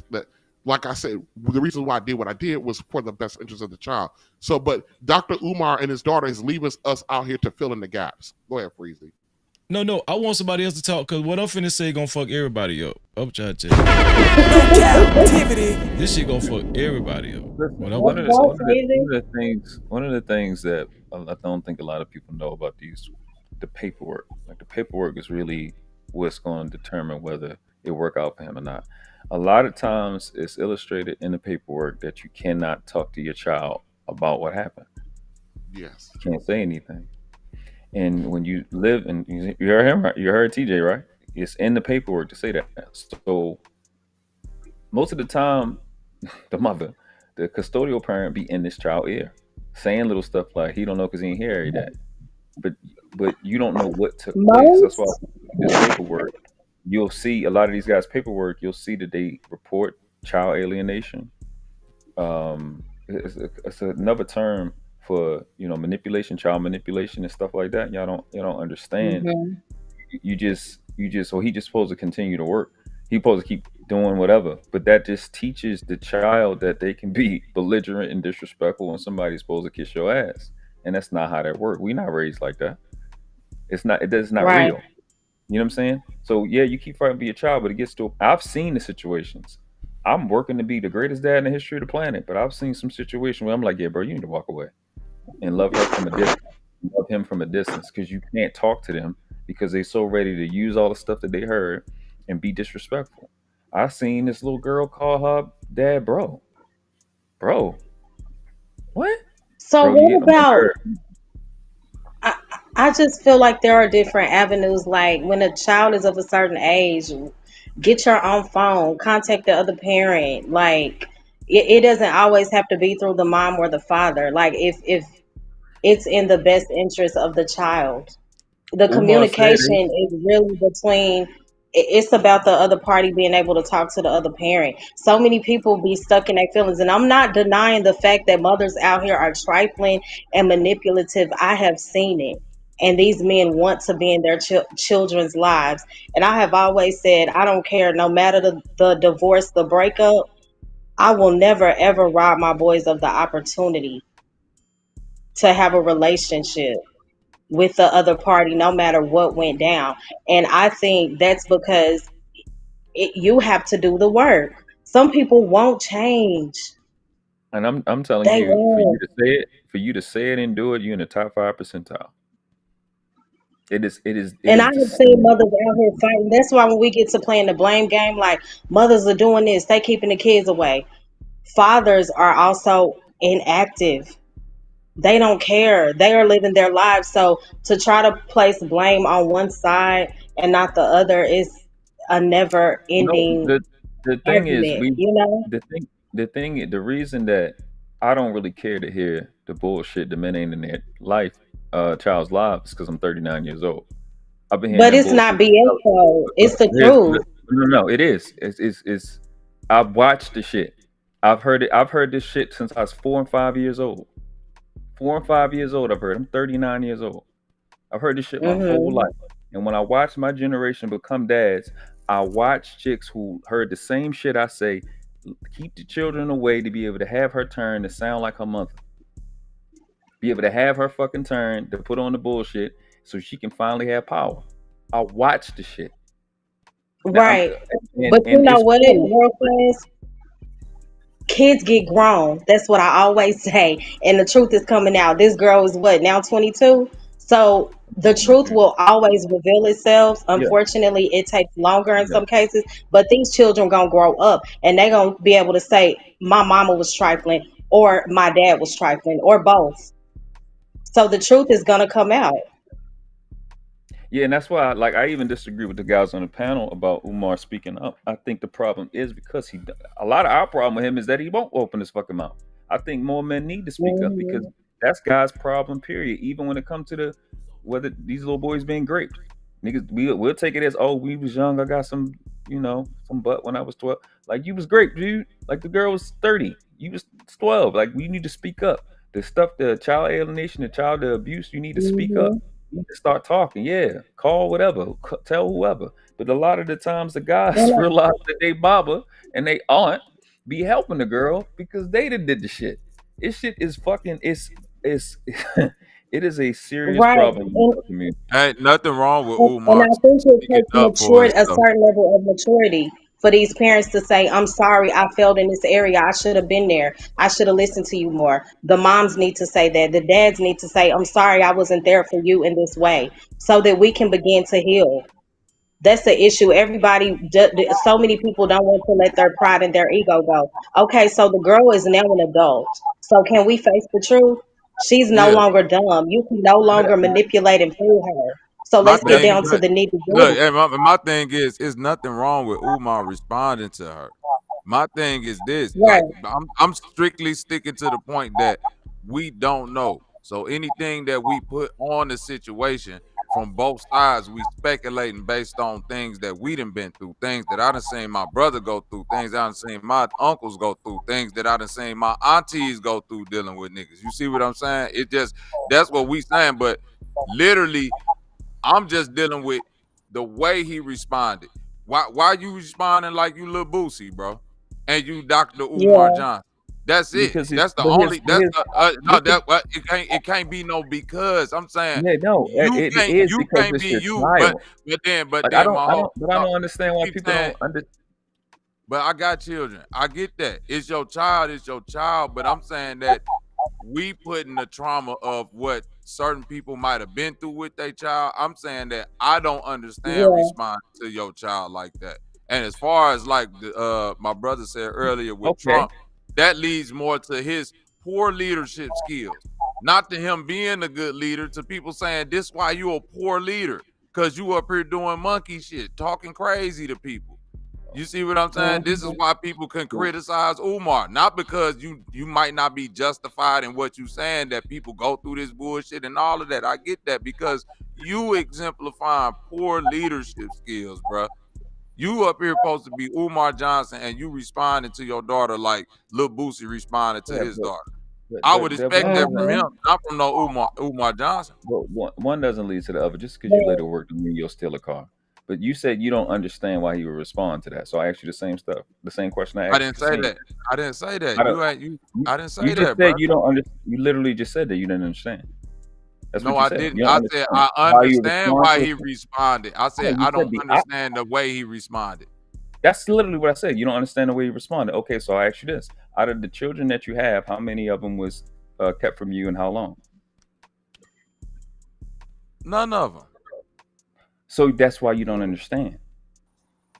So until you've been in those shoes, since you the one that said it's case by case situation, you're not gonna understand. But if I could, but if I seen my little brother go through this, if I seen my older brother go through this, if I seen my uncles go through this why I made better decisions because I had people around me going through it. It was so close to me that when I got time to choose mine, I was like, I need to make sure that this cannot be a possibility.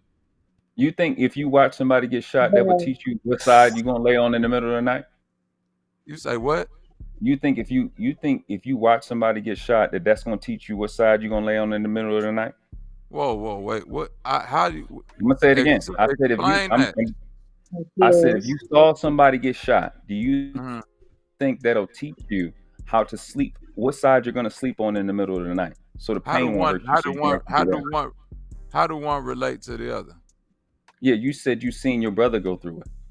You think that teaches you what it's like to go hour after hour, month after month, No. half I a didn't say year that's after half what it a year? teaches me. I No, think it it teaches can me. help No, you make better you missing decisions. you keep missing my point. I'm I'm saying not missing your if point at I'm all. sitting right next to somebody and I see the pain that they going through, and I'm saying I don't want to have to experience that pain. But you're still criticizing the. You know what I'm saying? Like I'm not you're missing it. criticizing nothing No, you did. You called it petty. That's a criticism. because it You is did. petty. It is what it is. This is It's frustrating. not. Well, this is where we disagree because it It isn't is what petty. it is. It isn't Bro, petty because again, you when my never. brother, hey, check this out. It, Just like it's TJ hold on, gave hold his, on, hold on, hold on. hold on, real It's quick. You can't hold cut on, me, bro, hold and I'm on. gonna let One you go second. real One quick. second. Hold on, I promise you. Once I just like TJ told this story, when my brother went through all of that shit, and when he showed up to his baby mama crib, ready to kick down the front door and go crazy and all that, and motherfuckers had to pull him. He was losing his mind because you want to see your babies. I'm like, bro, you need to come, bro. You tripping right now. You look, it don't matter what's going on right now. You finna crash out your whole life right now. You just need to not give a fuck about the kids right now. If you I'm not finna lose my brother behind all of this and this and this. So, bro, you just gonna have to forget about this situation right now. Go and get yourself together. And when the kids get to a certain age where they want to start reaching back out to you, you'll have to deal with it from that point. Mm-hmm. That's reality. That's why I say kids grow up. So They're like gonna be grown one day. so like you said, that's the reality. And now look, man, you got to understand something. Just like the Bible talks about the prodigal son. some kids are going to go astray, and just because they're your kid doesn't mean you have to give them absolute unconditional grace. It don't But does work like that that. relate to this story? Sometimes are going to put you in a position.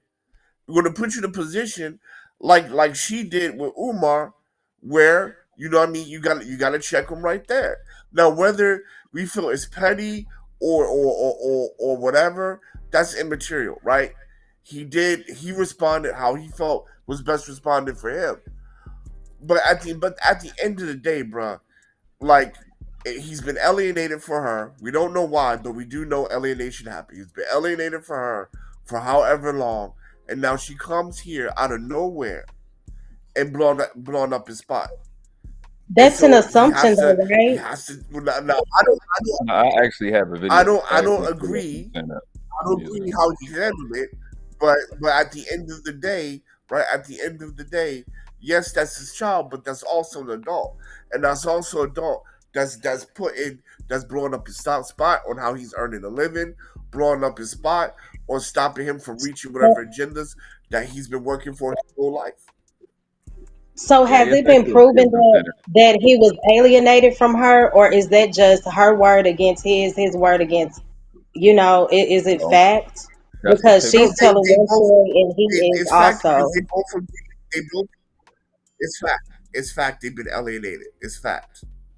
How do you know that? I That is mean, they saying that because they they both been agreed that around, not they been were they around were each both other, saying it. right? But but the Right. So they've stipulations been around alienated that, from one that's what I'm another. saying. That yeah, right. He right about the alienation, but what I'm saying is that what the facts around them being alienated, that's all to be Wait, seen. wait. Why are y'all saying he was alienated? Well, Because he's saying he ain't been Right. around, he ain't seen her well, in because so they've long. been. But Well, they let seen me each let other me in put let so me put I'm let long. me saying let me why change does the that word. But dictate that was he They've was been why does that estranged. dictate that he was alienated? That's what I want to know. I'm saying the it right? reasons Well, why. I'm I'm saying gonna change the he's word. saying it's the mother, Freezy, and she freezy, might be freeze. Hold saying on, it's hold him. on, hold Because on. alienated I'm going means to that he change had the no word. way of getting in So contact with the daughter, and she's it is telling a different estranged. story. No, They've alienated been means he was kept estranged. They've kept been from him. estranged. So I'm going to use the word estranged because that's something that everybody agreed upon. He has not been a part of her life. She agrees that she has not been a part of his life. So they've been estranged. Okay, Okay. that's the literal definition. So they've been estranged from one another. So Okay. that's more palatable. So we can move forward. There you go. So So that changes everything well because you here's made the it sound like it's the mom's fault. Why It that doesn't. It doesn't Well, he change. didn't have any I contact. I did I did I said I literally said I don't know why, but they were alienated from one another. So same thing. It's strange. I didn't say why they were estranged. The fact is that they are estranged. well, I didn't put the blame on anyone. well, okay, there's so there's Okay. a okay, but go there's a ahead, video world of him class. explaining Go it. ahead. Now he's explaining it again. This is why like a lot of the red pill and manosphere guys was on his neck because there's a video of him explaining his child's been kept from him. Like he says this, and the proof is going to be when the paperwork come out. So like his rebuttal was like what he did was rebut a lot of the stuff that she said because one of the things he said nobody's brought up Mhm. is my phone number has been public for the last 20 some years. So you was trying to get to me? Nobody brought that up in this conversation. My phone number's been public. And I do remember seeing some of his flyers with his actual phone number on it from years ago. You can So this Google Dr. Umar and his phone number comes up. it's you know what I mean? So let's say she did reach out to that phone number. That speaks to some type of Exactly, nasty just me. relationship. It could be some type of nasty relationship. Why is it that nasty? That's what the paperwork is for. That's what that conversation, having it in public, since you want to go on Tommy's show for whatever reason, her and the mama. But I think this is Really more acting a about fool. the mama than him. I mean, than her. I'm sorry. I think it was more Umar sending a message to the mama. Let's really have this conversation because, like I said, in the paperwork it states you really can't tell the child. You can't really explain it in a lot of these different court orders. So here's my thing, right? Mhm. As far as him developing a relationship with his daughter and him even caring about that, because I mean he's saying he got the white man paperwork, right? That quote unquote. Yeah. Does the 4 years count from 18 to 22? Because obviously she was an adult, and nothing transpired after that either. So no. Oh, what about that? Some child support extends to 21. Damn, you know what? Yeah, That's if the crazy. kid is in This could be school. the reason. That could be the reason she talking, because at most child support would have been over a year ago, and you Is actually she in see New this York? consistently. Mm. You New York actually and see this. How California, is it it goes child to 21. support though if she's asking about her sister, trying to get in contact with the But sister? here's That's the cat. this is my point. That's My cat. point is the fuck up of the reputation is now you're not getting stuff, but you can't get no more stuff. The mom and the little girl not getting no more stuff, and so you're disgruntled. It was a situation with some wife was doing that, right? Some celebrity was doing something like that. When the spousal support was up, then they started telling everything. And when it goes to what I was talking about before, the betrayal, the treachery, when child support is up, a lot of this stuff start coming out. They want to fuck up the reputation. So Yeah, you don't that's think facts. That's facts right there. you don't think that any of it could be that she's tired of him being hypocritical in public, and he's nothing like what he portrays to She be on the it's weird. internet? Yeah, You don't it think could she's be. maybe gotten older and more wiser, and she's easily fooled now, so she's speaking out? You don't think that that could be a thing? It's possible that anything could be anything, but it's pretty convenient for you to start doing it around the time child support drop. Is Could have she in did New it at York? 17. The girl? That's No, facts. she in Philly. She definitely a Philly girl. That's A Philly girl. facts. She definitely Philly. She in Philly? I But don't know if she about. 22, she's from Philly. she probably ain't been on child support for 4 years. Yeah, like New York and California, Well, yeah, their child support literally ends at 21. It's kind of diabolical. But every place else, But it's he usually Philly. ends That's right after Philly. high school. That's Philadelphia. Yeah. I can let me look real fast. Let me see. Uncle Jeff is in the building. No captivity. What's up, Uncle Jeff? Hey Jeff fellas, Jeff can y'all hear me good? Oh yeah, Yes, most sir. definitely, man. Most definitely. That's a deep ass V-neck too. That V-neck about 12 feet deep. God damn. And look here, this V-neck, this cause they was out of the large. So I just took the extra large, nigga. I needed some t-shirts. I'm on the road. I'm on the road right now. Number one, with regard to whether or not Dr. Umar was ever in his child's life. Let's just pretend that Dr. Umar was a horrible father. He was a deadbeat dad that used to heat up coat hangers and stick them to his kids' back. Could somebody please tell me what he is wrong about with the European slave trade? Could someone please tell me what he is wrong about with regard to misdiagnosis of black children? Could somebody tell me? See, here's the problem, is that we are in such a rush to judge the messenger as opposed to the message. I don't give a shit about his relationship with his daughter, and I will tell her that to her face because that's none of my business. What is my business is to apply the wisdom that this man comes with. Period. I don't give a fuck. I don't care. So what? Yes. Well said. Well said. Well said. Who I think gives a it's shit? about the accountability Well part said. of it. He holds I everybody else don't give a accountable. shit about his accountability. What's he right Well, about? I think that's what a lot of other people are calling out. Of course, because a lot of other people, this is how they get hustled. This is why this is the ether. I was talking to a sister last night about this. There are two talismans that put generally black people and specifically black women in a trance. European education and romantic words. This is why politicians and preachers are all getting ahead up until now because of what you expect them to do. This is why Obama got. Do you think Barack Obama would have became president if he had a white wife? No. We don't give a shit Okay, about can his I ask you policies. something? Go ahead, Molo. Can I Sure, I'll ask you stop. something? I understand what you're saying. Like, he's giving great messages, insight on a lot of the things that's going on. However, it concerns me. Not that I really care on a personal level, but since I'm on Freezy channel, I'm entertained in this conversation. But you don't think that it's a problem that he doesn't practice what he preach and he's such a huge voice for the culture? You don't think that it's a problem if this is true, right? And you specifically stated, even if he has been the most horrible father, you don't give a whatever. You don't, that's not an issue to you for him to be a voice and not practice what he preaches at all. You don't think that that is, you know, You repeat, I don't sis. I heard the understand. question. Let me answer it. Okay. Okay. There are three types of thinkers. There is a square thinker.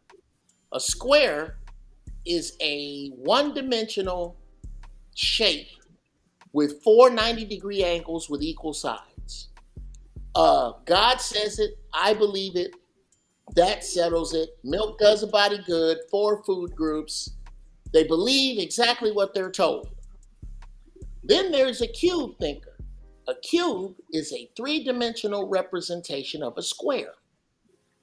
These are the people who let information in only if it matches the information they already have. A tesseract is an 8-dimensional representation of a cube.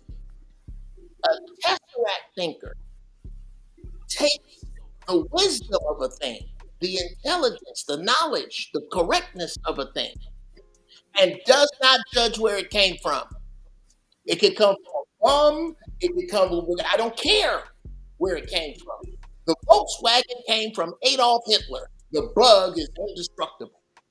And Yeah, I'm but on the that's different from product to So philosophy, this is though. never Because hold going to on, real change. quick, sis. Oh Product and boy. philosophy. Hold on, real quick. Product and ideology is two different things. So Okay, it's kind of real quick. It's kind of weird when you say you don't care. He could be the most horrible father when this nigga literally for the past 15 years been trying to get funding to build a school to teach children. Right. You wouldn't if the principal of your school right now was a horrible father, would you trust them around your children? Would you Well, trust first his off, word? Would you trust his uh, word in the school after that? would you like for me to answer that? Go ahead. My fault. No. But here's my problem with my school. My oppressor should not be teaching my children to begin with. So I think a little different about school. I think a little, I don't, this gauging the messenger, it's dangerous because now any messenger who can keep you in the dark can tell you what he wants. Because you will listen to this dude who you think is living it when there was a guy that I don't know. Yeah, by the way, I ain't gonna open that can of worms about Jesus. But anyway, Jesus said there was none perfect but the Father. I don't care about Umar Johnson's relationship with his kids because I'm not having him watch my goddamn kids. So there's no regard for the daughter I at want to all. address that. None. Wow. Okay. When the question, I want to address the question on the table. If there was a principal who was a horrible father, but that principal ran one of the best schools in the country, yes, I'm sending my kid there. If there was a principal who was a horrible father, but 20% of the student body goes to Ivy League universities, yes, I'm sending my kid there. If there was a principal who was a horrible father, but 99% of kids go on to either vocational school or university, yes, I'm sending my kid there. If there was a principal who was a horrible father, but run one of the safest and cleanest high schools in America, yes, I'm sending my kid there. Thank you. Does Right. being a So that proves my point. There's no regard for the daughter, her trauma, what she's going through emotionally, her desiring answers from her parents. There's no None accountability. of my There's no business. need for him to Not be enough. accountable. Is what we're saying. I'll tell you what I got for that, sis. I'll tell you what I got for that. Once somebody asked Louis Armstrong, this white man thought he was being slick. He said, Louis, can you read music? He said, not enough to fuck up my sound. Right. So it's about selfishness. Right. So her particular angst, I feel for the sister. That dude wasn't right for that. I had my prayers go out to her, and I hope for her healing. Is that enough for me to erase all of this shit this brother is right about? No, it's not. It isn't. So let me ask you something. Let me ask you something, Jeb. So I'm not saying Dr. Umar Johnson is this, but can being a hypocrite hurt your message or your Absolutely. character? If your message is for people who worship you, and yes, of course it can. Hypocrisy always does. This is why do you think preachers' kids are so fucked up? Because they see their daddy preach one thing and then come home and live another. That's why they're so screwed up. So is it about worshiping or them holding him accountable? There's a difference. Is it about worship or holding him accountable? Yeah, you said it's an issue if they worship you. But I'm saying, what if they're not worshiping him? People just want to they want to hold him accountable for what's going on right now. Not so much that they worship Dr. Umar. And that is America's pastime. That is America's pastime. People love holding niggas accountable. They just come home from work and let's find a nigga to hold accountable. That is America's pastime. It's needed. Oh my God.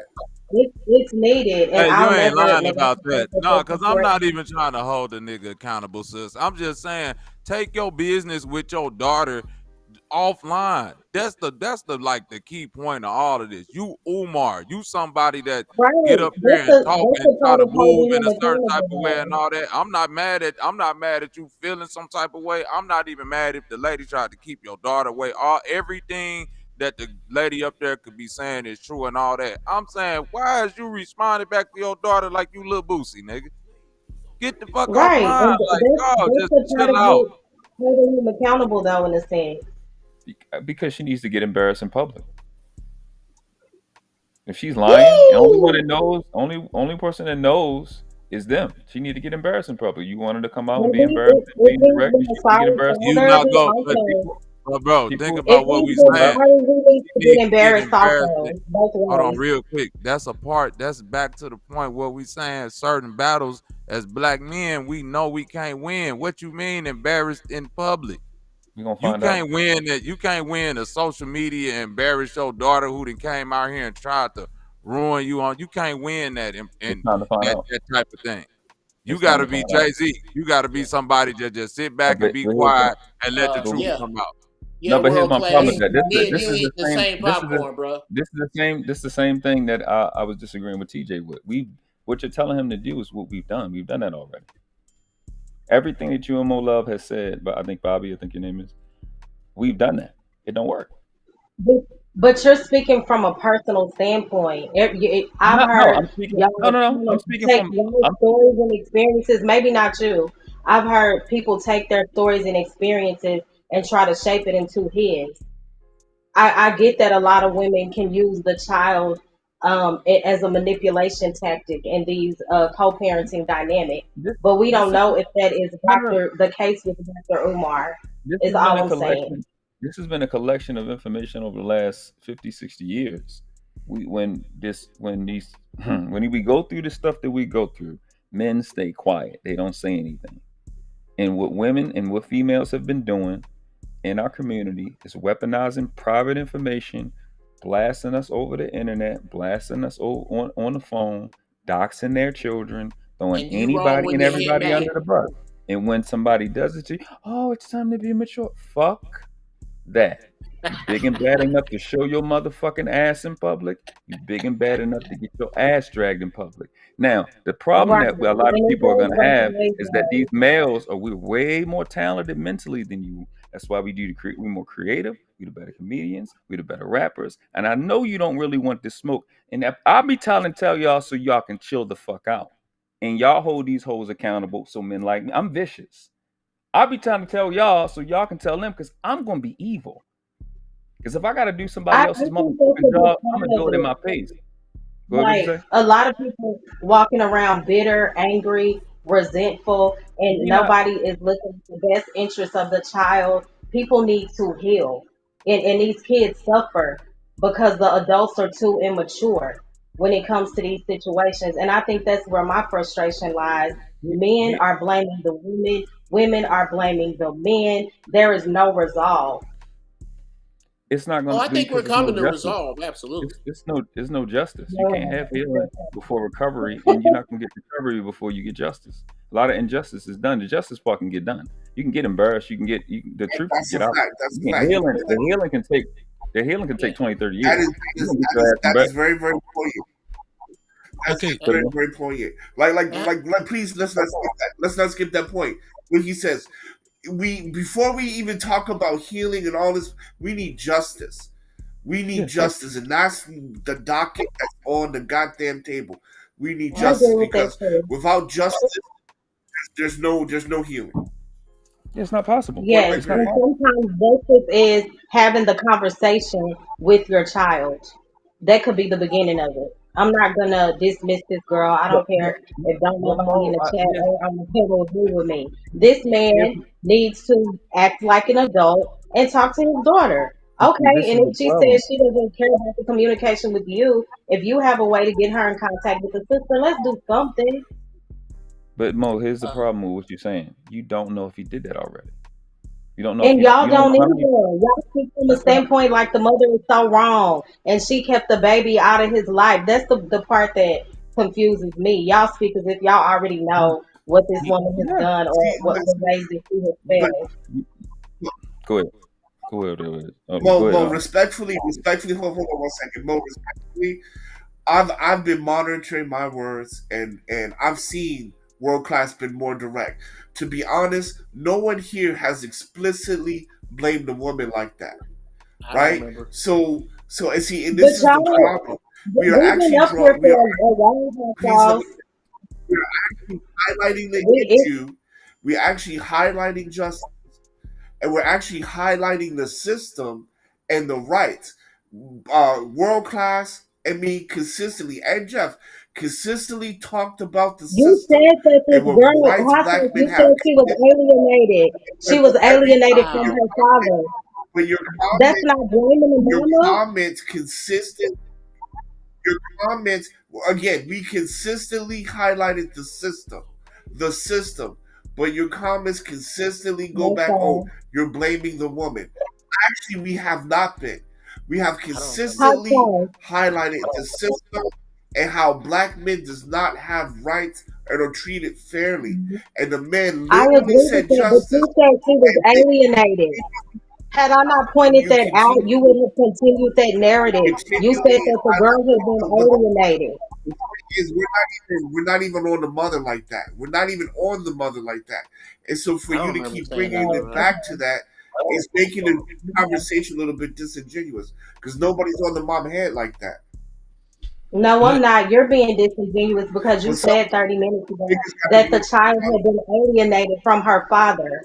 So we can tie two and two together and know Yes, what no, that that's means. fine. Normally, if No, you're no. saying that the First of daughter all, has, hold on, if you're saying that the daughter has been alienated, who would you normally tie that to if she was in custody of the mom, so right? first You may have not said it so directly, first of all, but you alluded to it. I didn't say that. I said that they were alienated from each other. And then, second of all, I said, let me scratch that. Let me use a word more palatable. And I said the word estranged. But every time I'm talking, right, you talk over me and you're not even like hearing me because I said I they were heard you. I estranged heard from one you. another so that we can move the conversation forward. Right. And again, not one time did you hear me talk about the mother at all. Wait, At wait, all. Let me do this. Let me Mhm. do this. Go ahead, Mo Love. I want you to say, and I want to say something because I want to talk about the Detroit thing too. Go ahead, Mo Love. Okay, all I was saying was, and I understand what you're saying, the system can be very twisted. I think that it is very unfortunate that the judicial system will side with the moms even when they can be very trifling. That needs to be fixed. A lot of the women do manipulate the child and the other party, depending on their mood or whatever, just to try to gain full control. I understand that. But to me, when you said this child has been alienated from him, from Who do we each normally other, tie that from to? each other, Who do we normally tie from that to? each That's other. I all I'm said they saying. emanated. My biggest thing with this story I is said they were nobody really emanated from knows. None of us really know the backstory. So I'm approaching it from moms. We could do better if we, put the child first and set our feelings aside. Same way for the fathers. A huge part of this is people and their feelings. And again, the child is gonna no. grow up. She's 22 now, so she wants the truth. She can no longer be manipulated. So I'm just saying, I feel that she deserves that. Now that she is an adult, she wants answers. Talk to me. What's going on? Things are not adding up, and that's for the mom and the father. Go ahead, Jeff. But Okay. what makes this, I'm going to say this, and I'm going to be. I'm going to say what makes it so hard and difficult to have these conversations, especially with women, because women. Well, in this case, I'm not going to say. I'm going to say the conversation between me and Molov. Molov is refusing to hear at least what I have to say, because again, I'm talking about the system, and then you're talking about well, knowing the truth. Well, they both know the truth. They lived it, and they She told both me to. agreed. She just They told me both to agreed talk. that they were estranged. They both agreed that they were estranged from one another. But what I'm talking about, and what we have highlighted consistently, is the rights or the lack of rights that men have in this situation. And but somehow it got to come to maturity. Maturity doesn't have anything to do with this. This is a legal issue. This is a justice issue. And the Right. fact And did that you hear me attack the justice system? and the fact that it takes this much explanation to even get you to hear what I'm saying is one of the reasons why that it's so hard for us to communicate. And I'll pass the mic on that. But I hate when you negate the fact Okay. that I Oh, don't wait. agree. You think Jeff, I'm not being in agreement with me not listening, and that's not true. I attacked the judicial system, and I also said I that got you, Jeff. mothers need to be held accountable. So I Okay. heard you. I just didn't agree. Okay. I was trying to let y'all finish y'all back and forth. Go ahead, Jeff. Okay. There's a couple of holes in what Sister Mo is saying. Number one,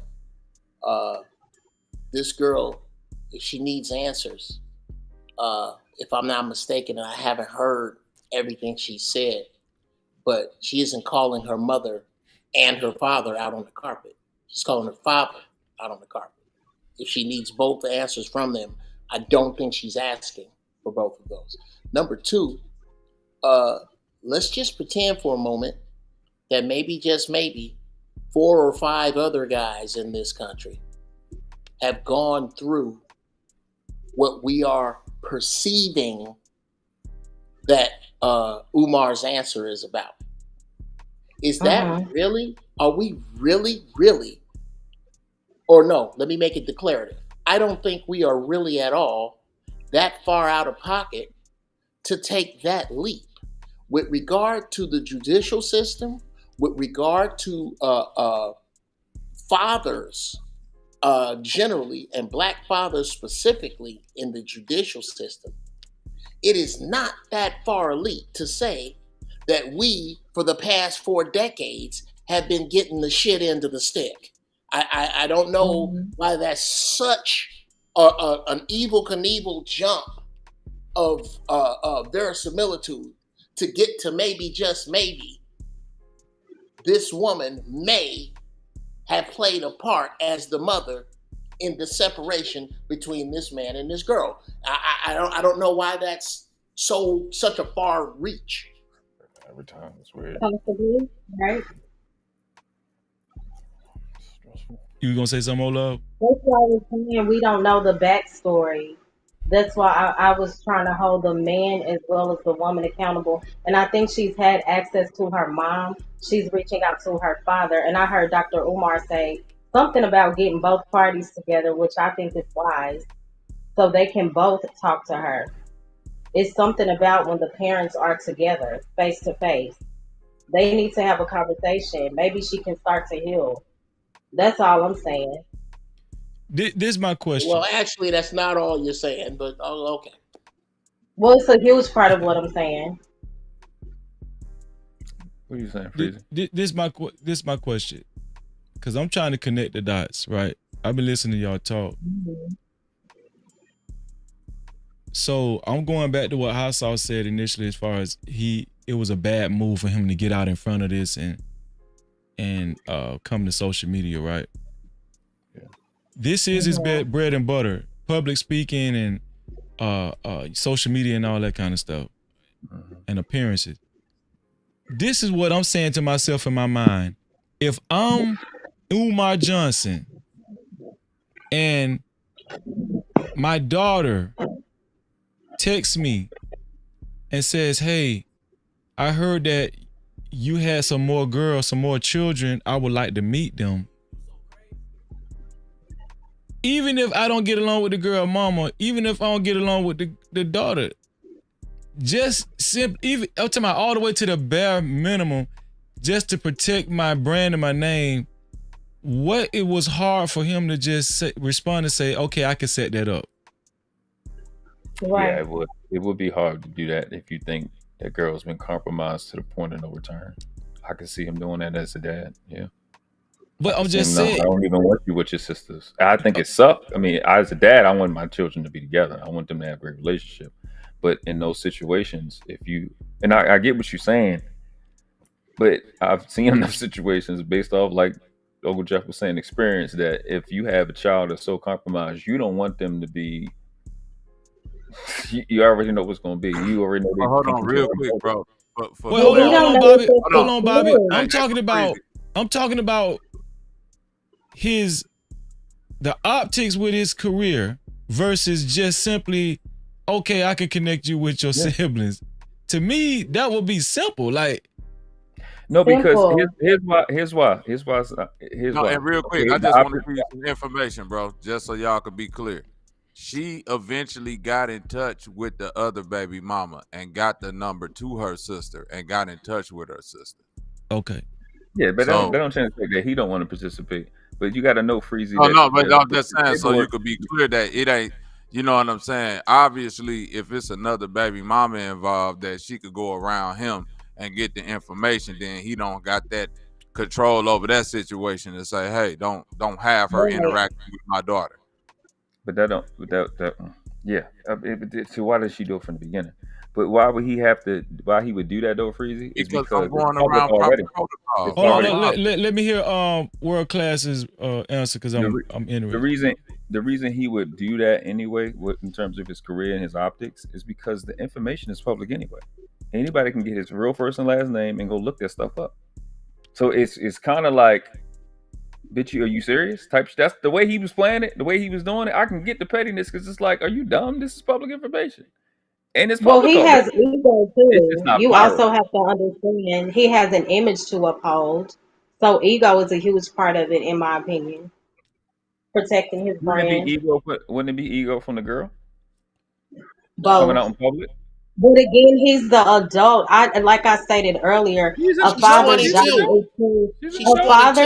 is to correct, not disregard. He's not 9. No, he's not. He did He's correct. 22. He said, "I'll sit down."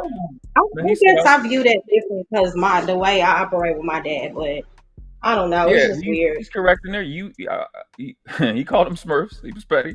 But I'm gonna sit down with you and your mama. We can have this conversation in public, since that's where you took it. He didn't say that prior to her saying that. So it's a correction. This is what you want to do? Okay, you coming into my world. I'll sit down with you. I'll sit down with your mother. And it's paperwork. You want to do the optics? Because I'm gonna embarrass you. And a lot of dads who've been through it, we ready to embarrass you. We ready to. It sounds like it's coming from a place of bitterness and not maturity. Then that's fine. And then it's supposed to be better. You pose it. You good because somebody is fucking with your child. Fuck the bitterness. You lucky I didn't just do something violent to you for fucking with my kid. She's reaching out to him, World Class. Huh? She's an adult. She's reaching out to him. Wait, whoa. Hold on. That's not fair. But hold on. It's disrespectful for y'all to have empathy automatically for the female or the child and not the man. It's disrespectful as fuck. It's like you spitting in my fucking All I'm face saying- every time the way when that we he hear addressed it but to me, when we hear that, it's like you spitting in my fucking face. Because if you no, all I'm understand that, saying is I'm going off I'm not saying of about you, but her I'm saying letting he y'all. has not been there. But listen to what I'm saying. He, I'm not saying that's what you're doing to me. I am telling you, as a dad that been through it, that's what we hear. So if you hear that I and you're a dad understand that that. won, and you're a dad that got what you want out of it, you can only imagine Right. with the men that didn't get it, what they're going through every time they hear even an indirect situation. It is like somebody spitting in your face. For us to listen to you, have empathy. Now you're the guy that Right. bear all the stress. You did everything you need to do, and this fucking child is being kept from you, and child alienated, and people talking to you like you don't give a fuck, and being able to assume that her feelings. Y'all do not understand. I keep reiterating. Go look up the self deletions for males and how many of them Right. are talking about their children. They go through a lot. It's a lot of men taking their And lives I about this get situation. I get So that. And I've heard you say the things that you have gone through on a personal level. yeah, And I am so sorry to hear that because I know that you are an amazing man and I can only imagine how much of an amazing father you are. All I'm appreciate it. saying is that what you've gone through does not Mhm. have to be Dr. Umar's story. He I could be understand. just as trifling as she's saying he is. We know that you aren't. We know that there are so many men that fight, and these women need to be put behind bars. Like, Same it's here. that deep, it's that serious. I Yeah, get I it. agree. All I'm I agree. saying is if this girl if this man been practicing preaching all online and you have not been in your daughter's life, that is a problem. That's all I'm saying. See, I I actually am not disagree with. negating the fact that these women can be trifling. I know they can, but the men can be also. So when we get to playing the blame game, it's just case by case scenario. That's why I'm like, what is the real backstory of this Dr. Umar thing? You to be know? to be to be clear with you and to be clear with the chat and everything, just for the purpose of conversation, I actually disagree with Uncle Jeff on the fact of I need him to be a good dad because I think him being a good dad and us being a good dad is more important than misdiagnosed boys or what white people do.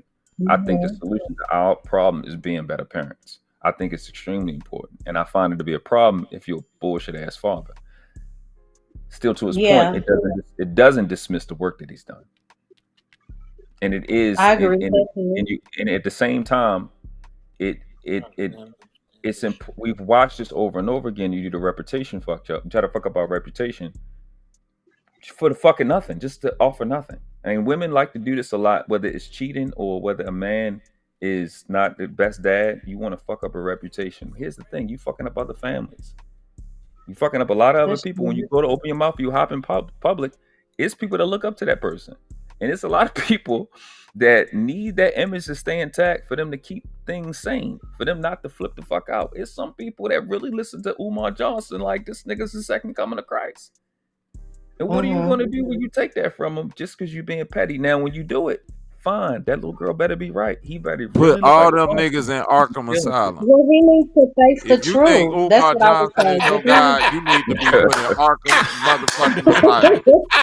Fuck what you talking about right now. Put them niggas away. Yeah, I'm with that. Put them in Arkham Asylum, man. Yeah, mental That was disease is funny. real. We ain't finna do that with the ones that's walking around here dressing up saying that they men when they not and they women when they not. I'm not finna do it with no nigga that's delusional about no man that's walking the earth claiming to be the prince of pan Africanism Yeah, that's and weird. healing young boys and girls. Cause I'm weak on that one point right man, there, bro. That's the major point of what I'm saying, world class, where I agree with you Mhm. at. I agree that all of this can be solved with just being better fathers. Disregard and bro, I'm telling you, I done seen my brother go through it. All my little brother and all of them, they got all their children. All the men I know, to your point, they got their children. They single fathers. That Yes, I'm this saying. generation of people, Shout out. the Yeah. 80s babies, Yeah. we seen that, to your point. We seen that spread around yeah. so much that we was like, I'm not gonna be the deadbeat dad. That's what I'm gonna do Mhm. whatever it takes to be in my child's life. That's why Yeah. I'm like that. Hey, That's why when bro, you said, have you ever been it's away fuck from your niggas. children? No.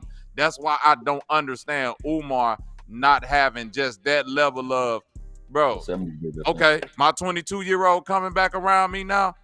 Okay, I can still throw my arm around that and correct that. I could still, if I could go out here and correct niggas on the streets with Uzis, I could definitely correct my own 22-year-old that's coming back to me right now without the mama around. Bro, I love you, but I gotta push back. I agree. Go ahead. Go ahead, Uncle Joe. Go ahead, Uncle Joe. I gotta push back on that. No, and I'm not a Bible thumper, but no real religious publication backs what you just said. There are plenty of people who reach plenty of other people other than their own people. I would hope that he could resolve this. I would hope. But if resolve was what this sister was really after, why does any of us know about it? If there was truly resolve that she was after and answers that she was after, why is it that we're discussing this tonight?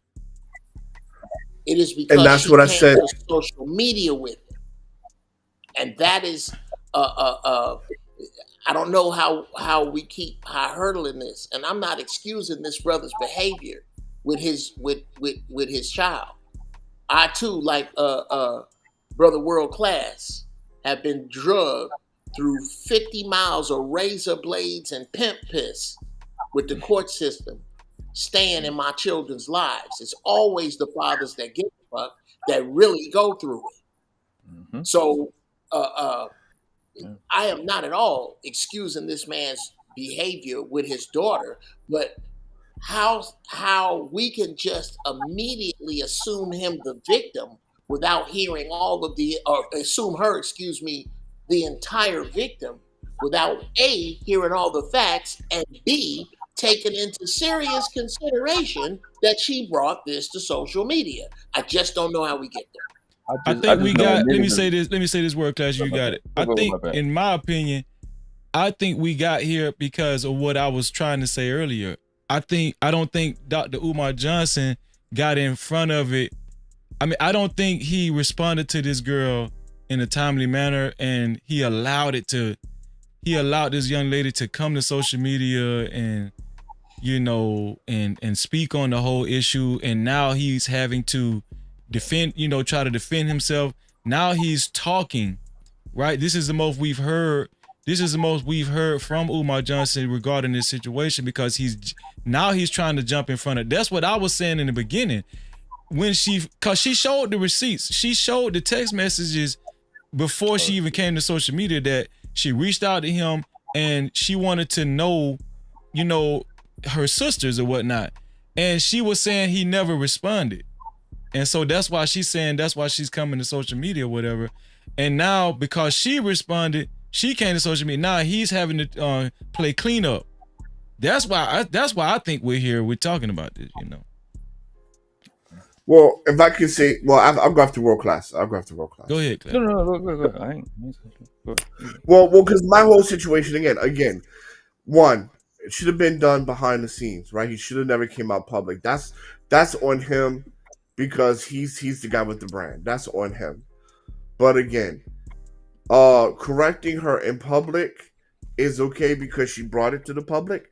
Again, I would advise him as my client, don't do that. But she took it there. And again, she is 22. She's not a teenager. She's 22. She's an adult. She understands the difference between keeping things private and keeping people out of your business. 22-year-olds understand that. And so the fact that she didn't do that leads to say, okay, what is her motive then? To embarrass me, to ruin my name, to ruin what I built, to ruin my business? There has to be another motive there. Clout chasing, right? Because if you truly, truly cared about a relationship, and if you truly, truly wanted a resolve with me, you don't do this in public. Or it could be she just don't give a fuck about him at this point. Like, it could be just fuck you. Then fine. Then there it is. Then there it is. You don't give a fuck. I'm just giving that as another option. That's all. Just That's fair. I'm Well, I saying mean, this there it would is. be the But perfect time for all the. I'm saying this would be the perfect time for all the Umar oratory skills, the lessons that he give about young black boys and girls, the lesson that he give about being a child psychologist, a Pan-African. This would have been a perfect time to put all of that bullshit on display. That's all I'm saying. No, Like, and I no, get no, what no. you. We Hold on, live in Uncle Jeff. America. Hold on, real quick. No, wait. I get what Uncle I'm Jeff not saying. Uncle Jeff. Yeah, a lot of times you do see people who have a message, but it falls short of their own people. I get that, but it still don't stop them from trying to move with that message with their own people. Like if it's a person that stopped eating meat and they come around their people, they might not get that message off to their people, but them people being pork eaters ain't go all of a sudden change them to be like, oh, when I come around y'all, I guess I gotta eat pork. No, they go hold fast to who they is, right? So I'm saying if No, you are, oh wait, I'm saying if you Umar, I see how you handle other people. I see how you handle other children who ain't got it all together, and people, and you a child psychologist and all that. So when this situation get presented to you, I'm like, all right, bingo, Umar finna get into action. He finna show how the Prince of Pan African is supposed to handle this and all. And then you get to talking like Lil Boosie. I'm like, you failed the mission, bro. That's it. No. He didn't fail the mission because let's be clear. He's a black man. He's a black man in America. You're not going to win that. You're not going to when a black man is accused publicly of being a deadbeat dad or whatever. You're not going to win that. You just not. No matter how So you failed in responding, bro. Wait. No matter how articulate you are, no matter how educated you are, no matter how astute you are, you're not going to win that. You're just not. I'm just saying this. That's why you just have like world class was saying. But hold on, but you gotta be able to use wisdom and pick and choose because you're not going to win that in the court of public opinion. Like I said earlier, right? It's an American pastime to hold niggas accountable. They love that. They love that word, niggas and accountability publicly. No, I agree. But what I'm saying, speaking specifically to Umar, I'm saying that at a point in time, just like world class say, he's been around brothers to where he done had to walk through them situations. Me the same, right? At a point in time in my life, if this situation was presented to me, I would have reacted just like Umar would have reacted. Probably worse. Probably way worse. I'm saying the fact that now that I'm in a position of guidance to where I can guide brothers through it, like world class say, he can guide brothers through it. If I see this situation presented to world class and he handled it like that, I'm gonna be like, bro, it ain't like I'm demonizing him or canceling. I'm gonna be like, bro, you handled that wrong because look, you teach brothers how to handle this. There is no right way to handle it publicly. There is no right. That's my point. Right. So the best thing you should have did was just keep quiet. But to world class point of view though, and he made something that kind of changed my mind. That because black men don't speak up, we're in this position. You just watched the black man walk this down in silence, though. Jay-Z. No. But that's bullshit. I'd rather be a Trumper, cussing people out, putting my balls on the table, and say nigga suck my dick.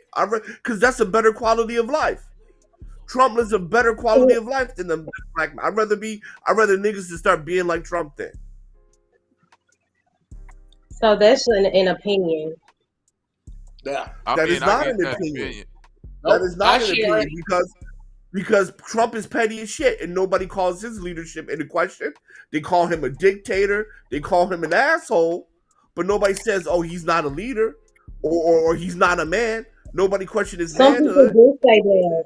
Some people do say that, but when you have money, some people absolutely say that. I'm not done. Trump no, I was talking. You had started being quiet. I haven't said anything for a while. Some people do call him out on his BS, but a lot of times, because we live in such a capitalist society, money overrules that. That's the Money thing, right?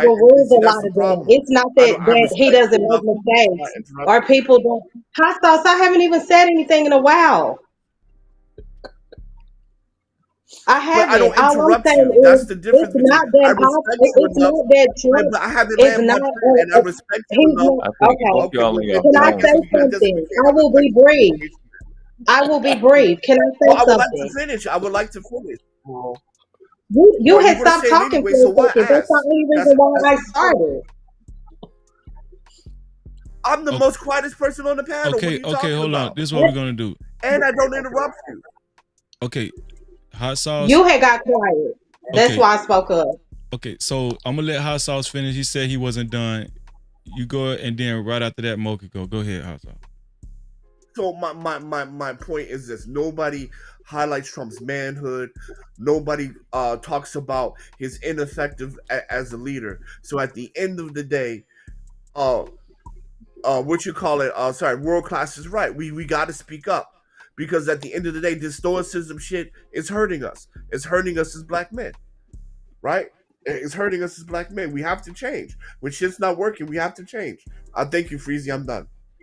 The Okay, go high ahead, Mo. road is Well, overrated. as far as stoicism goes, I don't see a lot of that in today's society. I see a lot of men speaking up, voicing their opinion about a lot of the things that's going on. And when it comes to Trump, just because he isn't called out on certain things, and keep in mind, I'm not a fan of neither Kamala or Trump. But because he isn't called out on certain things, it doesn't mean that he isn't a horrible leader in some ways. I have seen Trump do good things, bad things, but when you have money, it overrules everything. So let's not negate that he hasn't made major mistakes just because money is power. Please don't. See, this is I've never said I never questioned. I said this. This is what I said to him. His manhood or him not be calling a leader is never in question. Whether you want to call him an asshole, a dictator, meaning a bad leader, fine. But I'm nobody being says petty. he's not a leader. You said it about being petty. Okay, So I but think this is the way that our yeah. society is shaped. I'm not surprised by that. but I think in So response that's to, the point. but but that was in response to, I think Bobby was saying, you know, the way that Umar responded was petty. But here's why: a sore spot is a sore spot. Even if you are a great leader, right? Like Jordan had the flu game, he was still sick. He still played well. Everybody can't have a flu game. I think it's a spot that he worried about, and it's clear that he's been waiting for this situation. I think it's just a sore spot. As a person that's been through it, I can empathize. It's like this empathy. You know the shit that chicks be saying all the time. Your feelings is valid, girl. Your feelings is valid. You go through a lot when your child is kept from you, and niggas don't get that same grace. Especially, listen, I'm telling you, bro. I've been transparent about this, bro. I don't know how many times while I was getting child alienated for like almost 200 days. I don't know how many times I drove to that house so ready to hurt somebody.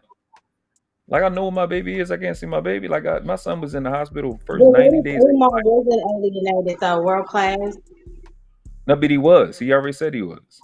Y'all agreed to that, but he already said he was. We can wait for, like I said in the beginning, yeah, let's wait for the paperwork to come out. I want to see that situation because people be talking, and I'm like, bro, you need to see these paperwork.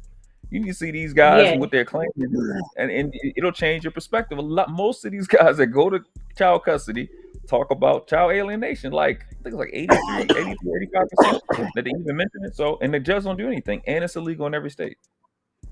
They don't do anything I about it. definitely want to see the paperwork because he's known to be a scammer and a liar from what I've heard. Yeah, I don't. Yeah, again, see, this again. I get what you're saying. What you and Bobby saying. We go through pain. We projecting on the situation. That's how severe it is. Like because you even Hmm. niggas as scammers and even niggas as criminals about their baby and about this situation, they be right. They could be a lame. They could be a goofy. I'm not trying to listen. I'm an '80s baby. No nigga is hanging with us. You ain't taking care of your motherfucking child. Bitch, you not hanging with me, Come on, nigga. bro. Come I'll on. smack the shit out you, bro. That shit is disrespectful, bro. I'm not Hmm. about to take for no nigga not in their child life. Suffer no delusion. I'm from Baltimore, nigga. Liberty Heights and going out Northwest Baltimore. I'm puppy son. I'm little puppy little brother. Bitch, I'll break your face. You sit your bitch ass around me, you not taking care of your son. That's like you spitting in my face. I'm not about to sit Right. there and help no nigga not be responsible. It's not happening. What if Trust and all believe. they I'm the last nigga gonna let a nigga get away with it. what if all But they you need gotta is call- what if all they need is 3 states work class? Oh, I was just thinking out loud. Go ahead, work class. Go ahead, Jeff. Uncle Jeff. Go ahead. I'm gonna have to, and I hate to draw this line, but it's perfect. World Class just said it. This is one of the problems with our community, is that I don't know a brother. I don't know a brother I respect that hangs with a group of brothers that one of them in there ain't taking care of his kids, and we know it. Beating his broad, and we know it. I don't know. I don't hang out with them kind of dudes. I do, however, know this to be true. In my travels alone, because when I spit this out, I'm sure nobody's ever heard of this, but in my travels, every group of sisters I know got one sister in there that is substandard, so they can look at her and go, at least I'm not Tracy. I know plenty. I know exactly. That's what I said. I'm psychic. I knew you would say that. I'm talking about me, my travels. I have never heard this ever, and maybe you have, Sister Mo. Maybe let me know if you've heard of this. The phone rings. The phone rings. It's Mike. He's sitting at home. Hello? Hey, Mike. It's Pam, Gina, Tina, and Michelle on the phone with you. We are Tracy's best friends. And we know that as much as you a dog, we know you love Lil Mike. And we need you to know that we are talking about her to stop her from keeping him from you, because that's wrong. I've never heard that conversation, and I need you to tell me the countless times you have. Hey, Uncle Jeff, real quick. I just said this a week or two ago. I've never in my life heard chicks say, I'm not hanging with no chick that got a child deletion. Because what's the difference between... Never heard of that. I'm not hanging... I've never heard women say this ever in my life. But they'll get online saying these niggas ain't in their child life. Well, miss, who the fuck you think you are when you deleted your child for comfort and convenience? So you can avoid having a hard time. You got... It's a corpse count when you do it. I've never heard women say it ever in my life. Well, yes, but now we're that's two different subjects. Let's get back to the one. Yeah, no, that's fine. That's fine. We gotta stay with that.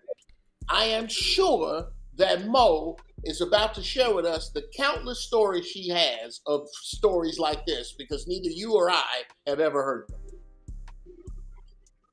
What are you saying exactly? I missed it. Like okay, I'll take you back around the track. I don't know of, I've never heard of a conversation where a man is on the phone with his baby mama, 3 best friends, saying, dude, we don't agree what happened between you two. You got caught cheating, whatever. But we know you a good dude trying to see your son, and she ain't got no business keeping you from him. And if she keep doing that, we gonna drop her ass like a hot rock. I have never heard that conversation. I'm sure you have, so I'd like to hear about it.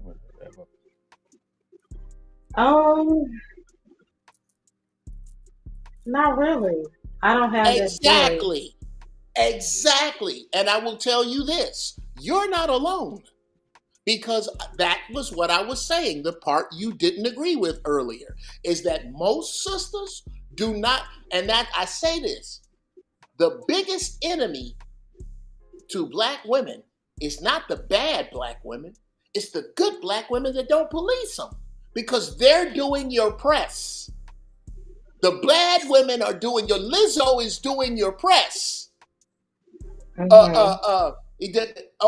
Insert trifling heifer here.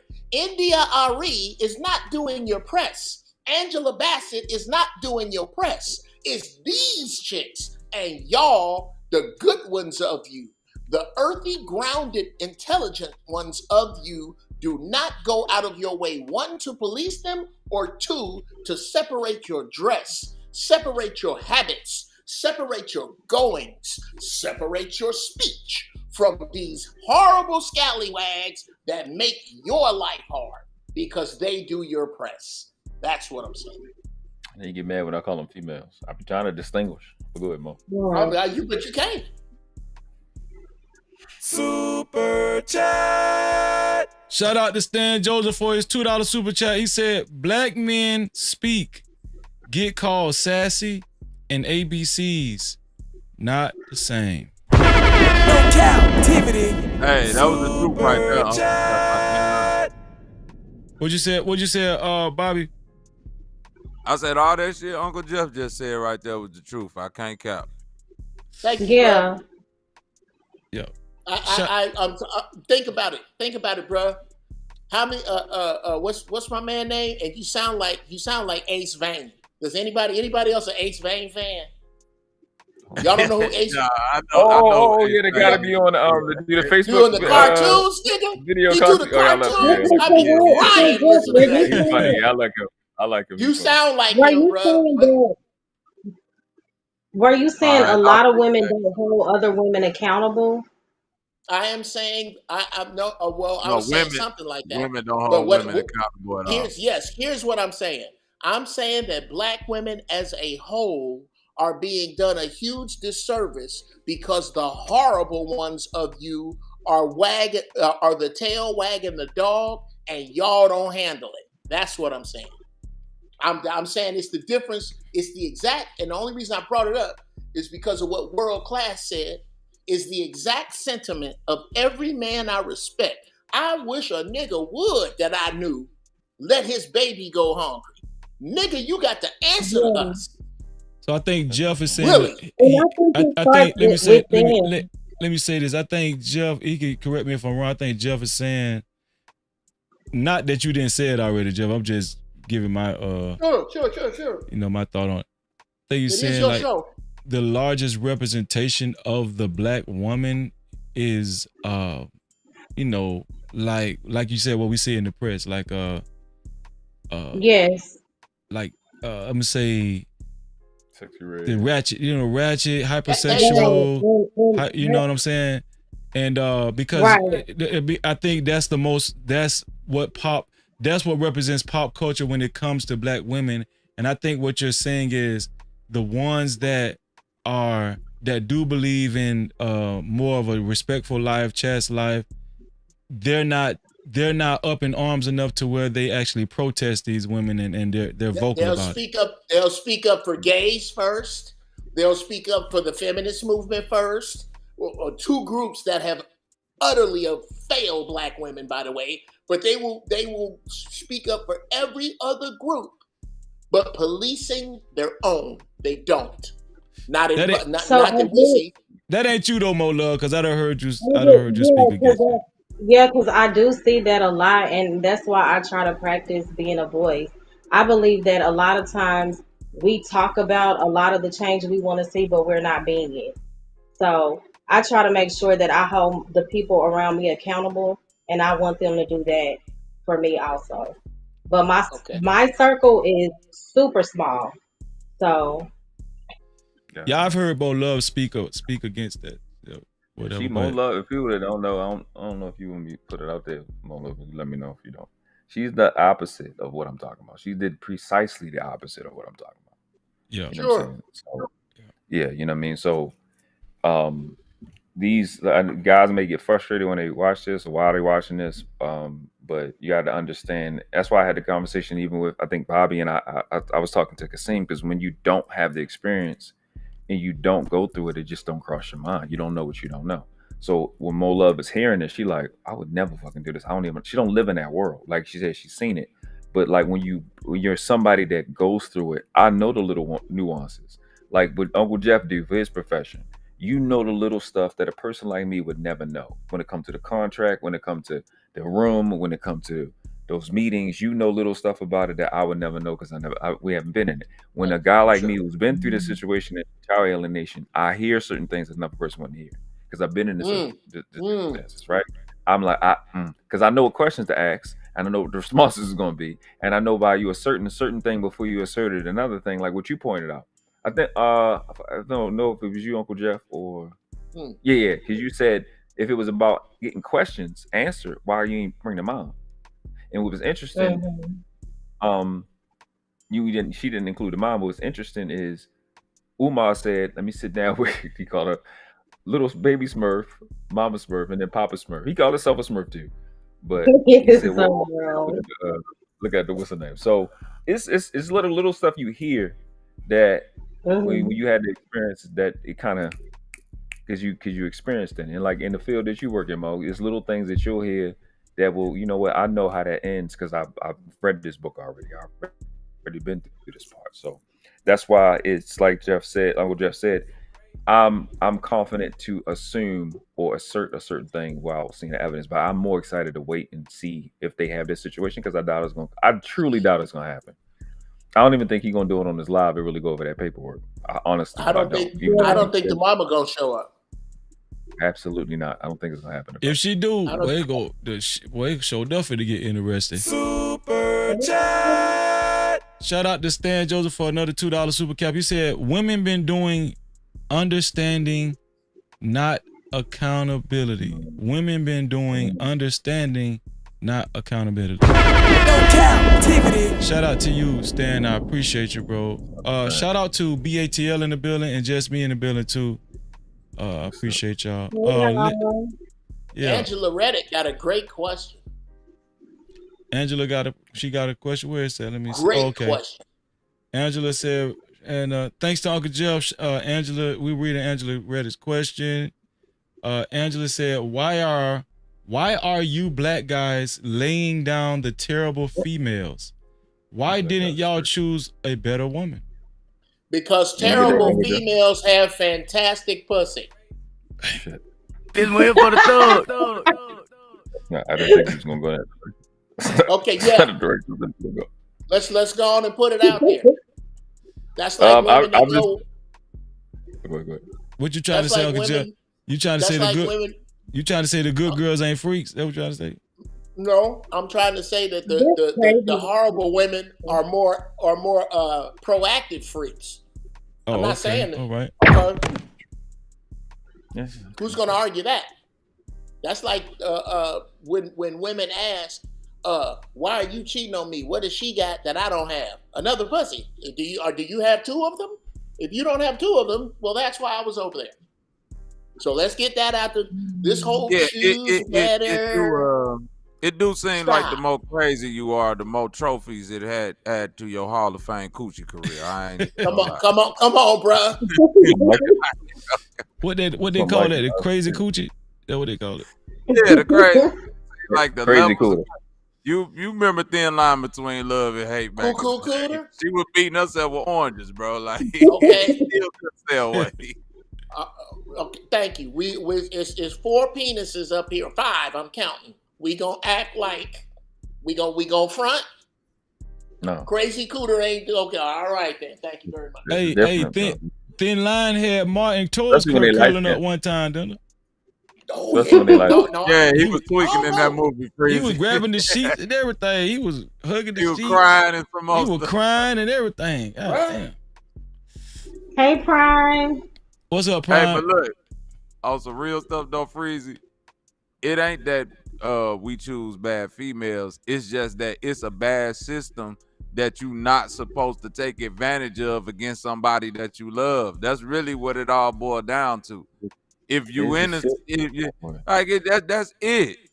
Like you can't take advantage of a bogus system if you claiming that you love black men and you know this system is set up with all the cards stacked against them. Why would you enter into it knowing that it's gonna put him at an extreme disadvantage? And 9 times out of 10, it be women doing that stuff, and then when they want to get out of it, the state be like, "Nope, I'm still finna tax this man and keep my foot on his neck and all that." So I get that, man. Yeah, I'm listen. I'm about to have a moment right now because this is shit that irritate the fuck out of me right now, nigga. Baltimore about to come out. You fucking notice when the bitches they break up and shit and they go, "Oh, I'm working on myself now. I'm gonna get myself together." What the fuck was you doing in a relationship? Opposite of working on yourself?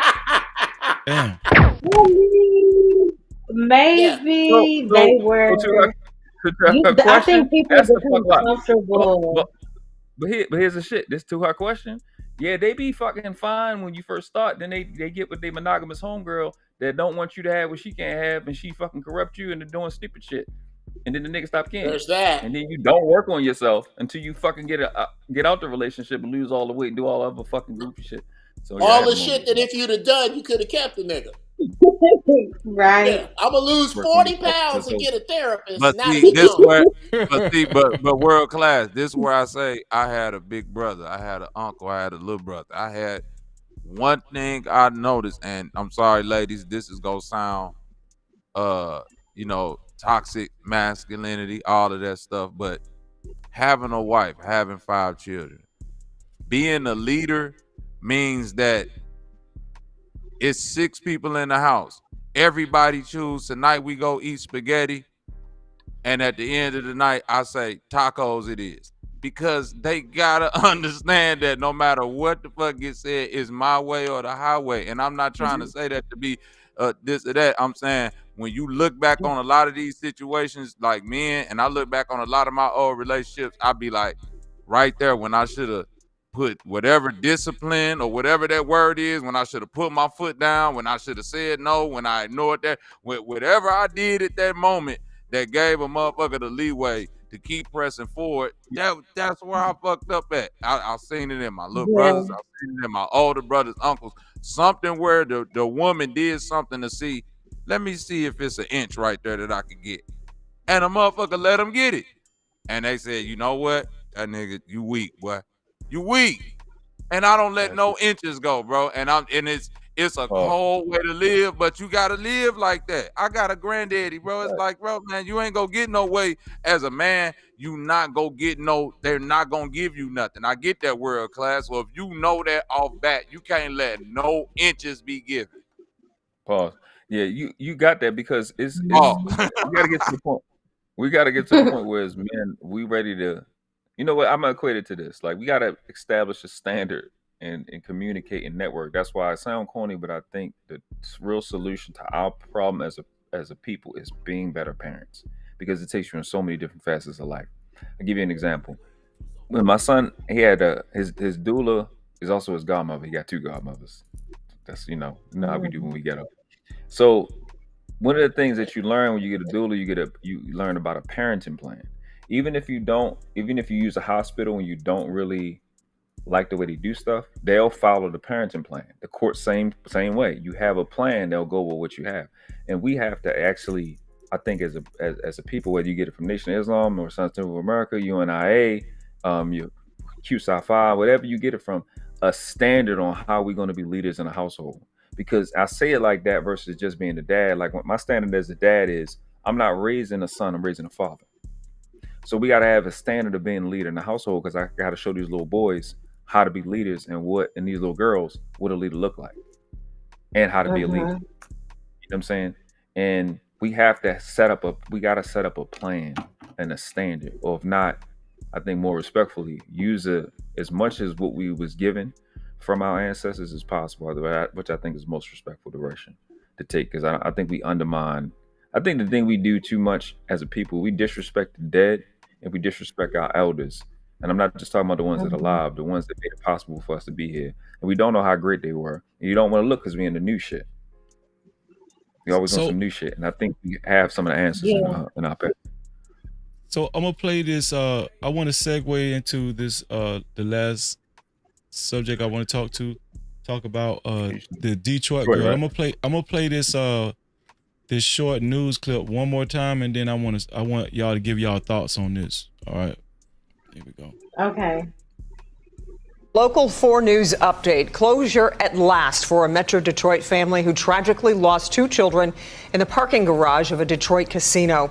After weeks of waiting, the cause of death has finally been revealed. The Wayne County Medical Examiner's Office, I should say, has confirmed that the children died from carbon monoxide poisoning. They did not freeze to death as previously thought by police. So this is a story that we've been following for weeks now. In the early hours of February 10th, Tatiana Williams parked her van in the Hollywood casino parking structure on Beaubien Boulevard with her 5 kids. The family was sleeping in that van. But later that morning, Williams says she found her 2- and 9-year-old unresponsive. They were rushed to the hospital where they were pronounced dead. Initially, police thought they died of hypothermia. The autopsy began the next day, and today the results were finally released. The medical examiner confirmed the official cause of death was carbon monoxide poisoning, and it was an accident. Tonight, we're learning more about how carbon monoxide affects people differently. Jacqueline Francis is live after speaking with an expert on the topic. Jacqueline. We're here in the Local 4 parking garage, and even though it's a big space, the carbon monoxide that can come from an exhaust can be deadly, and the amount that's toxic to me as an adult is different than what it would be for a child. They call it the silent killer, carbon monoxide, a colorless, odorless gas that is a byproduct of combustion. Unfortunately, it's not surprising. In Detroit being a northern city, we get a lot of carbon monoxide cases. Amy Nefsey is an ER doctor and toxicologist. She says colder weather means more heat sources and therefore more carbon monoxide. In the case of the 2 young children poisoned while living out of their van in a Greektown parking garage, she said the carbon monoxide source could have been one of a few things. There's an internal leak where it's not all being pumped outside of the cab and it collects inside the cab of the van. Then that could be one way. If not a leak, she says carbon monoxide could have filtered in from the exhaust through an open window. Once it gets inside the van, it settles to the bottom because it's heavier than normal air, and it layers down on the bottom of the van, and it doesn't circulate out because all the windows are up higher than where the carbon monoxide is sitting. And I'm sure the children were sleeping on the floor. She says the colder temperatures may have made things worse. If they did have a little bit of hypothermia, you're not going to respond as well to, not being able to breathe. So it was like a triple whammy. They were sleeping, it was cold, and there was carbon monoxide. So, as we see, there's new information. There's an update on this story with the 2 kids dying in the van. Initially, it was reported that these children died from hypothermia. They froze to death. There's been an investigation, and the toxicology report came back, and it deemed that the children died actually from carbon monoxide poisoning. We know that the mother did reach out to the city or whatnot, one time, I think, to try to get the kids situated. They didn't. The city guy, the white guy, actually did a press conference and said that he admitted that personnel never got back with her. Let me ask y'all something. Does this change the dynamics of this situation, or for anybody, or does it remain the same for you individually? You can go first, World Class, if you want. Yeah, it doesn't. It means absolutely nothing to me. I don't even care. It doesn't have anything to do with the fact of the matter. She put them children in danger, irrespective of whatever reaching out she did. Your decision led to your children being dead. If it didn't, and I said this, I think Mola, I forgot what we had this conversation at. I think on your channel, T channel. If the nigga would have did it, it would have been a nigga fault.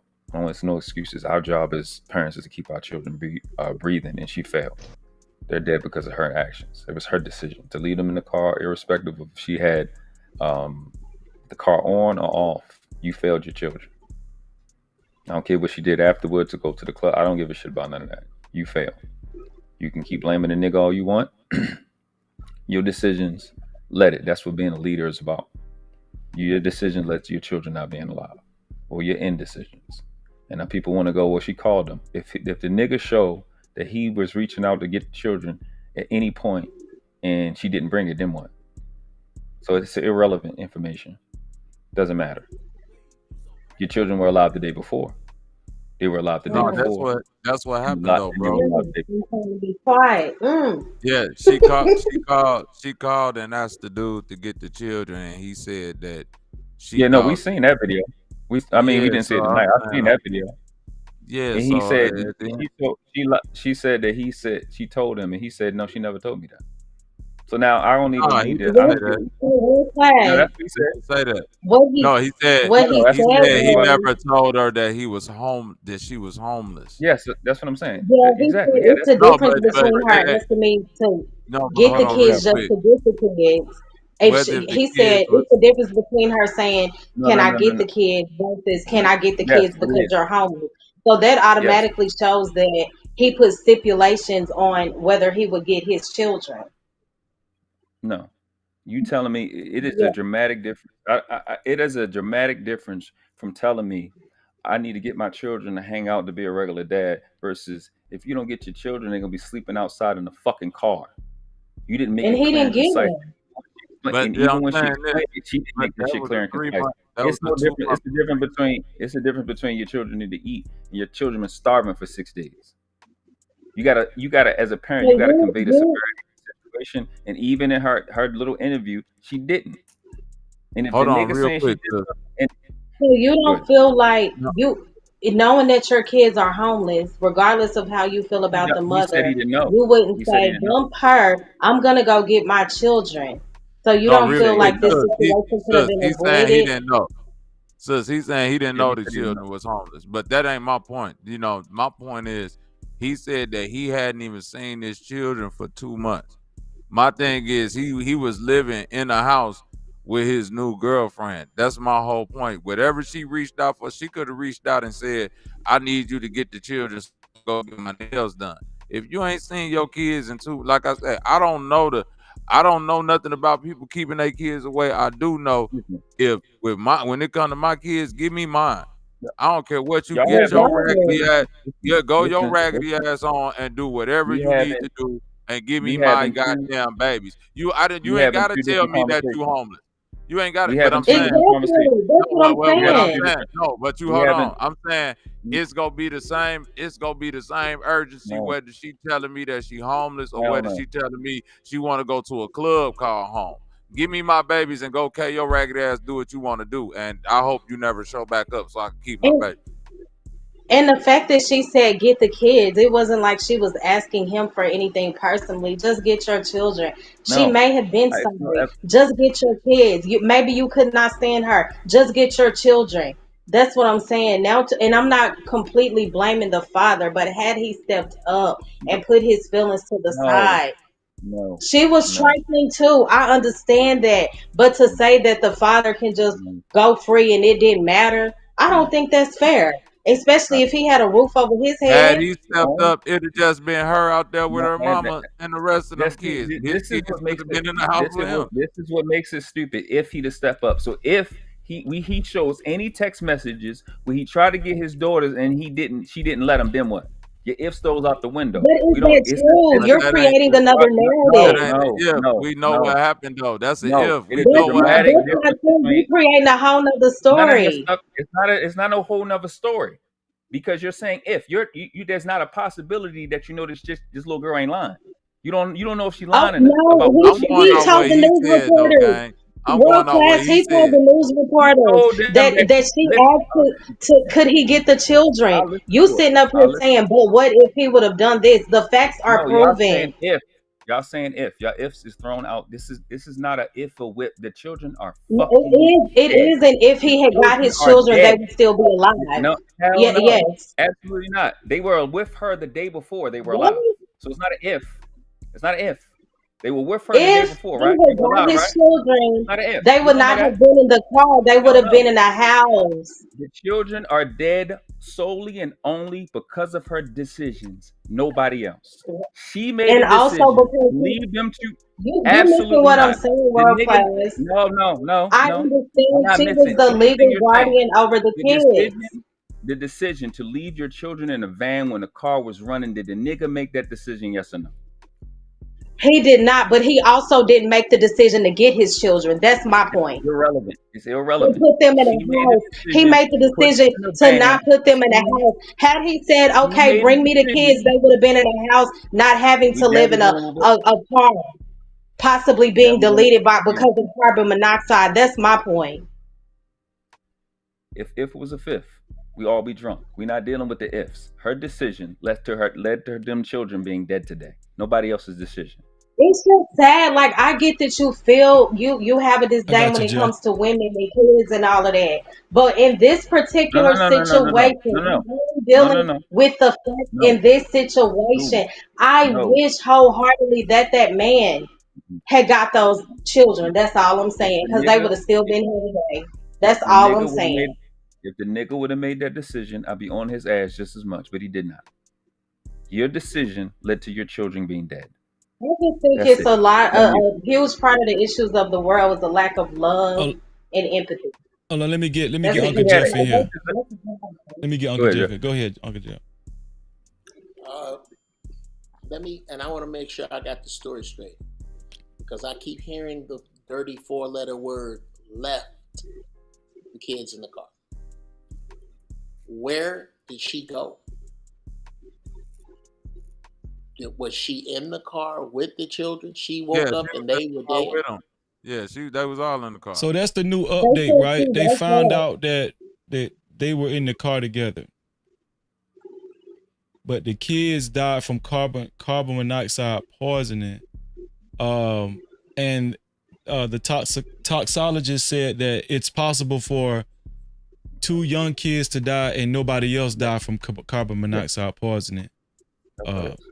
Because I was kind of questioning that too. I was like, well, if 2 kids die from carbon monoxide, wouldn't everybody die? But the toxologist said on the news report said no, it's possible for only specific, individual people to Because of die the and not everybody. density, It's, the it's still density like of the doses gas. and chemicals. Yeah. It's still like Yeah. it's still like an amount for the body type, blood ratio stuff like that. But there was like alcohol. speculation that they left the kids No, in the it's threshold. car. It's There was threshold. speculation that they left the kids in the car by their lonesome.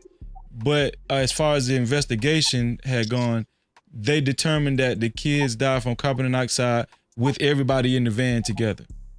Yeah, I don't give a fuck if it was an aunt. I don't care if it was Because a cousin. It was her decision. It's the threshold, right? Threshold of poisoning. It's the threshold of poisoning, right? So to kill an adult, you probably need 2 cups of poison, but to kill a child, you need 1 cup of poisoning. So it's just the threshold. Yeah. Threshold. Let me let Uncle Jeff finish his point. Go ahead, Uncle Jeff. Go ahead. Well, again, I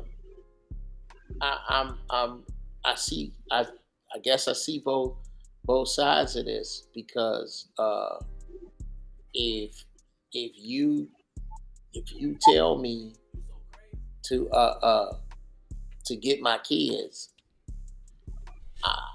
I got to go with my man. I smoke the best shit. I can't remember his name. He sound like Ace Man. Bobby Knight.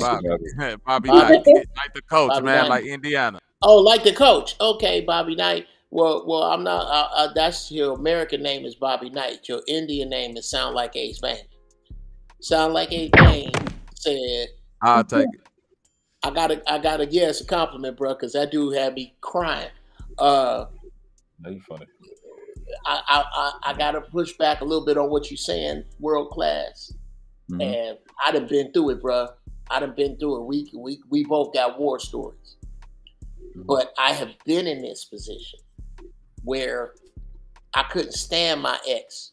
But whenever she said, can you take before she could get kids out, where they at?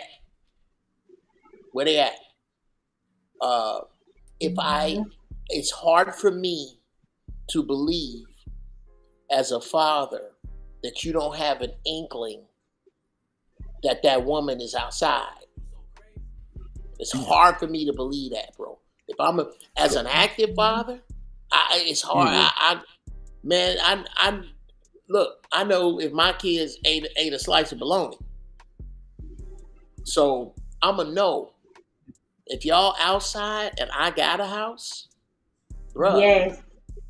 Yeah, but see, I'm this is why I take the position I take, Uncle Jeff, because I know a little bit more, okay. probably seen a little bit more than you. Okay. So I'm operating because I got to watch the video entirely, right? He said, Yeah, I maybe need to watch the video. That's probably what I'm the looking at. young man said, he said, you claim that you was homeless, but you live. This is what he said. You live in the same area where all of my family are surrounding you, the same houses you used to go to when we were together. So I'm finding it hard to believe that you were in such an issue, and my brain goes immediately to, but y'all was in a parking lot and the children died. So I can't give a fuck about anything she said because it doesn't make sense. So I can't really give a fuck about what he said. All I'm left with is he say, she say, Two and the kids. last person that made a fucking decision, that person, I don't give a. When the information come out, great. It being carbon monoxide versus them freezing means a motherfucking shit to me because it's a he said, she said about a bunch of fucking shit and it's 2 dead children. Fuck the stupid And they shit. just as dead. They Motherfucking- just as dead. That's what I'm saying. Because it's he said, she said at this point. I don't give a fuck. Who made the decision? It's on you. I don't give a fuck about the rest of that other shit. But hold on, real quick, and I agree with you Nelson, that world can you class. play the It is. dad's Hold on, interview? real quick, sis. I agree with world You say class. play the It do play the boil dad's down to- interview. Yeah, So, play it so we get some context. Jeff can see, But like, I his do agree reaction. with. Okay. I do Hold on, agree y'all. with world class. It do boil down to some he say, she say shit. Hold on, Freezy, can I answer the question? But the only Yeah, thing that after I'm Bobby the only go. thing, After Bobby, go ahead. yeah, Go the ahead. only thing that I'm at, the only reason why I'm even putting any onus on the man, because I agree with you. Ultimately, the decision why the children are here because of her. You know what I'm saying, or whatever she had to do. The reason why I'm putting any onus on him is because again, we talking about leadership. You supposed to be the Right. leader in this situation, regardless of what's going on. Yo, whatever issue you got with that lady, that gotta come secondary to what's going on with my children. I get that. Your family stay in the neighborhood or whatever. What that also got to do in the interview with you saying, I haven't seen my children in 2 months. What that also got to do in the interview with you saying that, oh, she didn't say that she was homeless. She just said that she wanted to drop the children off. None of that mean anything. I'm saying that at some point you could have intervened. When you didn't intervene and interject leadership, you see what I'm saying? When you didn't intervene and interject any leadership, you see what happened when leadership wasn't interjected. You left somebody who's not a leader up to try to be the leader, and you see what happens. Like, so as men, we can't keep claiming that, look at the women doing this, look at them doing that, look at them doing, then saying that when a man get a chance to be the leader and he put his hands up, you can't then disclaim the woman and say that, because that's not her position. We say that all the time. You're not the leader. Yeah. You supposed to be That's following me. That's right. Yeah, I Go ahead. Go ahead, So, Hot Sauce. all right, I'm gonna answer. Yeah, go ahead. I'm gonna let you go. All right, so looking at it again and again and again, before I kind of said this on both, but I'm going to say that woman needs to be in jail, and it's her fault. At the end of the day, she had full custody. At the end of the day, the decision she made led to their death. I mean, that's facts and facts and facts. If she really loved those kids, at the end of the day, you could have dropped them off at the police station. You could have dropped them off at the fire station, shelters, whatever, and just say, hey, simply, they have no place to live, and it's freezing cold in goddamn Michigan. Sub-zero Arctic weather.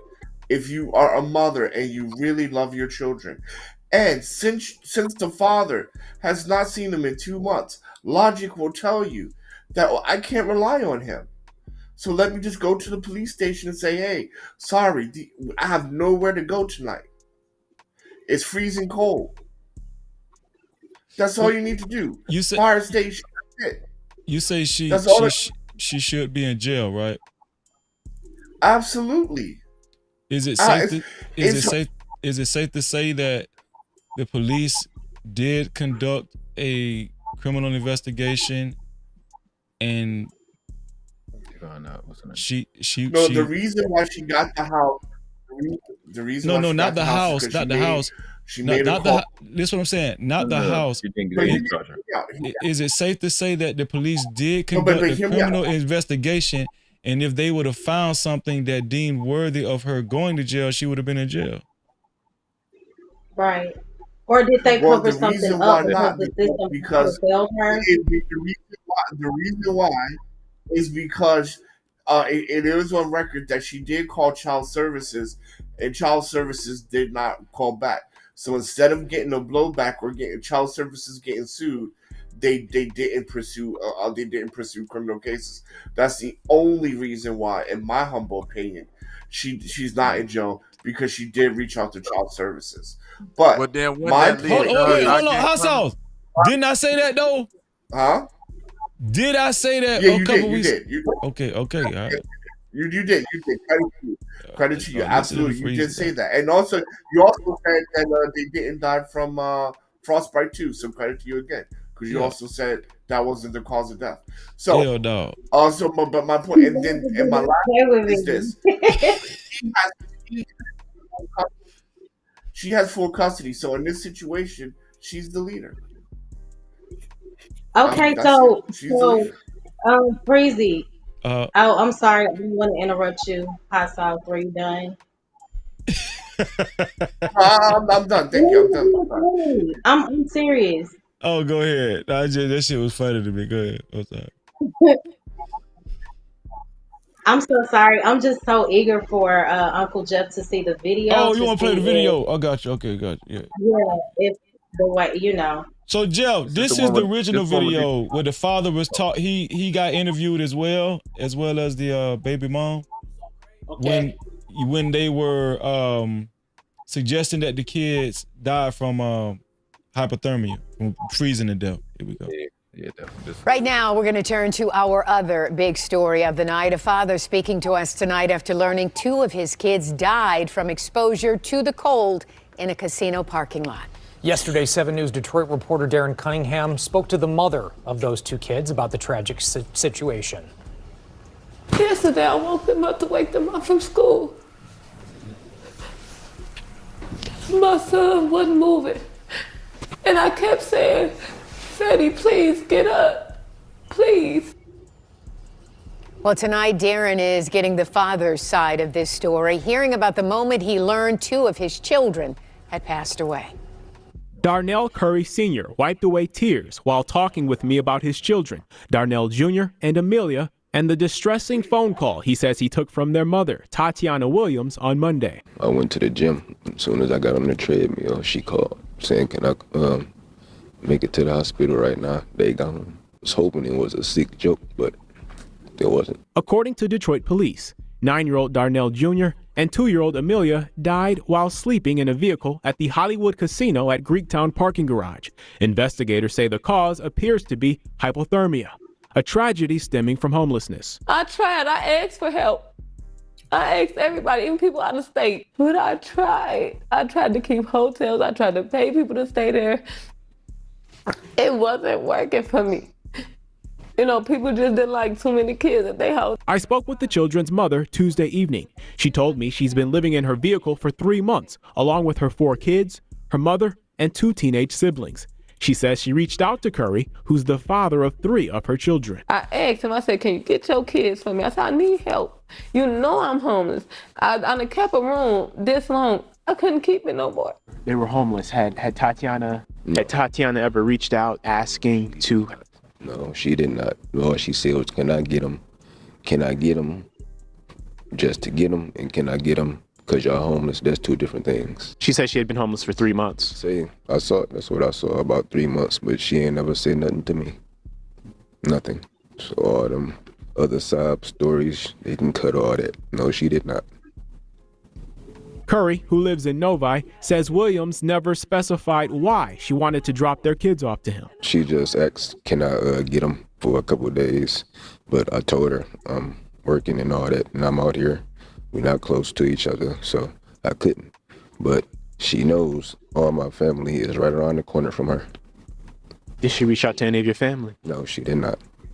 And she knows she could have, like we always used to do. He says the last time he held his children was a month or 2 ago, and that they typically FaceTime, moments he will miss. And there's a, police investigation into this. What is it you would like to see come of this? Obviously, nothing's going to bring back your 9-year-old and your 2-year-old. It don't even matter to me. Can't get them back, so it's whatever. Darren Cunningham, 7 News Detroit. That response is crazy. Okay. Like as a father, It was that's heartless. cringy, man. Okay. I know this is so hard for us to believe that a woman would hide something for pride. I don't. Are we really not being able? Are we really wrestling with the concept that maybe, just maybe, if he find out about me and this situation I'm in, he gonna take my kids from me?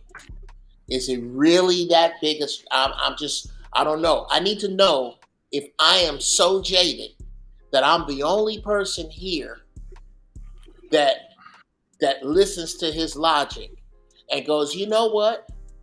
I've heard of things like this 3 or 4 times in my damn near 60 years where women are not exactly forthcoming. Am I the only one? Am I that jaded? No, listen.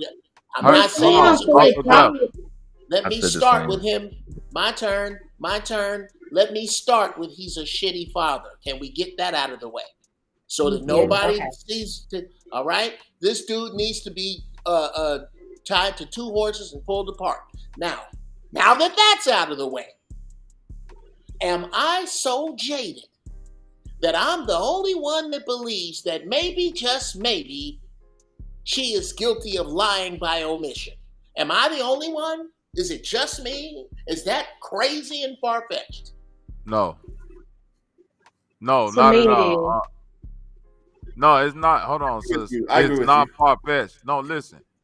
That's why that never was my argument. I agree with him that she wouldn't have that she didn't tell him that she was homeless or whatever. Just because of what Uncle Jeff is saying, she might have had fear that he go get the kids or whatever.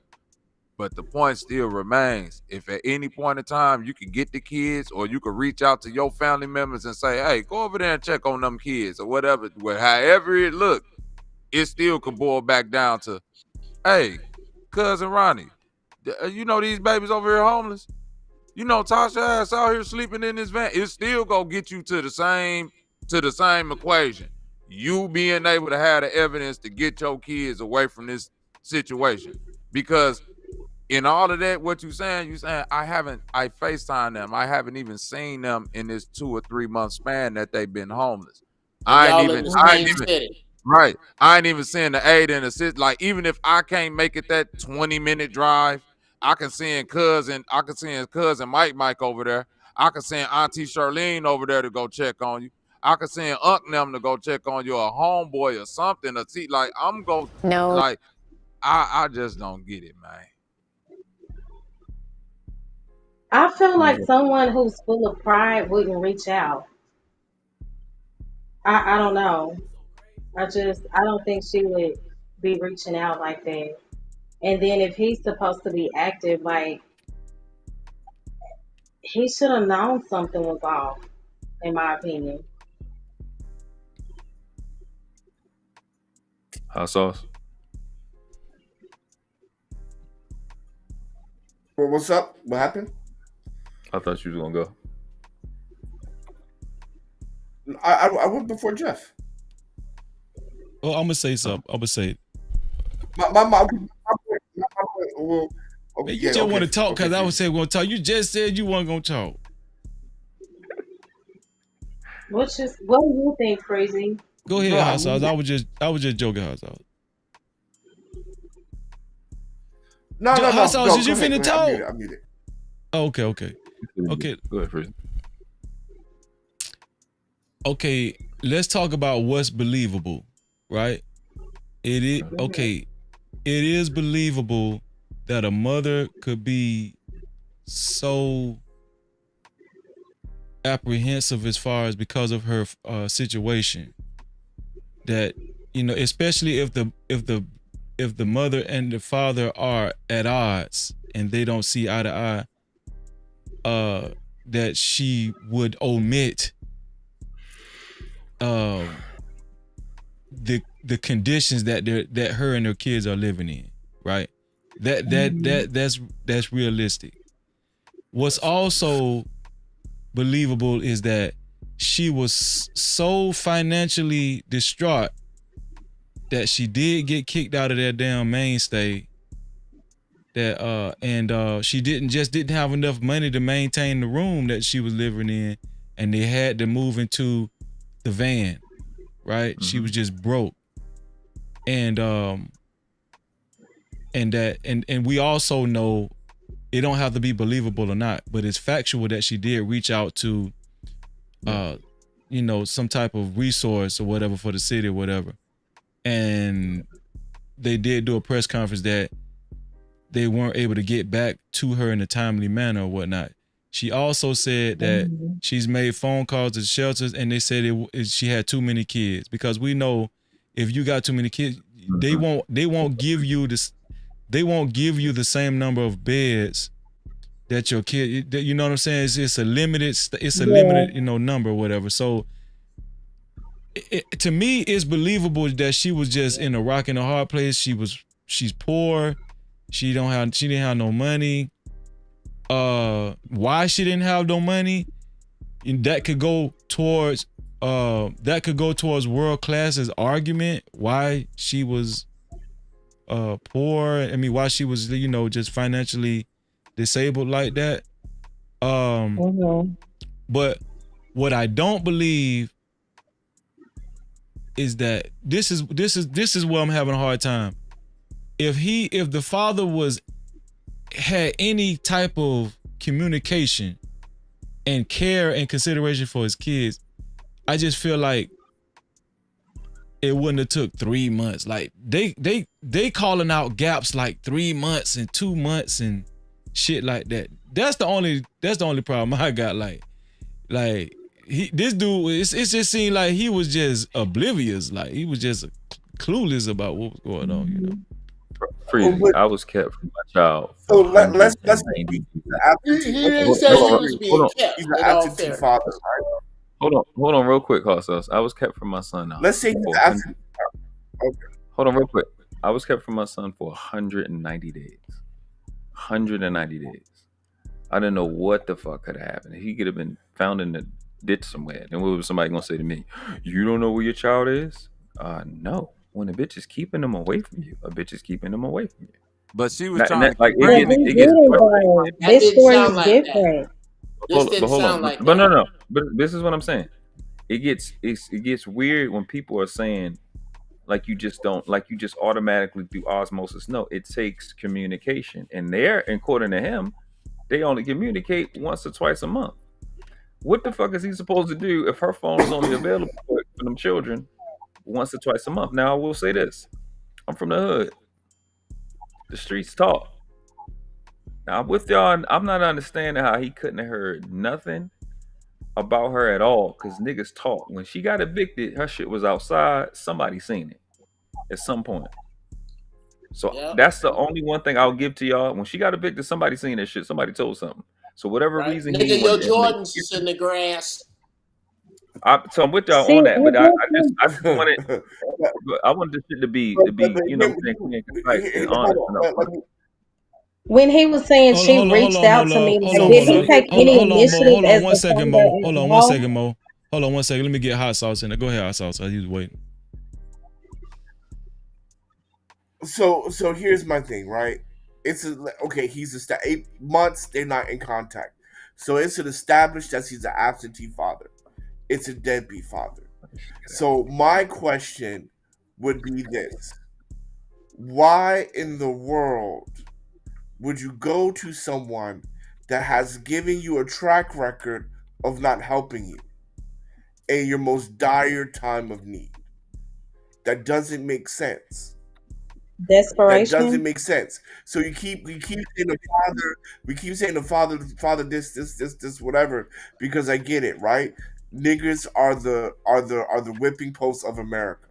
We love to blame black men for all of it, right? No matter what, put a nigga on the post, whip him and blame him. This is what America does. But at the end of the day, American court system says she's the leader. She has full custody. the history shows that he's an absentee father. He's not in the child's lives. So why in the world, as the mother, as the primary caretaker, would you run to a man that has shown you he is not going to be there in your time of need? This is something I pointed out. This It is something looked I like, pointed out. wait, real quick. It looked like she was trying to get assistance from the system. So, outside of the father, it looked like Right, a that's what I was real saying. bigger question is that like, not only did the father fail, or the city of Detroit failed, or the very system that's supposed to keep children from freezing at night failed her, or you know what I'm saying, or dying from carbon Yeah. monoxide. Like she did, like according to what she did, whatever she did, she tried to do it. If she had to sleep in that van and the babies had to sleep on the floor, and because of however the car was janky or whatever, it filled up with it, and she didn't know, man, that's just unfortunate. No, that's what's literally being said what happened. Right. Go That's ahead. what's being said what happened. So go it ahead. ain't that ain't speculation. They saying that the babies, the babies passed because they inhaled too much carbon monoxide Carbon because of poor monoxide. Yeah. ventilation. Yeah. Because of Yeah, from poor exhaust. ventilation, because Yeah, they're exhaust. keeping the car running in the freezing cold to stay heated at night. Let me Because she didn't get call everywhere to try to get shelter and can't get it, even from the dad. let me get Mo Love in there. Go ahead, Mo. I forgot. It's okay. I'm gonna say this. Is it safe to say, because we know some mothers that never took preventative measures. They just didn't give a fuck. Like the woman that left her kids in the house for 4 years and shit. It's mothers like that. Is it safe to say this? At least this mother right here. No. Please. At least this mother right here, she took preventative measures. Fuck Yes, she fuck did. that. Yes, she Fuck that. did. We're Yes, not she doing A did. for effort. I We're not hate doing A for that effort. it sounded like she How didn't old she try did it not. out. Maybe she Fuck should the have followed up, Your job. but Your to say job. that she was just sorry, she reached out to the dad. He just sounded like he didn't care at all to me. And yes, she is responsible for the negligence. I agree. But if parents can learn to work together and put their feelings aside, this could have been avoided. And it shows that he was not as active as he should have been.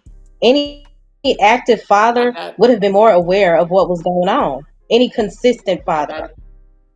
I just I gotta him being co-sign that. I gotta co-sign that, bro. I don't know. I honestly, with maybe I'll pop my collar a little bit. Got a award for most active parent 2 years in a row for my youngest son from his grammar school. That's what's up. That's awesome. I lived in the same. Oh my God, y'all! The shit. That's what I so identify with world class. The shit I went through to do that. My career suffered. My sanity suffered. But because of that. Hold on, Uncle Jeff. Hold on. All right, go ahead, Jeff. My sanity suffered because of it. In the same, ain't no way my kids ain't gonna hear from me for no damn 2 months. And we in the same city? Y'all in the same city. Bro, I used to walk to see my kids. Man. I could tell y'all some stories. So it's rough for me to believe that even if I did this. My ex was trying to keep me from my kids with no court order, but I knew where they went to school, so I used to go eat lunch with them. I asked the school, that's how I wound up volunteering at the school. What time is lunchtime? I'm gonna come up here and eat with my babies. If he eating with his babies, he know they sleeping in a van. And one of them's a newborn. Yeah. I'm gonna take half of this weed money and buy some Pampers. Yep. Okay, I'm sorry. That's somebody consistent. that's taking Sure. initiative. It sounds like in a new, oh, she contacted me, she did this. What did you do? Did you ever take initiative, sir? Doug will. Now, now, That so will- whoever said the city of Detroit is complicit in this is absolutely true. It's absolutely true. That there there is a negligence, there is a wanton neglect with regard to our people and systems. These people don't give a fuck about us. They really don't. We have to care about each other. That's a community failure. You mean to tell me did none of his homies know? Hey, bruh, I know if I knew the nigga and I was cool with him, hey man, your girl out in the car with this newborn? What I gotta do? Yeah. Here's 100. Here's tell me I'm gonna look for some work for you. I'm gonna this is a collective failure. This is not just her. And sure, this is you gotta chalk this up to ignorance. Now I would feel totally different because I did when I heard this was at a Hollywood casino hotel. Is this heifer in there playing blackjack while these babies is in the bed? That's a color of a different horse. That's why I asked. It might have been free parking or something like that. Right. Yeah, This is the but thing see, I that's think but hold on real quick. let me just forget. We're showing bad decision making, right? Yeah. We're showing bad decision making because again, we keep saying if. That's not on the table. You got to look at the resources that you have and the resources you don't have and make the proper decision. The father is out of the picture. He's been out of the picture for 2 months. So going to him is a bad decision. Parking in the car in sub-zero level is a bad decision. Wanting to not be separated from your kids and putting them in risky situations so everybody can stay together is a bad decision. And that's the crux of why they died. Because instead of separating for a time and trying to come back together, she kept making decisions based off of how can I keep everybody together. So you're saying she should have just straight up called CPS and told them to come take the kids away.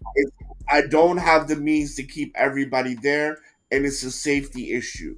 I'm in Michigan in sub-zero weather, running the car with a newborn. Okay, it's a safety. what percentage of parents in the United States, white, black, Hispanic, any race, would actually voluntarily call CPS or Department of Children and Families and say, "Hey, come just take my kid"? Real quick, crazy. Hold on. Let me answer that. In the scripture, 2 women went to the king and said, "That's my son." The king said, "Well, I'm going to cut it in half, give you a piece, give you another piece." The mother, a good mother, a great mother, said, "No, give it to the other woman." Because a good mother, a great mother, when it comes to the point, you got a newborn in sub-zero weather, a good mother's going to say, "You know what? I gotta do what's in the best interest of the child," right? You can say that all night. You can say that all night. Hazal, you you didn't answer my question, right? I'm just right. saying. Now, hold on, Freeze. This is not, but hot sauce. I This said what I'm what saying. percentage? So how many? Okay, so 50 percentage. So hold on, let me ask you directly. Percentage of white women, I don't know. Percentage of Asian women, maybe 30%. There you go. Okay. Now, Percentage of Latinos, matter of fact, I would say white women 50%. White women will give up their children like that. They That's why I said Detroit failed her as well. She called all the resources that was supposed to come to the aid of the children, bro. Right. When She you call, called bro, all the when you resources. hold on, real quick, hot sauce. as a bro, I know this, bro, because I work in the community and I done work with people that's homeless. I work for nonprofits. I done work for the city, bro. And when somebody homeless with kids and they call any one of them shelters, they call any they call any type of CPS organization, them folks got to report that to somebody to come find out where them kids at. They got to. That's why I said Detroit. Anybody she called in the city that she called for aid and told them that story was supposed to report that to CPS, and CPS was supposed to go get on top of that ASAP. The kid, they were supposed to go find her that night. Kids put you at the top of the list. You hear me, Uncle Jeff? They supposed to push that to the top of the list. They were supposed to city. The motherfucker who failed was that raggedy head bitch that was just in the fucking screen. She is the one that failed. Hold on, She failed. Hold on, She failed. I'm trying to make some space for you, class. She Go ahead, put her class. goddamn herself in that situation. She failed herself. What the fuck are we talking about? Y'all blaming an entire city that exists on rape. She did it. No, fuck the calling. The motherfucker is able to go twerk after the babies are dead, so the bitch can work. Hold on, let me say this. She called. If bullshit. If the nigga would have came, if the bitch would have realized she wasn't good enough, she should have left the motherfucking children with their father from the beginning. Well, he would. The fact that she reached out, like, let's just deal with what the facts are now. He failed, she failed, everybody failed, and because everybody was thinking selfishly, the kids are no longer here, and it's very unfortunate. This is false. This is false. This is revisionist history. She called all the services that she thought that would keep them together. Did she call them services she when did she not. was fucking? Wait. She called the person she made the child with also, and he didn't do his part. She Fuck did you not. calling people She to take called care of your all the motherfucking services. responsibility. She called the father, the person that the other party that's equally responsible. He failed too. All the services that she thought would keep them together. She did not exhaust all the services, because there are services where she would have said, just take the kids from me. I can't take care of them. She called the services that she thought would keep them together. She did not call the police. She did not call DFC. I wish the dad would have stepped in. He was sleeping in a warm home. I wish he would have thought enough to get his children. They would still be here. At the end of the day, a good parent is going to put the safety of the child first, and she did not do that. She made decisions based on selfishness, based on let's keep the family together. You do not have the resources, you do not have the money to do so. So you should have put your children first, especially a goddamn newborn. So your basis is she did do preventative measures, but she should have ultimately made the hard decision to call CPS and break up her family. Yeah.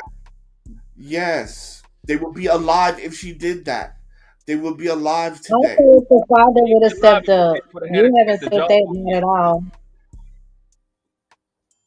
They would have been alive today, and then you could have worked to get them back. Throw them in an orphanage or something like that, and you could have got them back. And the fact that we keep bringing it back to the father, knowing he hasn't been in a life for 2 months, that is bad decision making. Right. Don't hold him accountable for nothing. Gotcha. It's not the point. The point is he has shown you a track record of not being there. Why in the world would you go back to him when he has not been there for you? That is insanity. I'm not gonna I'm not gonna twist it like that.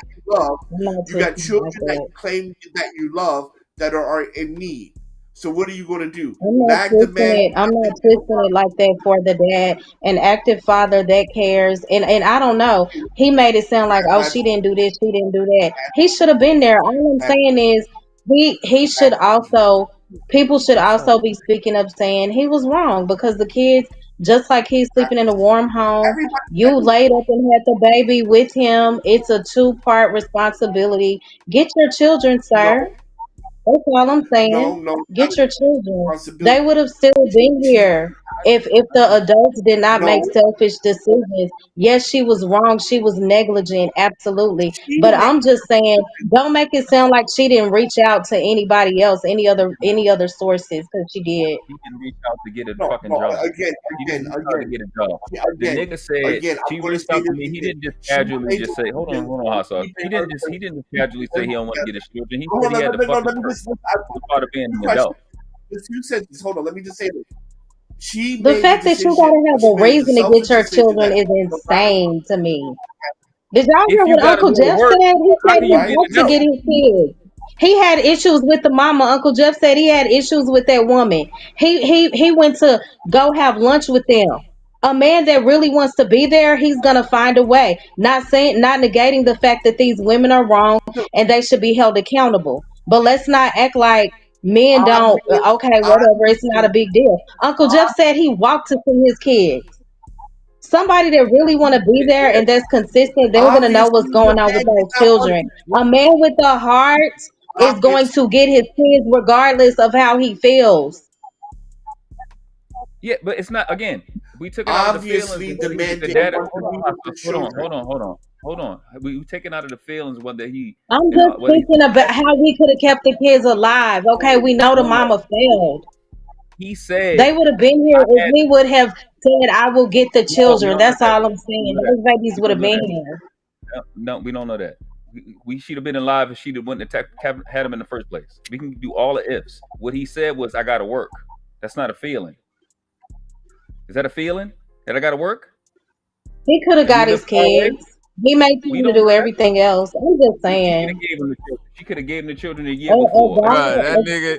I Hey, guess or a I week just before. hey, get 12 out Huh? here class. I'm differently. with I you. She Hold could on, have think wait, had a wait, about wait, it. job wait, for a wait, year. y'all, She wait, could have had a wait. job for 2 years. She could have had a. We could have do a lot of ifs. What we do know is she made a horrible decision and her children are dead, and we want to blame the nigga and blame the state and blame CPS. Who the fuck was fucking the state, CPS, She or her? reached out. But It's her, you right? I'm saying not about to just did the because She nigga should have work reached for out to 2 get a months job. straight? That's all I want to know. Because if that nigga worked for 2 months straight, that's the longest that check should have been fat. Because he said he ain't seen his kids in 2-3 months. So one of them weekends you was off, bro. She should have drove the exactly. car No, worked. you're not She for could have sure. drove Yes, them I have an deals. She could have had opinion. Thank all the you. shit. I don't care about the shit. I don't trust neither one of the shits that they say. One of them niggas or both of them alive. It's starting to show. It's starting to show that we as black people are not good decision makers. The man obviously has shown through his track record he don't give a shit.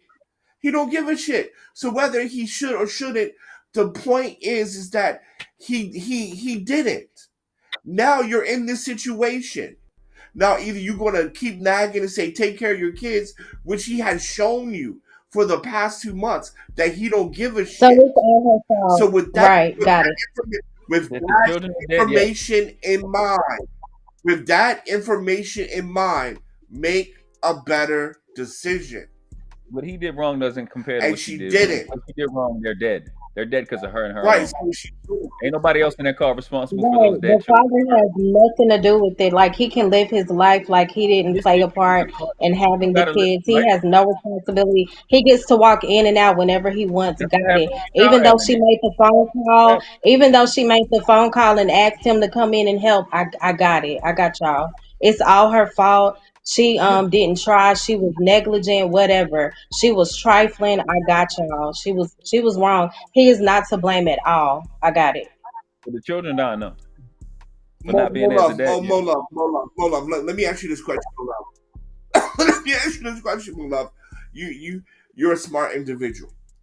If God forbid, but just go with me, but God forbid, you have a child with a man who was a degenerate, doesn't see his kids for months in on time. You're in this predicament. Now you know that this man is not dependable, not reliable, and you're in this situation. My question is, and he has proven it to you. He has proven it to you. So my question is, why would you, as an intelligent human being, go to him in your time, in your most dire time of need, knowing the outcome?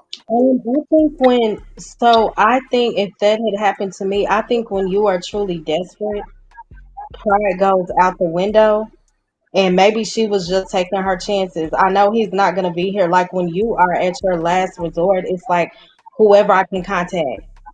I don't think she was thinking that at the time. I think it was a matter of, I just need my babies to go somewhere. Hopefully this time he can come through. I understand what you're saying. It was ignorant of her to even maybe think that he would be there. I get that. But when you're desperate, I mean, by any means necessary, get your kids. What I see, what I But see, Would you agree? It I doesn't make get sense. Would you so agree? I It get doesn't so make sensitive about this topic because I cannot imagine calling my ex saying, "Can you get the kids?" And it's a situation like that, and they denied me. What?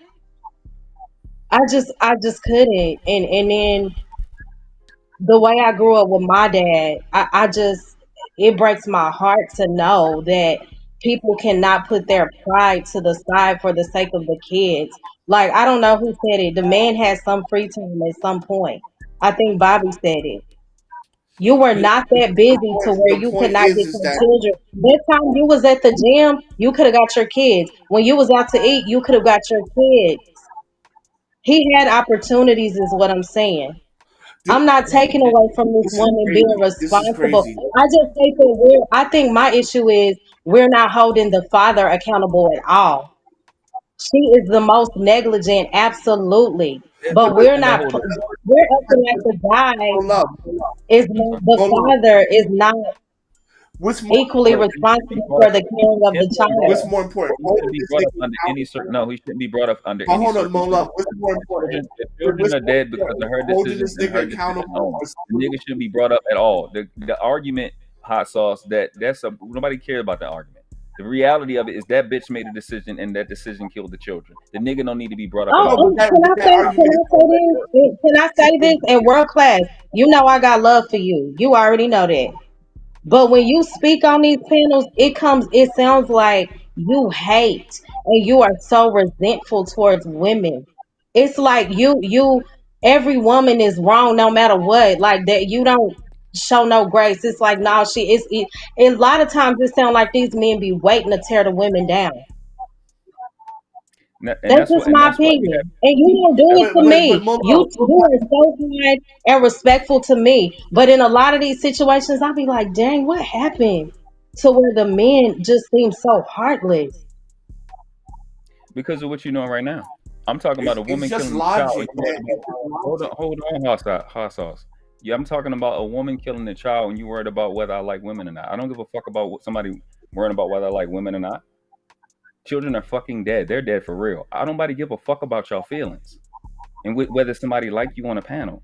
These children are dead because a weak bitch made That's the what Yeah, I'm decision. she didn't saying. kill. The She children didn't are kill dead the also children, because though, of bro. the She man. didn't kill the That children, man though. was selfish. Y'all don't put no blame on this man at all. Y'all don't Because see he's that not that's a responsible problem, for that. that the That's man not how couldn't death put works. his feelings Death don't or work like his that. It selfish don't work like that. decisions to the It don't side. work like We that. know the woman was How it works. homeless. We know that He she didn't made put poor decisions. But at the end of the day, those children are innocent, is what I'm saying. If people put their feelings to the side and put the need of the child first, a lot of these circumstances could be avoided. That goes on both sides with the moms and the fathers. And Mayor 963, I am not No, projecting. I'm just simply giving my opinion. Here's what I'm saying. Can I speak for 2 seconds? that What is it that is, no, not that hold on. Let me speak now. just hold That is on. Y'all been absolutely talking for 12 minutes. Hold factually on. Hold on. Please hold that is on. Please hold on. factually incorrect. What actually Well, happened no. You've been when going back and forth. Hold on, man. You guys been going back and forth. I hadn't got I a haven't. chance You to can say interrupt anything everything you talk edgewise, right? So first of all, Molam, that is factually incorrect. The point is just that he That's has your proven that he's opinion. not. But go ahead. No. That is not. It's on record. It's on record to say he hasn't been there months on time. That is not an opinion. Given What? That he number hasn't two, been there? That's a choice. That's a choice. Go so ahead. no. Because if we're saying, put the child's best interest, then the child's best interest was for the mother to relinquish custody to the state. That was the Okay. best interest of the children, right? Okay. That right? They would be alive if she relinquished. If 1 month in, have no place to stay, relinquish the custody to the state, children will be alive, right? So if we're talking about the best interest of the child, but we're not really doing that. All we're doing is saying that it's his fault. It's his fault. Niggas need to be held accountable because it's his fault.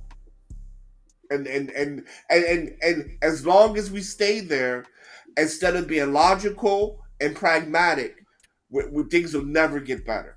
And I'll rest my case. Right. There. No, we Nothing can't else. drop. We can't drop no Hold more on, before details. y'all We go, not hold dropping on. no names. Let me read Big Bad Bull super chat. Super chat. Shout out to Big Bad Bull for his $5 super cap. He said, "This chain ain't the manosphere. Oh, this channel ain't the manosphere, nor Thank feministphere. What BT? Yet here we are playing. But yet here we are blaming women and men. Placing blame will not bring the kids back, nor prevent the next situation." No Cap-tivity. Shout out to Big Bad Bull, man. You right, Big Bad Bull. Here's why it won't prevent the next situation, because we have what we watch. It's been, growing up in Baltimore, I was around a lot of criminals.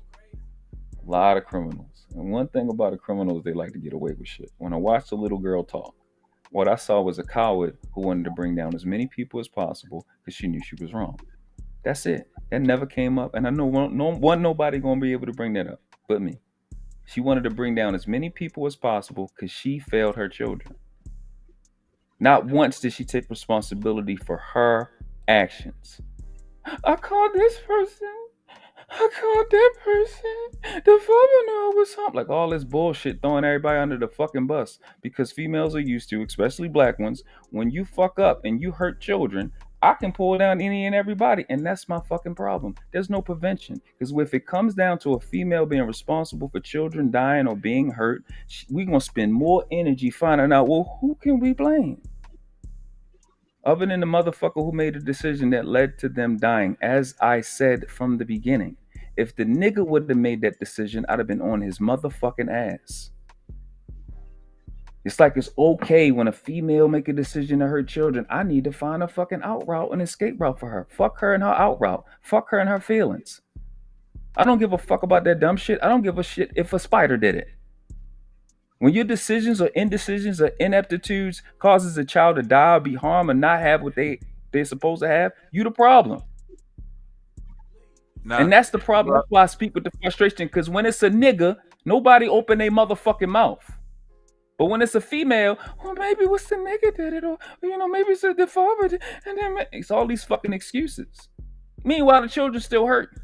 And these chicks and these niggas that cape to the shit, you looking for a fucking escape route for the chick. The baby's still dying or dead. Do only for the child only. Fuck giving a bitch or some other bitch nigga a fucking out or bringing in somebody else. When these chicks make decisions to hurt, go the fuck down by yourself. You was a big bad motherfucker when you made the decision. Go down by your motherfucking self. When we hold these niggas accountable, niggas don't say a fucking thing. If I was up here, the bitch wouldn't come up. Yeah, y'all right. It's the nigga. Y'all wouldn't say a motherfucking thing. Keep that same energy. This is crazy. Let me make some room for Bobby. Good, bro. Yeah, I just feel like, using the word kill is strong. She was extremely negligent. She shouldn't have put herself in that situation. And she, it was people around her that shouldn't have let her get put in that situation. It's funny how on one hand we can't say if, but then on the other hand we can offer hypotheticals, because I heard that, if she would have did this, if she would have called, CPS and gave up the children, and then the sister is saying if the father would have intervened. That's why I say I tend to stay unbiased on all this, because you're dealing with two people who most likely are poor decision makers. They shouldn't have probably had children to begin with. But me, Right. I don't know the life of a woman because I never walked in them shoes. I only know what it's like to be a man. That's why when I see certain things and it's smelling fishy on the man's side, that's all I can address. It's for the women to address women. That's why I agree with Uncle Jeff when he say, "Hey, upstanding women are doing a horrible job at holding weak ass women feet to the fire." I agree with that Mm-hmm. because that ain't my job. That's not my job to be holding And bogus weed you're women not a feet leader. to the Then you're fire. not. You dig what I'm saying? That's for the upstanding women. And when y'all don't do y'all job, Then you're not a leader. Hold on, go ahead. Finish your thought, Bobby. When y'all don't do your job, I'm sorry. I hit no, it I'm premature. saying when the upstanding women don't do their job, then that's when you see shit like that. But it's our job to, lead the example for the men. That's for us to do. Women, y'all gotta handle that shit right there. Y'all gotta be the ones that speak loud. That's why the shit go keep on happening. Cause if y'all don't make the shit uncool, then it's gonna keep on happening. Men, it's for us to look at this dude and say, "Hey, bro, you the first line of defense towards all this bullshit." Regardless of what happened, bro. You the first line of defense. Yeah, you chose a raggedy bitch, bro. We get it. She raggedy, her weave raggedy. She up here making horrible decisions, but you Right. compounding them with work. You compounding them with your own fucked up decisions. So you don't get no grace. You don't get to sit up here and cry this one solitude tear talking about, man, you don't miss them kids. You finna go to the gym after this. The same as she finna do. She finna go Man. twerk after this. Again, it leads to the same thing the sister saying, don't nobody give a fuck about them kids. Shout out to Yeah. Lady Neville. Shout out to Marcus. What's going on, Marcus? And Royce Man, M, this B Sammy, all y'all. Mayors 96 Trey, all y'all, everybody. Stefan, thank y'all. The Most High. Appreciate y'all being here. J Bay. Shout out to J Bay. Super chat. Shout out to J Bay for the $10 super cap. I appreciate you. J Bay says Kevin Samuels was right when he said winter is coming. This sad situation was a clear example of that. Justice must be served. No Cap-tivity. Thank you, JB, for your $10 super cap. If you guys would like your comments read and highlighted, you can either send a super cap, aka super chat, or a cash cap, aka cash app to $ no cap freezy. That's $ no cap freezy. I'm noticing that a lot of people got a lot of opinions right in the chat. If you want your comments read and highlighted, send a super cap or a cash cap. Go ahead, Hot Sauce. Man, like listen to this, man. We are in trouble. We are in trouble because on one hand we're the leaders, right? But we can't correct women. That's for women to correct. But last time I checked, when you're the leader, you correct everybody. Because when we go to the work, that manager is telling the women what to do, the men what to do, the janitors what to do, and if you work in a multicultural spot, he's telling all types of races what they need to do to push the firm forward or to push the company forward. But somehow in the black community, black men leadership only goes to the extent as holding niggas accountable and only be an example, but you can't check the women. That is insane to me. Let me clarify. Real quick before you I run let you past rock. that point, though. I let you rock. You're right. If I misstated it or I misunderstood, I sincerely apologize. But I can only go by with the information you presented. So I'm happy to be wrong. But just please let me land. Second point. Look, the man has demonstrated he's not going to be there in his life and be dependable. That is fact. There's at least 2 months on record to show he has demonstrated that. Number two, it is fact. She went to service that's going to keep them together.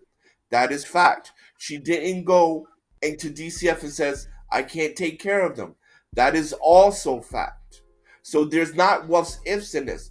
So again, we have to lay the responsibility solely at her because she made decisions not based on the best interest of the children, but on keeping everybody together when she doesn't have the resources to keep everybody together. And that was poor decision making. I'm not calling her a killer, but her decisions absolutely 100% led to the death of 2 children. And I rest my case. Did you want to? I'm gonna get final thoughts because I'm getting ready to wrap it up. I got to appear on Lucky's show tomorrow. I mean today at 9:30. So Oh, okay. yeah, What's the topic?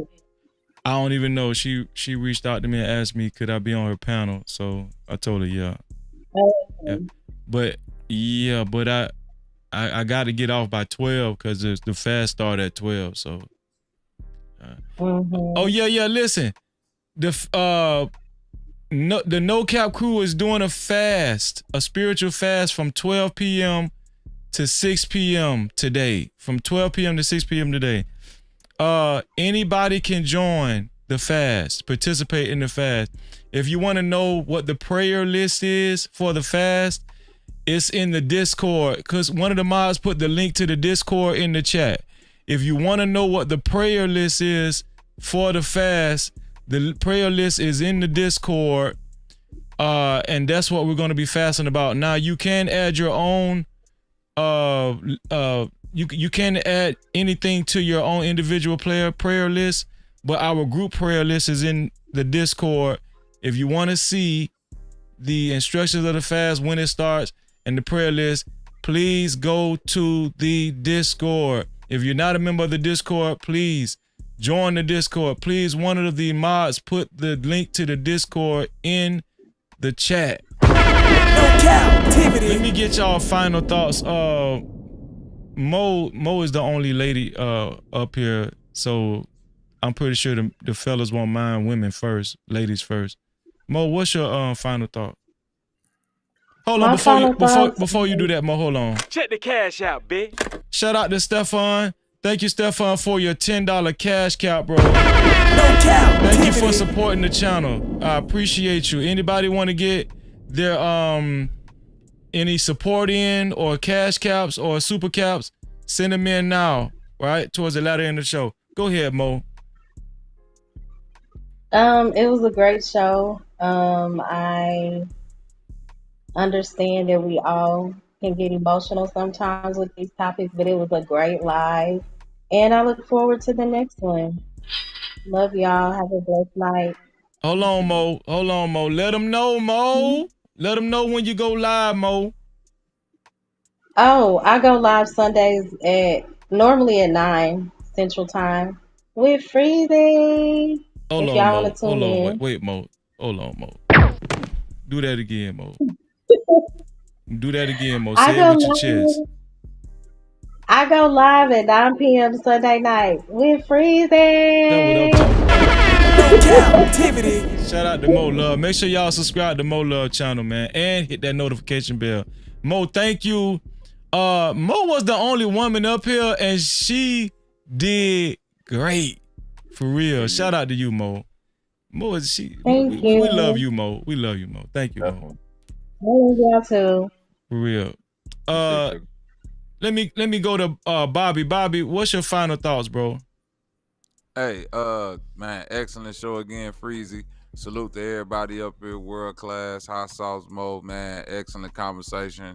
Uncle Jeff, if he out there in the ethers listening, man, I'ma just say that it's good when we can get up here and bounce ideas off each other as men and let steel sharpen steel.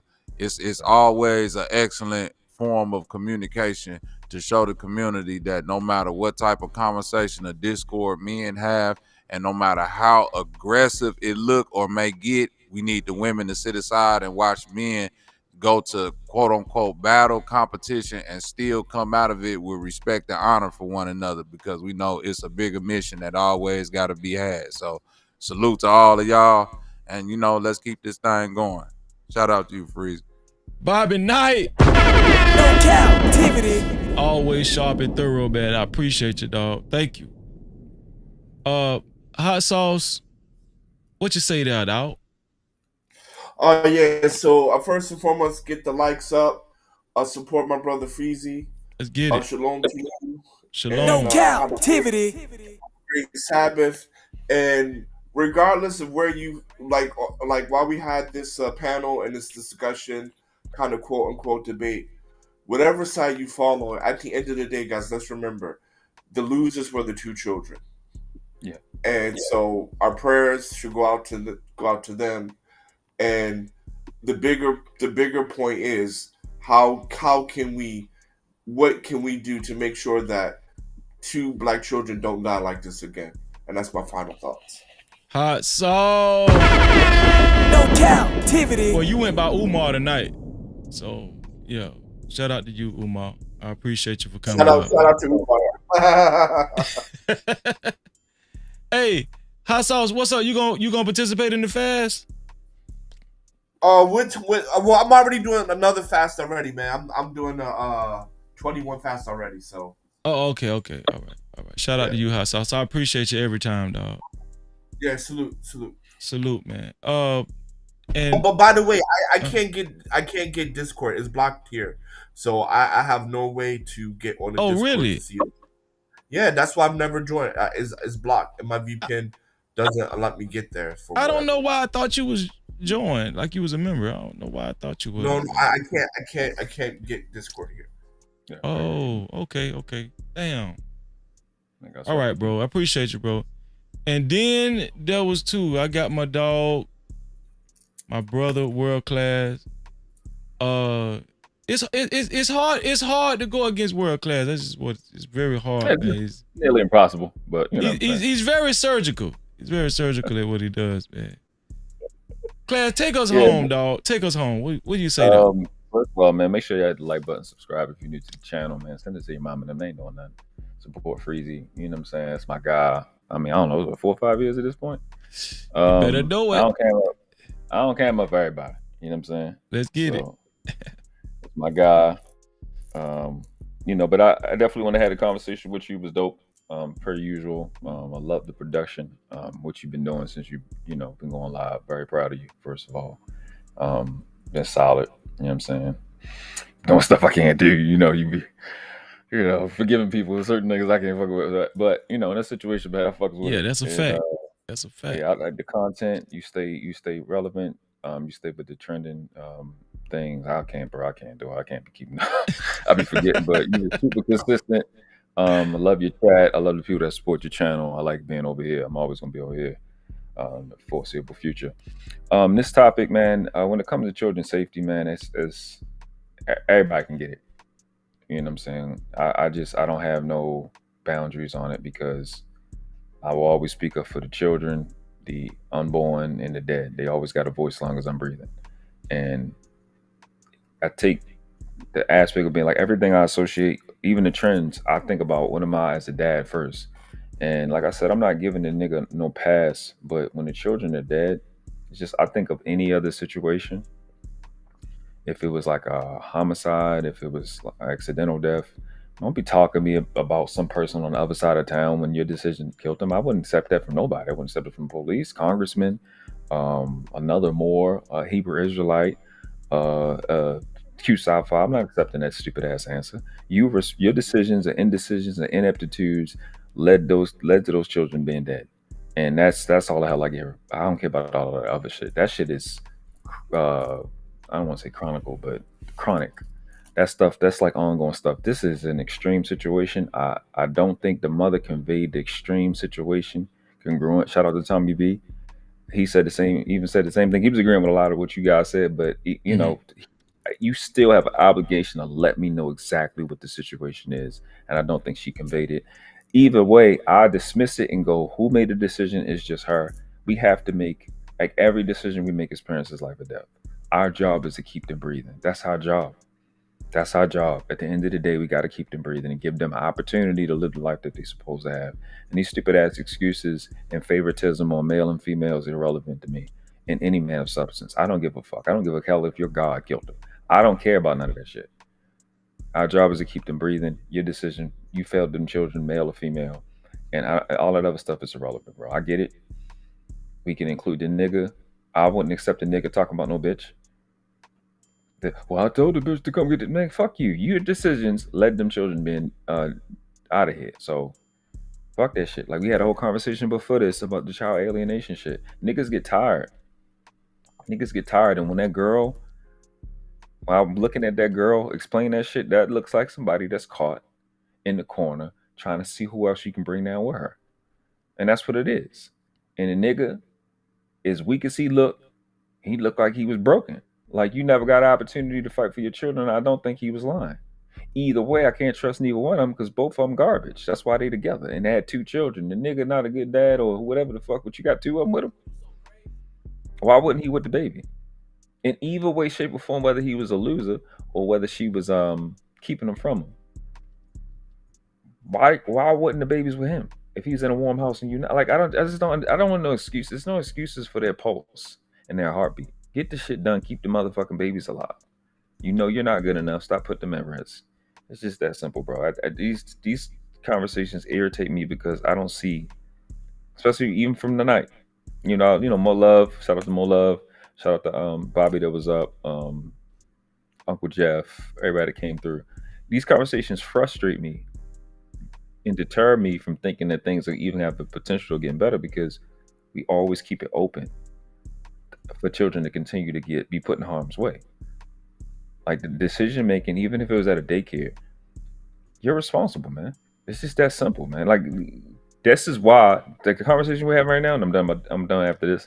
This is why daycares charge you so much, because of the risk that comes with taking care of other people's children and taking care of children because they're risky. All they do is try to delete themselves from infants. They go into the street, they pick up stuff, they put stuff in their mouth. They're dangerous to themselves, and you have to make precision decisions to keep them alive, man. And I don't want to hear no excuses from nobody. No out route from the person that's responsible. Don't be blaming your grandmother, your godmother, your god sister, your uncle from who this, that, the third, the fourth, and the fifth. This program that helped. I mean, fuck that shit. You're responsible for the decisions you make that lead to the harming of children. And it's just that simple, man. Stop trying to find an out route. You're not good enough. You knew you wasn't good enough. All this dumb shit about she should have called a nigga. The bitch should have had a job for a year and a half. She should have had a job 8 months ago. Your job, you should have had a job. You wouldn't have been in this situation and paid your fucking rent. Dang came up not one time other than me. So it's just like, stop finding an excuse. There's no way to give me a bunch of ifs. If it was a fifth, we all be drunk. Cut the dumb shit. So I appreciate it.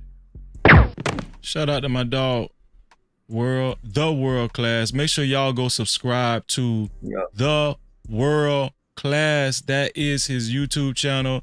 I'm gonna tell you something right now. He's one of the most intelligent men or people I know, and you know what I'm saying, that I've met since I've been on YouTube, man. Make sure y'all check out my dog, World Class. Subscribe to his channel and make sure you hit that notification bell as well, so you guys can be notified when he goes live. He hit a little different, as you can see. You know, when he go over some shit, he's surgical with it. So, Class, you know I love you too, man. Real talk. As always, man. Appreciate you for doing you. Need more brothers like you, man. We up. Slick. We up. Let's get it. World Class, man. Let's get it, man. Listen. Y'all, this was an excellent live stream, man. Excellent live stream. What do y'all think? What do y'all think? Shout out to LA Project in the building. What's going on, LA?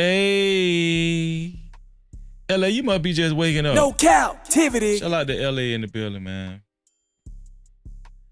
And shout out to our brother Michael. Super chat.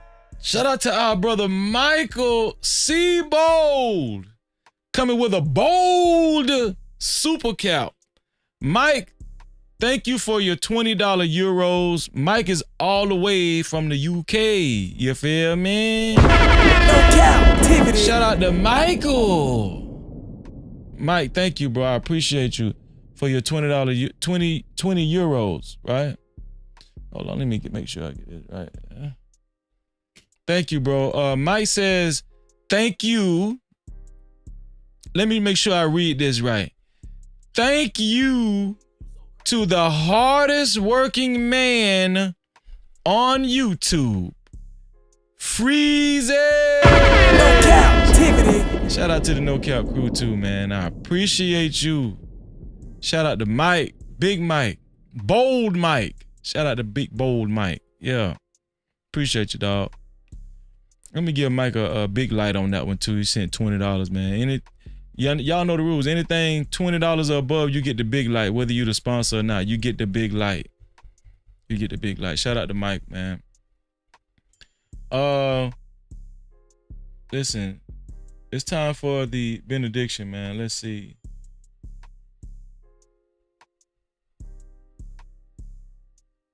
Let's see.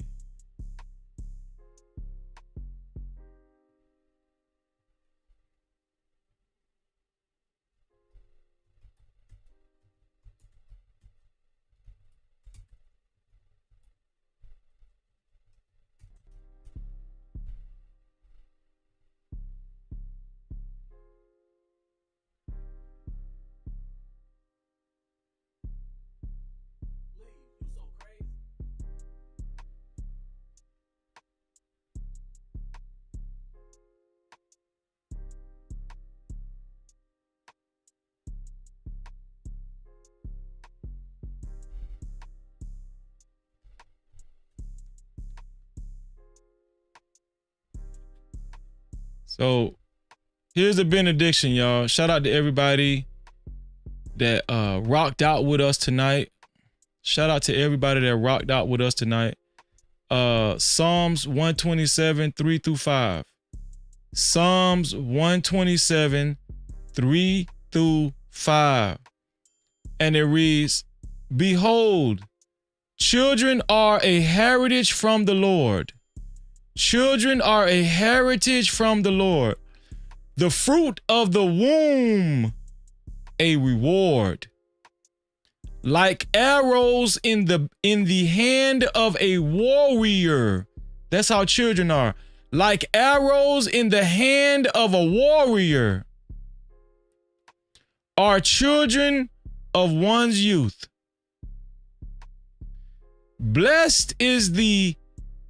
Blessed are the parents who fills the child's quiver with them. No, blessed are the parents who fill their quiver with them. Blessed are the parents who fill their quiver with them.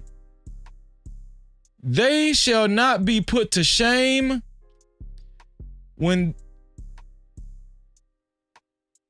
they speak with their enemies in the gate. When they speak with their enemies in the gate.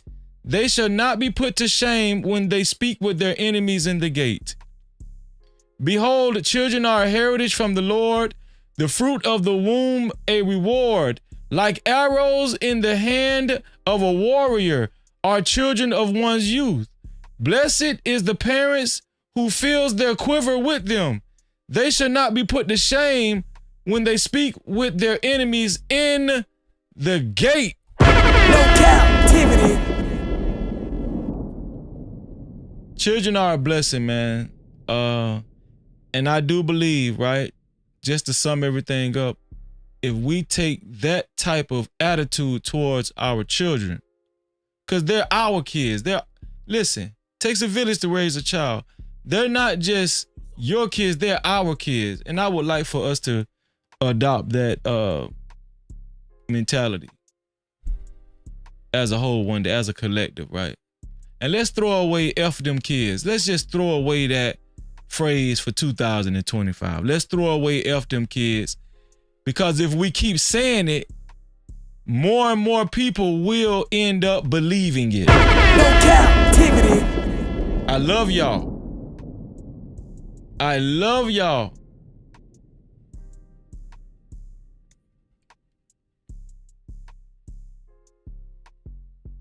And World Class said Ubuntu means I am because you are. He's referring to him in correlation with his child. No captivity. Shout out to World Class, man. Listen. I love y'all. Shout out to all of the mods. Shout out to all of the top tier mods that's been working fervently. Shout out to everybody, man. I appreciate y'all. Shout out to the whole No Cap crew. Shout out to everybody that was in the chat. Shout out to everybody that was ghost watching. Shout out to everybody that contributed to tonight's show. Going down the line, right? Shout out to Next Level for his $10 cash cap, right?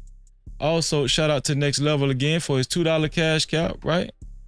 Also, shout out to Brad. Shout out to Brad, man, for his $8 cash cap. I appreciate you, Brad. Also, shout out to JD 1975 for his $5 cash cap. Thank you, JD. I appreciate you, bro. Also, shout out to Stefan, man, for his $10 cash cap. I appreciate you, man. Those are all the cash caps. Those are all the cash caps for tonight so far. If we don't get another one. Let me make sure I refresh that. Okay. Also, shout out to Alexis from Texas for her $5 super cap. I appreciate you, Alexis. Also, shout out to Rogue C for her $5 super cap. Thank you, Rogue C. And that actually contributed to Mo Love, and when Mo Love became one of the sponsors of tonight's show. So shout out to you, Rogue C. Thank you. I appreciate that. Shout out to Prime for his $5 super cap. Thank you, Prime. I appreciate you, bro. Always. Shout out to Stan, man, for his $2 super cap. Thank you, Stan. Shout out to Stan again for another $2 super cap. Thank you, Stan. I appreciate you. Shout out to Jay Bay for his $10 super cap. Thank you, Jay Bay. I appreciate you, man. Thank you for really liking the show. I appreciate you liking the show, man. That's what we try to do. We try to make the show good quality over here and respectful for the most part, right? Also, shout out to Michael Seabold for his $20 super cap. Thank you, bro. I appreciate you, bro. Thank you. Thank you, Mike, for your $20 super cap, man. Also, shout out to Mo Love. Mo Love ended up being a sponsor of tonight's show with a total of $20 as well, man. Shout out to Mo Love, man.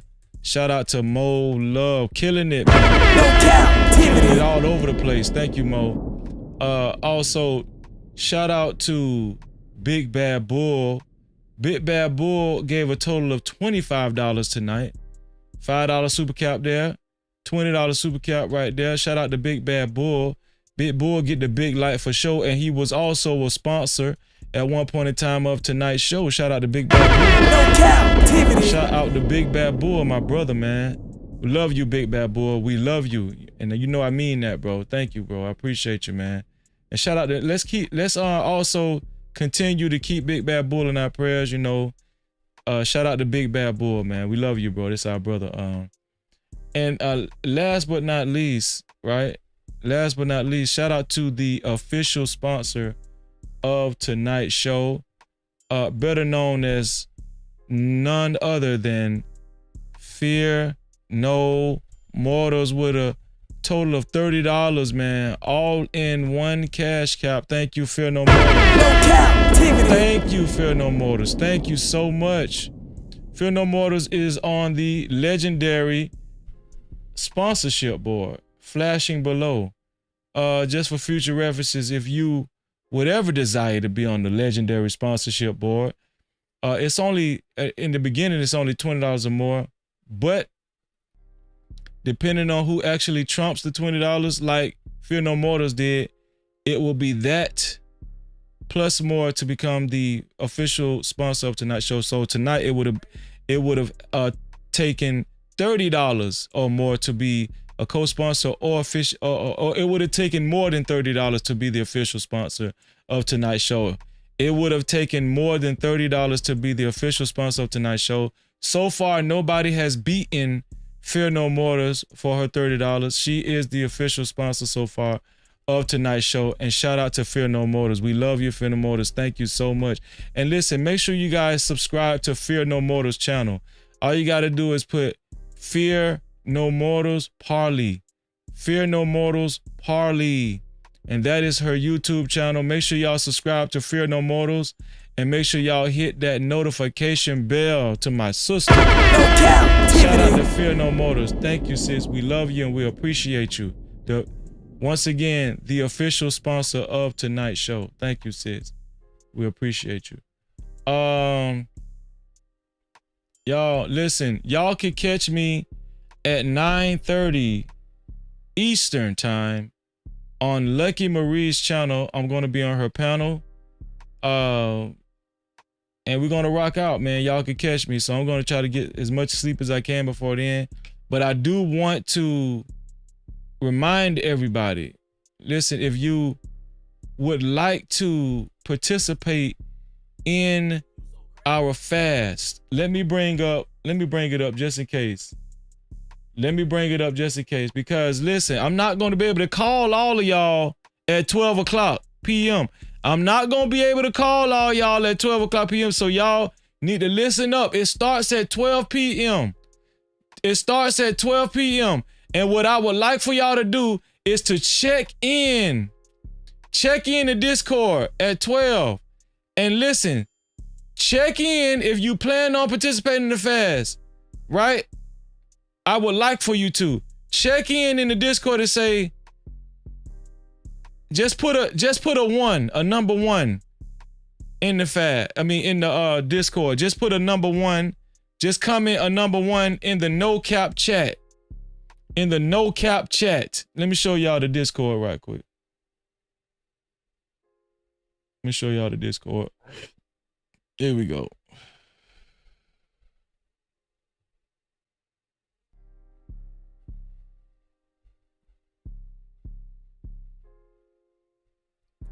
So this is the Discord right here, right?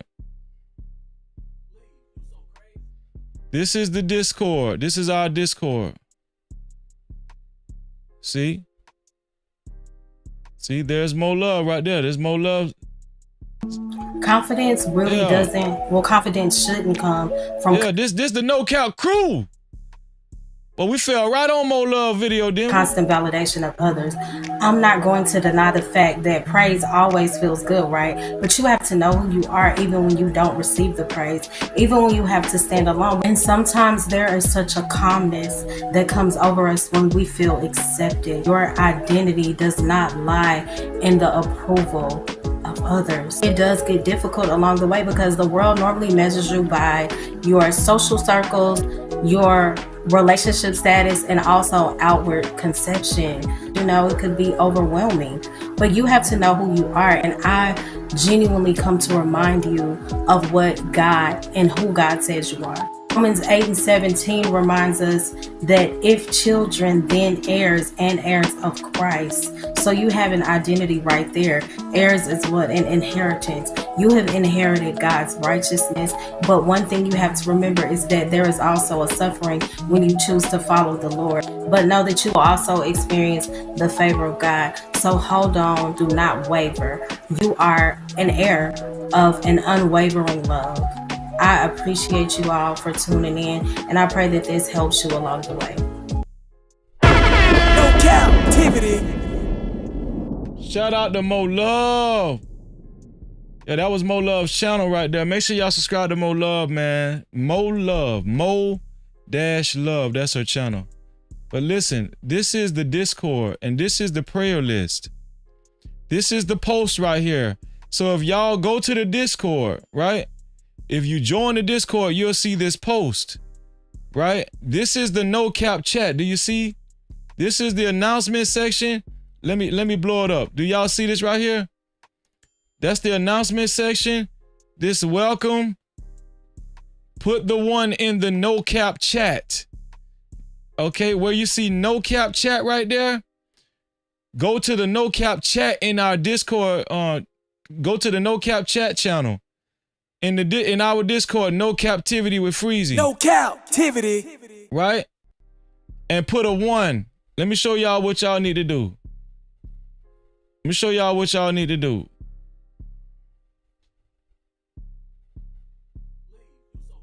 Right here, I'm gonna just put a 1 right there. I'm gonna hit enter. Do y'all see? Hold on, do y'all see my 1? Y'all don't see my 1, do y'all? Hold on. Why y'all can't see my 1? Let me see if y'all can see my 1 now. No, y'all can't see my 1. Hold on. Okay, y'all see my 1 right there? Now y'all see my 1? It's on the bottom. See the 1 right there? See the 1? Right down there. See how I put a 1? Put a 1 in the Discord. Put a 1 in the Discord. At least at 12 p.m. At 12 p.m. today, put a 1 in the Discord. Right here, this is the instructions and this is the prayer list right here. This is the instructions and this is the prayer list right here. Let me come down right here. Do y'all see the prayer list and the instructions right here? Right here, it says, everyone in the Discord, we will be doing a group fast this Saturday, right? Which is today, from 12 p.m. to 6 p.m. Eastern time. Eastern time. The rules of the fast are no food, no drink, only water if need be. Only water if you need it. Okay? And the only activities you should partake in is reading your Bible and praying. No social media, no TV, no vain conversations. Let me put that again, because I know that's going to deter a lot of y'all from doing this fast. Some of y'all was like, yeah, I'll do the fast. And then after I read that, I know most of y'all was like, oh, no, I'm good, Freezy. Okay, this 6 hours. The only activities you should partake in is reading your Bible and praying. That's it. Praying, right? And keeping this prayer list in mind. Keeping this prayer list in mind. We all agree on this prayer list. But just pray. That's all you got to do. Just pray. And it says, no social media, right? No social media, no TV, no vain conversations. Meaning, if it's not about the Most High, don't participate in the conversation, right? And then it says the prayer list during the fast is attached to this post. Like this post if you plan on being a part of this group fast. So listen, like I said, put a 1. Okay, we got another 1. PJ just put his 1 down there. Y'all see PJ's 1? PJ put a 1. Put a 1 if you listen. It starts at 12 p.m. today. It starts at 12 p.m. today. This is going to be the first of many fasts. The first of many fasts. All right. Shout out to Lady Nevo. Thank you too, sis. Thank you. I appreciate you. Thank you, Big Bad Bull. Big Bad Bull is continuously putting the link in the chat, the Discord link. If you haven't joined the Discord, join the Discord. I'm telling you, this is going to be a monumental fast. This is going to be a blessed fast. This is going to bless a lot of people. This fast is going to bless. Because I'm going to tell you something. When 2 or more gather together, great things happen. No Cap-tivity. When we're all of the same mind. When we're all on one accord. Right? When we actually exemplify unity, great things happen. All right? And we're going to be in a spiritual unity. Right? Spiritual unity. And they can't stop us, man. We're going to be a force to be working with. All right? And this is, listen, hopefully we can win some non-believers right over, right? You understand what I'm saying? So let's do this, man, in love. Shout out to the people that are participating in this fast. Shout out to the people that are participating in this fast. We appreciate y'all. Thank y'all. All the brothers and sisters, man. All the brothers and sisters, we appreciate y'all. All right? Thank y'all in advance, man. I appreciate y'all. No Cap-tivity. Y'all, we finna get up out of here. Once again, shout out to the sponsor of tonight's show, which is Fear No Mortals. Thank you, Fear No Mortals. Make sure y'all subscribe to the sponsor of tonight's show, Fear No Mortals, man. We got to give her a big shout out. Fear No Mortars Parley is her YouTube channel, man. All right. Fear No Mortars Parley is her YouTube. Parley is her YouTube channel. Make sure you subscribe and hit the notification bell. And make sure y'all check out her content. She has excellent content, man. Yes, Mika. Yes, Meek. It's from 12 to 6 today. From 12 to 6 today, Meek. All right? Only read your Bible and pray. And the prayer list is on in the Discord, but you can also pray for your own individual needs as well. Right? From 12 p.m. today to 6 p.m., only read your Bible, only prayer, no social media, no TV, no vain conversations. All right? Only 6 hours. We can do that. You can do that. I know Mika can do it. Only 6 hours. That's it. All right. Thank you, Meek. I appreciate it. Shout out to Meek in the building, man. Shout out to Meek. Cap-tivity. And there's Fear No Mortals channel. Big Bad Bull put Fear No Mortals channel in the chat. There's Fear No Mortals channel, the sponsor of today's show. Shout out to Fear No Mortals, man. Big Bad Bull, thank you for continuously putting the link to the chat. And listen, man, also, during the fast, I want to say this too. During the fast, let's pray. Let's also add Big Bad Bull to the prayer fast. Let's add Big Bad. Let's all think about Big Bad Bull too, and pray for him too. You know, with his recent, with his mom recently going to a better place, on to glory. You know what I'm saying? To a better place. Let's pray for, you know, add Big Bad Bull to that prayer fast too. But aside from that, let's pray for everybody that's in the prayer fast. Especially if you put a 1 in the chat. If you put a 1 in the chat, pray for everybody that put a 1 in the chat and the other people that actually liked the post in the Discord. The fast post, the group fast post, man. All right. Y'all know I love y'all. Y'all already know what time it is. We about to get up out of here. Yeah, Mark, I did 7 hours, man. Yep, Mark, I did 7 hours, man. Shout out to Just J. Just J say, you still going? I'm about to end it right now, Just J. Shout out to Just J. No captivity. Shout out to Just J. I'm about to get up out of here, and y'all know what I always say.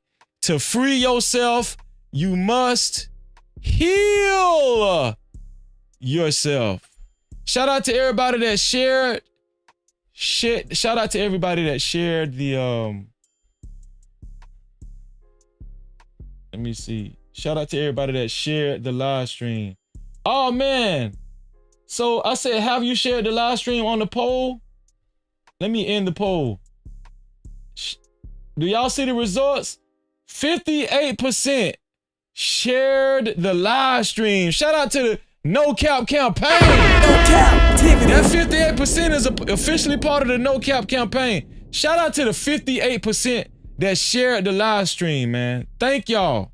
Shout out to the 58% that actually shared the live stream. All right. And the 41% that did it, hopefully you will be compelled and motivated to share it next time.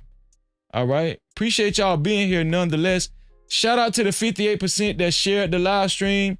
I wish you $11 million in your life. Believe it and receive it. So be no it. Captivity. Believe it and receive it. Thank you. And shout out to the 80 people that hit that like button and the 2 people that hit the dislike button. I wish you $4 million in your life. Believe it and receive it. No captivity. And listen, and this, I'm for real this time. Y'all know what I always say. I love y'all. I love y'all. No, Just Jay, 2 Glock, he didn't get a chance to come up. He didn't come up. Maybe we'll catch him soon, sooner than later. Shout out to Glock. She say Freezy tired as hell. Shoot, we still going, man. We still going. Listen, I love y'all. I love y'all. And y'all know what I always say. To free yourself, you must heal yourself. And until the next time, we out of here. Love y'all, man.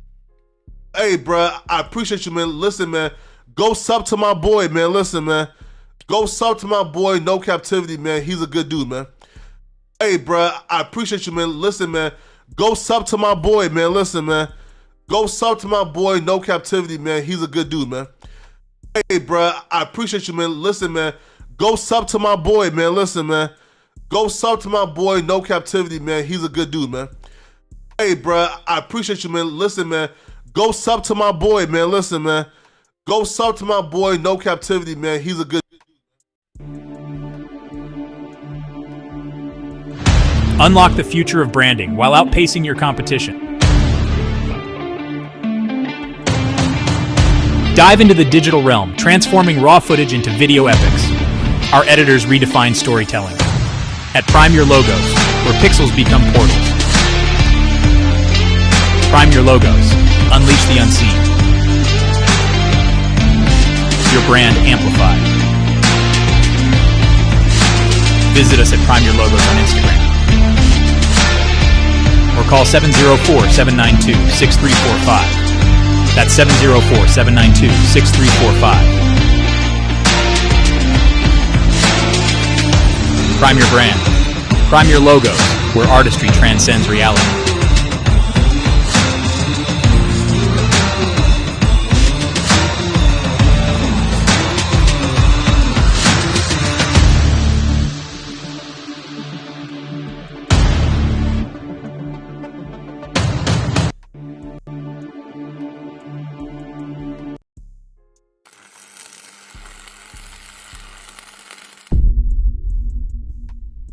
No Cap-tivity.